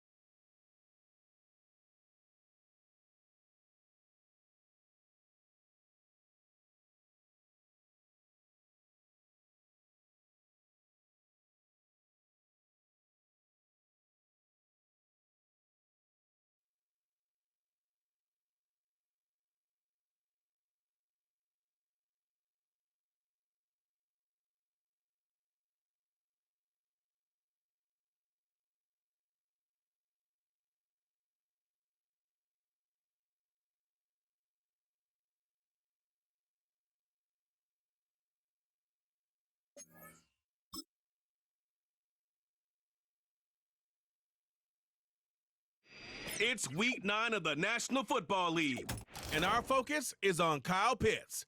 He's been a target machine each week, 5th in the league in receptions. It's the Shamrocks and the Golden Eagles on Sunday night. EA Sports coverage of the National Football League finds us across the Atlantic and along the River Liffey in the wonderful city of Dublin, Ireland. Hi again, everyone. With Charles Davis, I'm Brandon Gaudin. And Charles, we look at these Dubliners entering play here. And losers their last time out, so they'll look to make amends here. And one of the best ways you can do that is to be at home, and they are. They're going to try and ride that home crowd and that wave of emotion to a victory in this one. Meanwhile, from Mexico City, our visitors. They were winners last time out, so they'll be looking, Charles, to make it 2 in a row. And what I enjoyed when I watched their game tape and their victory last week is they put it together.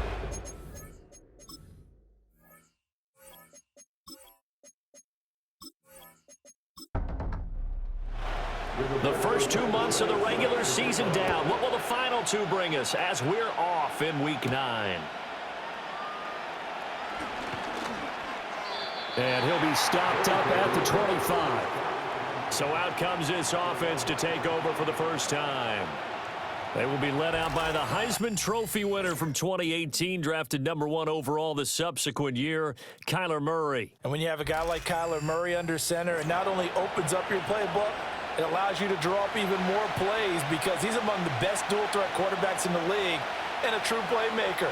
If flushed out of the pocket, he might even be more dangerous. The next step for him, being able to throw on rhythm and deliver from the pocket.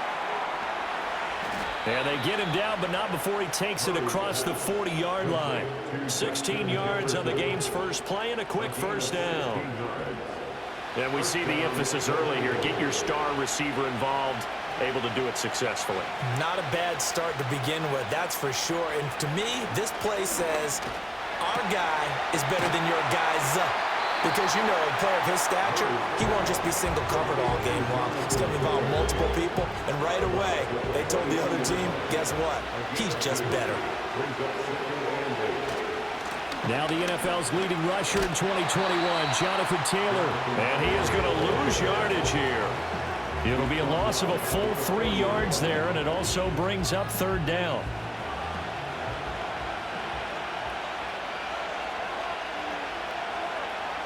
To throw is Murray.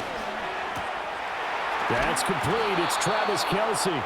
And he's going to get this down to the 35-yard line. Well, that's one way to convert on 3rd down, picking up 26 yards. We often hear the phrase sure-handed tight ends, and he certainly fits into that category. Plus, he's got a quarterback who knows to look his way when they need a big pickup. And on this play, he finds him for the first down. So on the other side of the field now, it's 1st and 10 as they've got things rolling on this drive. On the draw is Taylor. It's a 6-yard pickup, and it gets him to 2nd and 4. A quick burst there, and he nicely bit off a pretty decent gain. This 2nd and 4. Murray now. Middle of the field to Jefferson. And taking it to the 15-yard line before he's brought down. That's good for a first down, his 2nd catch of the opening drive. Well, they clearly wanted to come out, Charles, and be aggressive throwing the football, and they've been pretty efficient along with that aggressiveness. He's now 4 of 4 on this opening drive.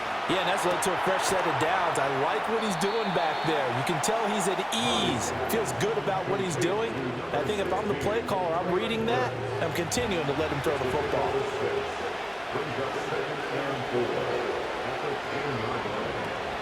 To the right side, this is Taylor. And he is met in his tracks behind the line of scrimmage. It'll be a loss of a couple on the play, so now 3rd down coming up. So 7 yards for the first down here as they come up to the line of scrimmage. To throw, it's Murray. And he's going to go down. Sacked right around the 17. Dietrich Wise running through and dropping him for the sack. Eddie Pinheiro on now. From the right hash, just a 34-yard attempt. This is up and good from Pinheiro. And the opening drive of the game yields 3. No touchdown there, but if that first drive is any indication, looks like they're going to have a pretty good day passing the football. I would say confidence would have to be pretty high after that first drive, able to throw it almost at will. You're exactly right. They didn't get the touchdown, but 3 points serves as a nice notice about how this offense is going to move. And able to take it past the 25 and up to the 28-yard line. So now we'll get a look at the other offensive unit as they come out for their first possession. They'll be led out by a former Pro Bowl quarterback out of the University of Georgia, Matthew Stafford. And Matthew Stafford was taken first overall in the 2009 draft, and he certainly played like a top pick. Throughout his career, he's been one of the most prolific passers in the league, and there's no reason to believe he's going to slow down his production anytime soon. Not only that, he's also one of the tougher quarterbacks in the league as well. That one complete. It's tapped down. And down he goes, but he takes it up to the 40. Right off the bat, it's a first down to start the drive, 12 yards.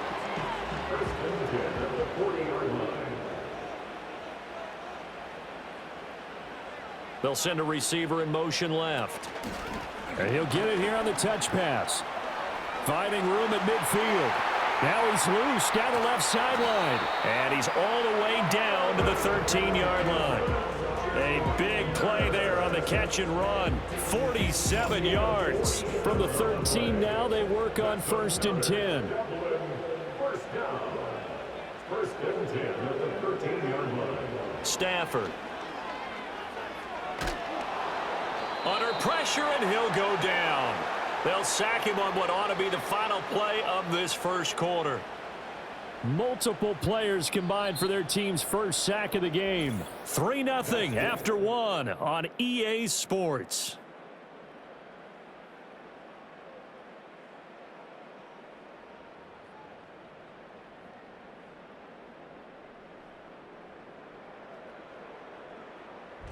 Dublin with the football here to begin the second quarter, as they've got it facing a 2nd and long situation.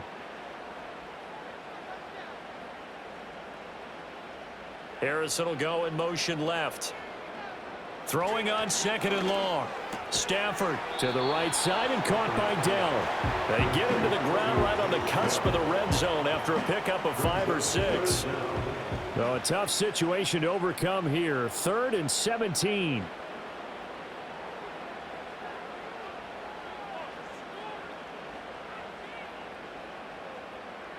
Here's Stafford. Short throw caught by Pitts. So no gain on the play, and it'll be 4th down. Excuse my snarkiness here, but isn't the idea of completing a pass supposed to mean you get downfield and gain yards? Especially on 3rd down. Yeah, that one. How about the defense? Figured that one out in a big way. Yeah, they completed it all right and lost yardage. So a return of serve, so to speak, here on the second drive of our game as they respond to that opening field goal with 3 of their own. I like that. Go a little tennis on me. I know you. You like to mix it up with sports. They crack a forehand back out and they get a backhand. What was the return on? It was a backhand. I like that. Really good backhand. With some nice top spin on the whole thing. I love it. Almost a mirror image when you really get down to it. I thought that was pretty good stuff. The Golden Eagles offense and their quarterback coming out for their second drive. And his ability to use his legs has given the defense fits when trying to game plan. He's currently 2nd in the NFL in rushing yards by a QB. The offense now at the line, ready for their next drive. Now Murray. And a methodical drive last time, but they couldn't get that knockout blow. They had to settle for 3. But you got to like what they've been doing along the way, right? It's almost like the body blows, the setup punch. As you said, they didn't get the knockout blow here, but that doesn't mean it can't come later in the game on another possession. And the defense on the other side, maybe a little gas. Yeah, a little tired, and if nothing else, they just feel relieved getting off field and giving up 3. They don't exactly feel like they've handled the offense. Throwing now is Murray. Over the middle into the hands of Burks. So the completion results there in 9 yards. And that's going to make it 3rd down and less than a yard. They'll try and run for the first with Taylor. And this time he's able to take it down to the 42. It goes as a gain of 9, and it moves the chains. I don't know about you, but that almost felt like old-time football there. 3rd and 2 is not necessarily just a running down anymore. A lot of times they want to throw the ball. They went back to the roots and powered forward and got the first down. Back to Taylor on first down. And very little there. He might have gotten a yard. Yeah, I think he got a yard to the 41. And we're at the 41, 2nd and 9.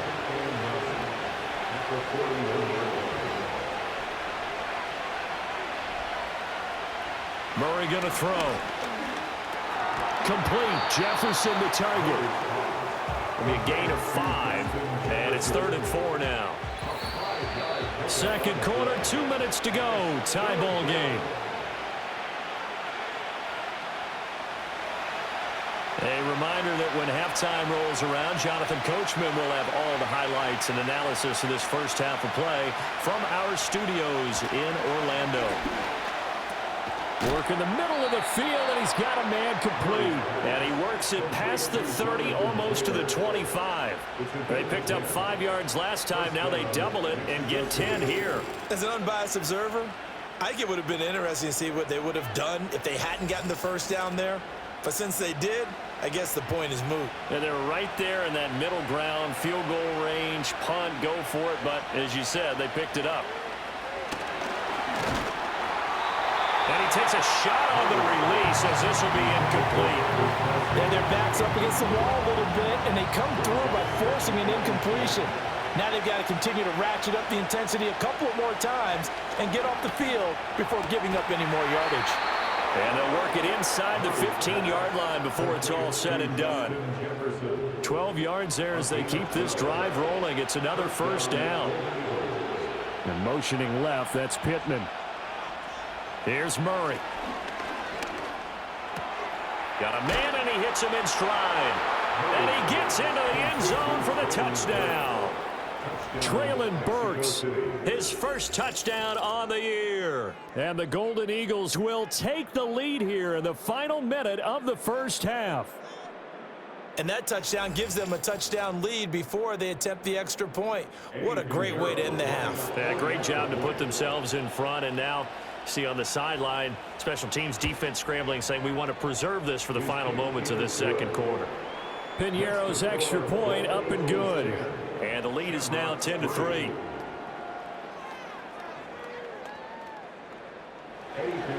Now after the touchdown, here's Piñeiro to kick it off.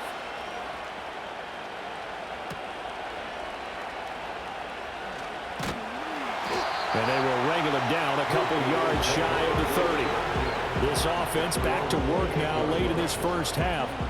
A slim deficit here in a one-possession game. Not much time left, obviously. We'll see if they can march this down the field, at least get 3 and take some momentum into the locker room.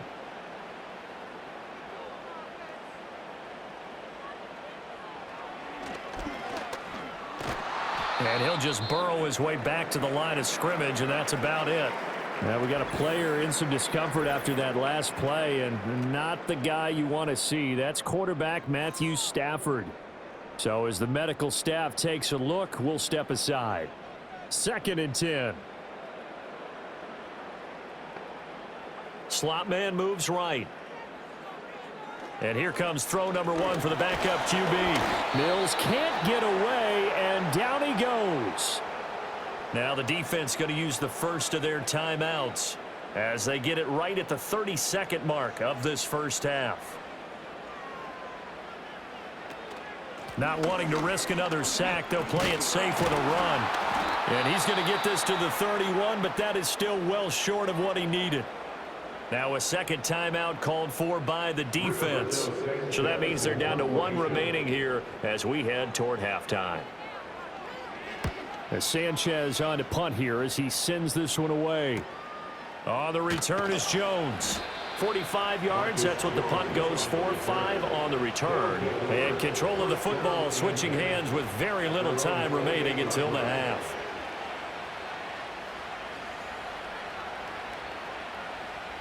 Final 17 seconds of the half here as they come up to the line, 1st and 10. And they'll indeed start on the ground to run that clock. And defensively, they're just looking to keep him contained as they're able to get him down. Now the offense will burn their third and final timeout as they'll stop it with 14 seconds to go in this first half.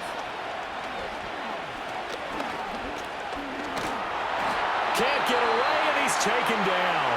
And now they'll take a timeout defensively. After the second down play, they burn the timeout, making him sweat out the final few ticks here in the second quarter. Here's 3rd and 10.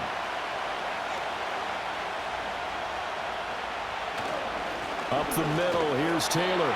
And they'll get him down at the 34, and he's going to be short of the first by a few yards.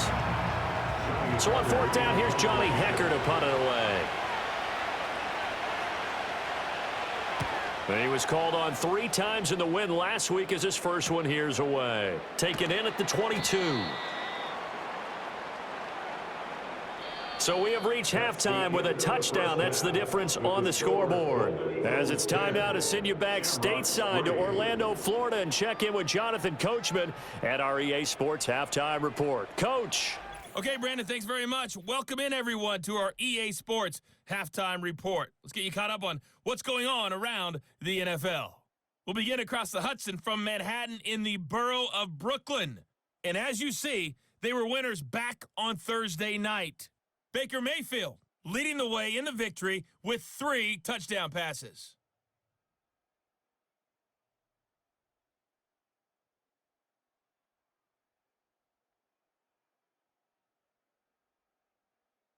Lastly, let's check on one final game for you. And you can see they are scoreless as they play the second quarter.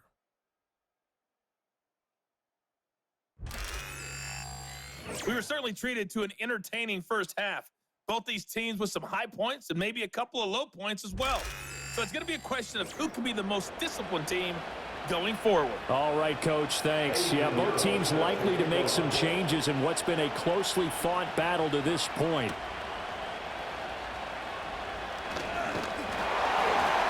And it's a pretty good return here as he'll get this up to the 29. This offense ready to go to begin this third quarter. And they're still very much in this game, although they do trail. What's the game plan, Charles, for the second half? It might be a little counterintuitive because most people will think losing equals passing the ball more, but I'd establish the running game. They kind of went away from it in the first half. I think if they get back in balance, it'll help them when they put the ball back in the air.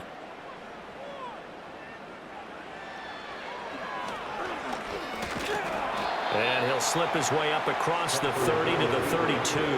Give him 3 on the keeper there, and it is second down. It's a pickup of 3. Brings up 2nd and 7 at the 32-yard line.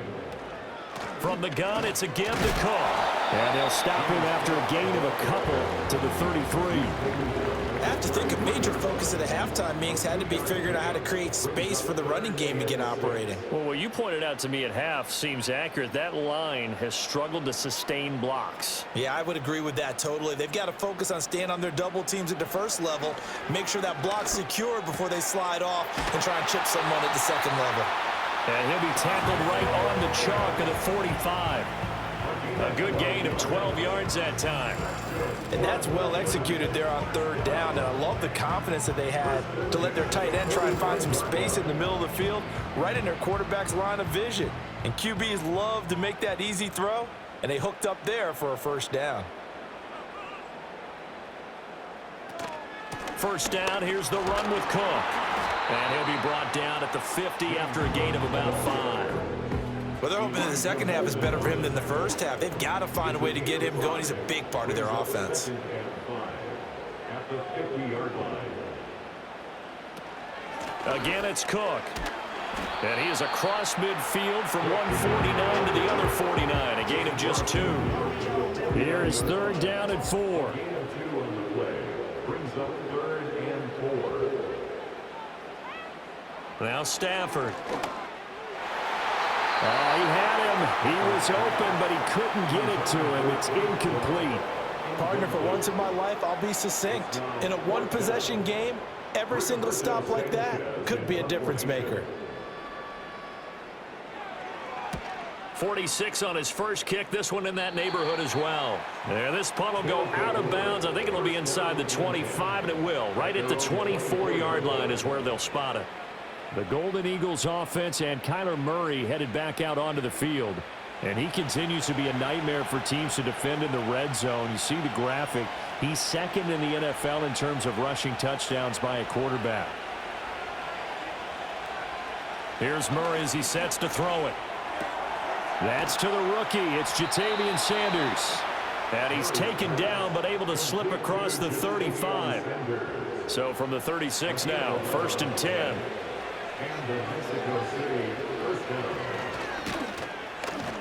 And the second wave of tacklers is going to get him as they stop him behind the line. C.J. Mosley getting to him behind the line of scrimmage there. They'll have to deal with a 2nd and 14 now after the loss. On play action, it's Murray. Well, a throw for Pittman is intercepted. And the return comes to a halt right at the 44-yard line. So a nice play defensively by the rookie coming up with the INT. And that's a late-round pick right there, making a first-round impact. And a lot of these day 3 corners, they end up winding up on special teams and sub-packages and even on the practice squad.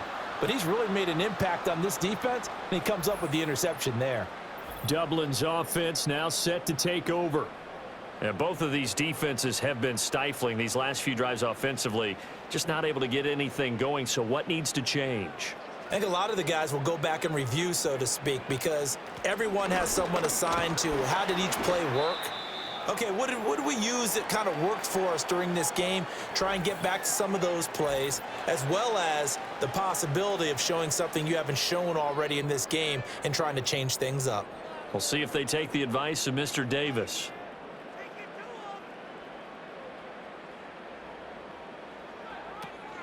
They'll try the middle with Cook. And it's been like this all night long. Nowhere to run as they stop him behind the line. They'll come up facing 3rd and 5. It's now 3rd and 5.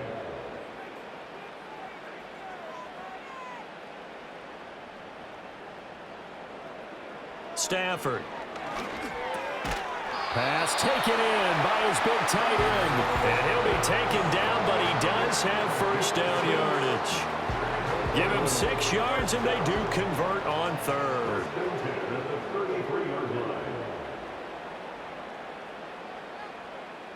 They'll bring a tight end in motion left. They'll give to Cook on the read option. And he maneuvers up the middle for 3. And it's 2nd down. I'd say they've got to find a way to get him going. He's such a big part of their offense. I wonder if they might throw it a little and come back to the run. Anything, because you're right. He's pretty much been completely neutralized. Stafford now to throw. And he bats it away, and it falls down incomplete. But when the running game's not working, sometimes you just got to take a few more chances down the field. That's a good effort, but it winds up incomplete. Now Stafford. Pass to the sideline and pulled in. And he's out of bounds. Almost gets to the 10. It's a gain of 20 and picking up the 1st. What a drive this has been, just chewing up the yardage. And here's one of their best plays yet as they finally get down into the red zone and look to finish this off with 6. 1 quarter remains here on a Sunday night. This is the National Football League on EA Sports.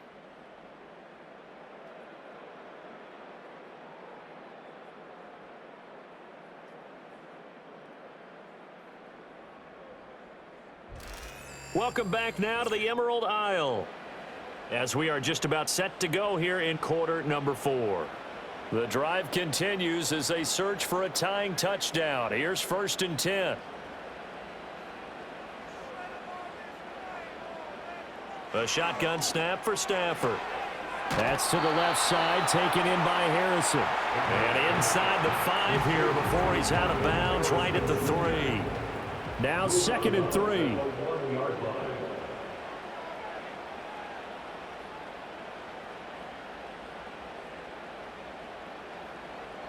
Now it's Stafford. And it's caught. Touchdown. Take down. His 3rd touchdown now on the year. And the Shamrocks are an extra point away from tying this game here in the fourth. We are set up for a fantastic finish now. A fourth-quarter touchdown here. We're an extra point away from a tie football game. And I know they're thinking about possibly going for two, but I'd go ahead and kick this one. And now remember, all touchdowns are reviewed. And in a tight game like this, they're going to take a good long look at it. They're taking a peek at whether or not those feet were in bounds, and obviously a big call here in the end zone. And not just the feet. How about the hands? How's the ball possessed while the feet are hopefully getting down in bounds? That's what they're trying to look at to see if it all comes together. So they called it a touchdown originally, and this will stay a touchdown after the video review, so they had it right. Don't forget the extra point. It's up and good. And an important one that is, as we are all tied now early in this fourth quarter. If you've been waiting all day for Sunday night, it's been worth the wait. All tied here in the fourth as the kick is away. Well, now how about this return? And a good effort on the return there. Gets him across the 30, up to the 33. Out is Mexico City now to go on offense. Well, they just gave up the score to tie it. That's the bad news. The good news, plenty of time in this fourth quarter to try to grab that lead back. They'll give him 4 yards there, and it'll be second down. They gave up the completion there, but this is what zone defenses count on. Catching the ball and not much run after the catch. Running straight ahead, Taylor. And nothing doing. He's immediately taken down at the line of scrimmage. No gain on the play there, so they're left with a third down and 6.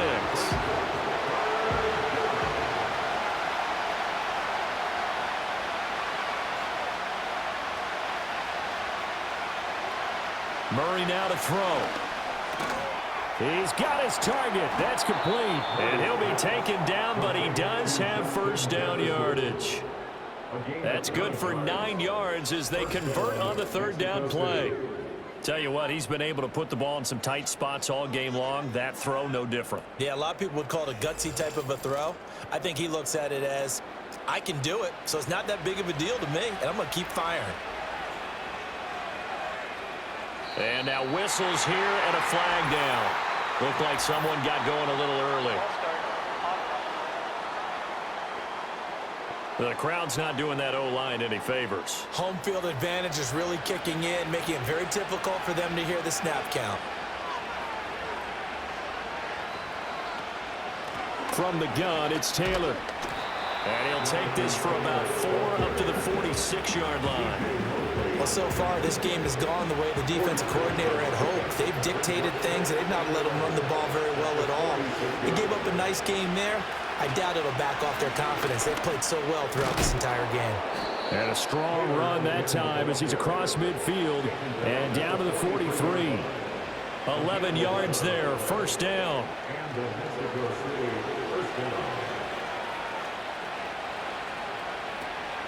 They go to the ground again with Taylor. And not a whole lot of room to operate there on the first down run. He gets maybe 3. You know that old expression, it's not my night? It hasn't been his so far. I don't know if the legs are a little bit heavy. Sometimes having to hang out all day and play doesn't exactly play to your advantage, but it's been a tough go for him. And every time he looks up, somebody's there defensively. That was the same case on that play. Getting down to the good stuff. All tied with 2 minutes remaining on EA Sports. So it's our visitors with a football as we get you reset. They've got it 1st and 10 as they search for a go-ahead score. 1st and 10, Taylor now. And that didn't fool anybody. He's going to be dropped in the backfield. When a draw works, it can be a thing of beauty. But when it doesn't, oh, it can be ugly. And in this case, loss of yardage ugly. 2nd down, another run with Taylor. And he'll be taken down just shy of the red zone at the 21. Now the defense going to use the first of their timeouts as they'll head to the sideline and talk over what to do next. On 3rd down, here's Taylor. And he is going to lose yardage here. Now a 2nd timeout called for by the defense as they'll head to the sideline and talk over what to do next.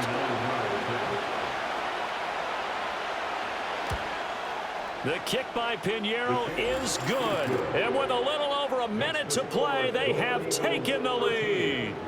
Big kick right there to give them the lead in the fourth, but there is still time left for a final drive. Did they score too soon? Post-game will tell us, right? Depending on what happens on this drive, that's how we'll analyze it.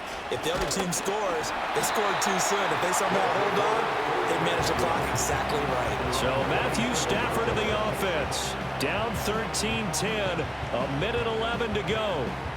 They need, at minimum, 3 points out of this as they come up 1st and 10.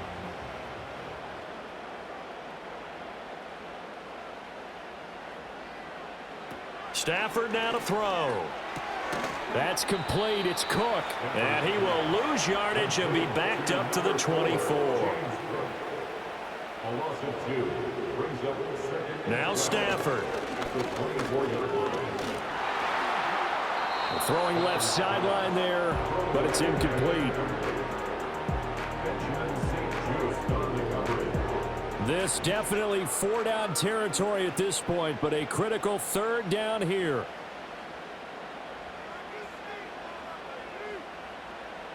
Now it's Stafford.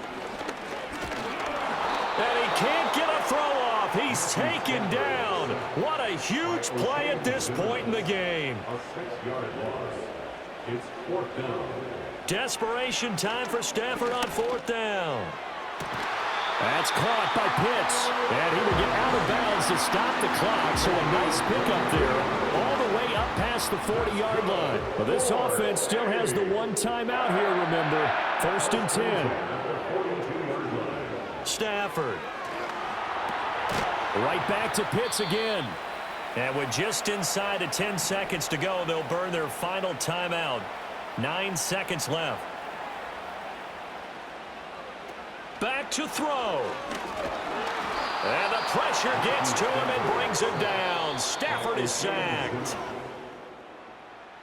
What a game we were treated to in this one. And on that final play, they had a chance. They had the ball just beyond midfield for one final shot, but couldn't get it done, and they suffer the loss. Yeah, and you mentioned how they had a chance on that final play, and getting it to midfield gave them that opportunity, hoping they could find their way to the end zone and make that miracle happen. A really good ending to an entertaining contest, though. So for Mexico City, they're into the win column for the 3rd time this year as they get the victory here. And they will head back home next week. Meanwhile, for Dublin, the struggles intensify as they drop to 2-6 now on the year. And they will try to get back in the swing of things next week on the road. And for Charles Davis and our entire crew here at EA Sports, I'm Brandon Gaudin saying so long, everybody.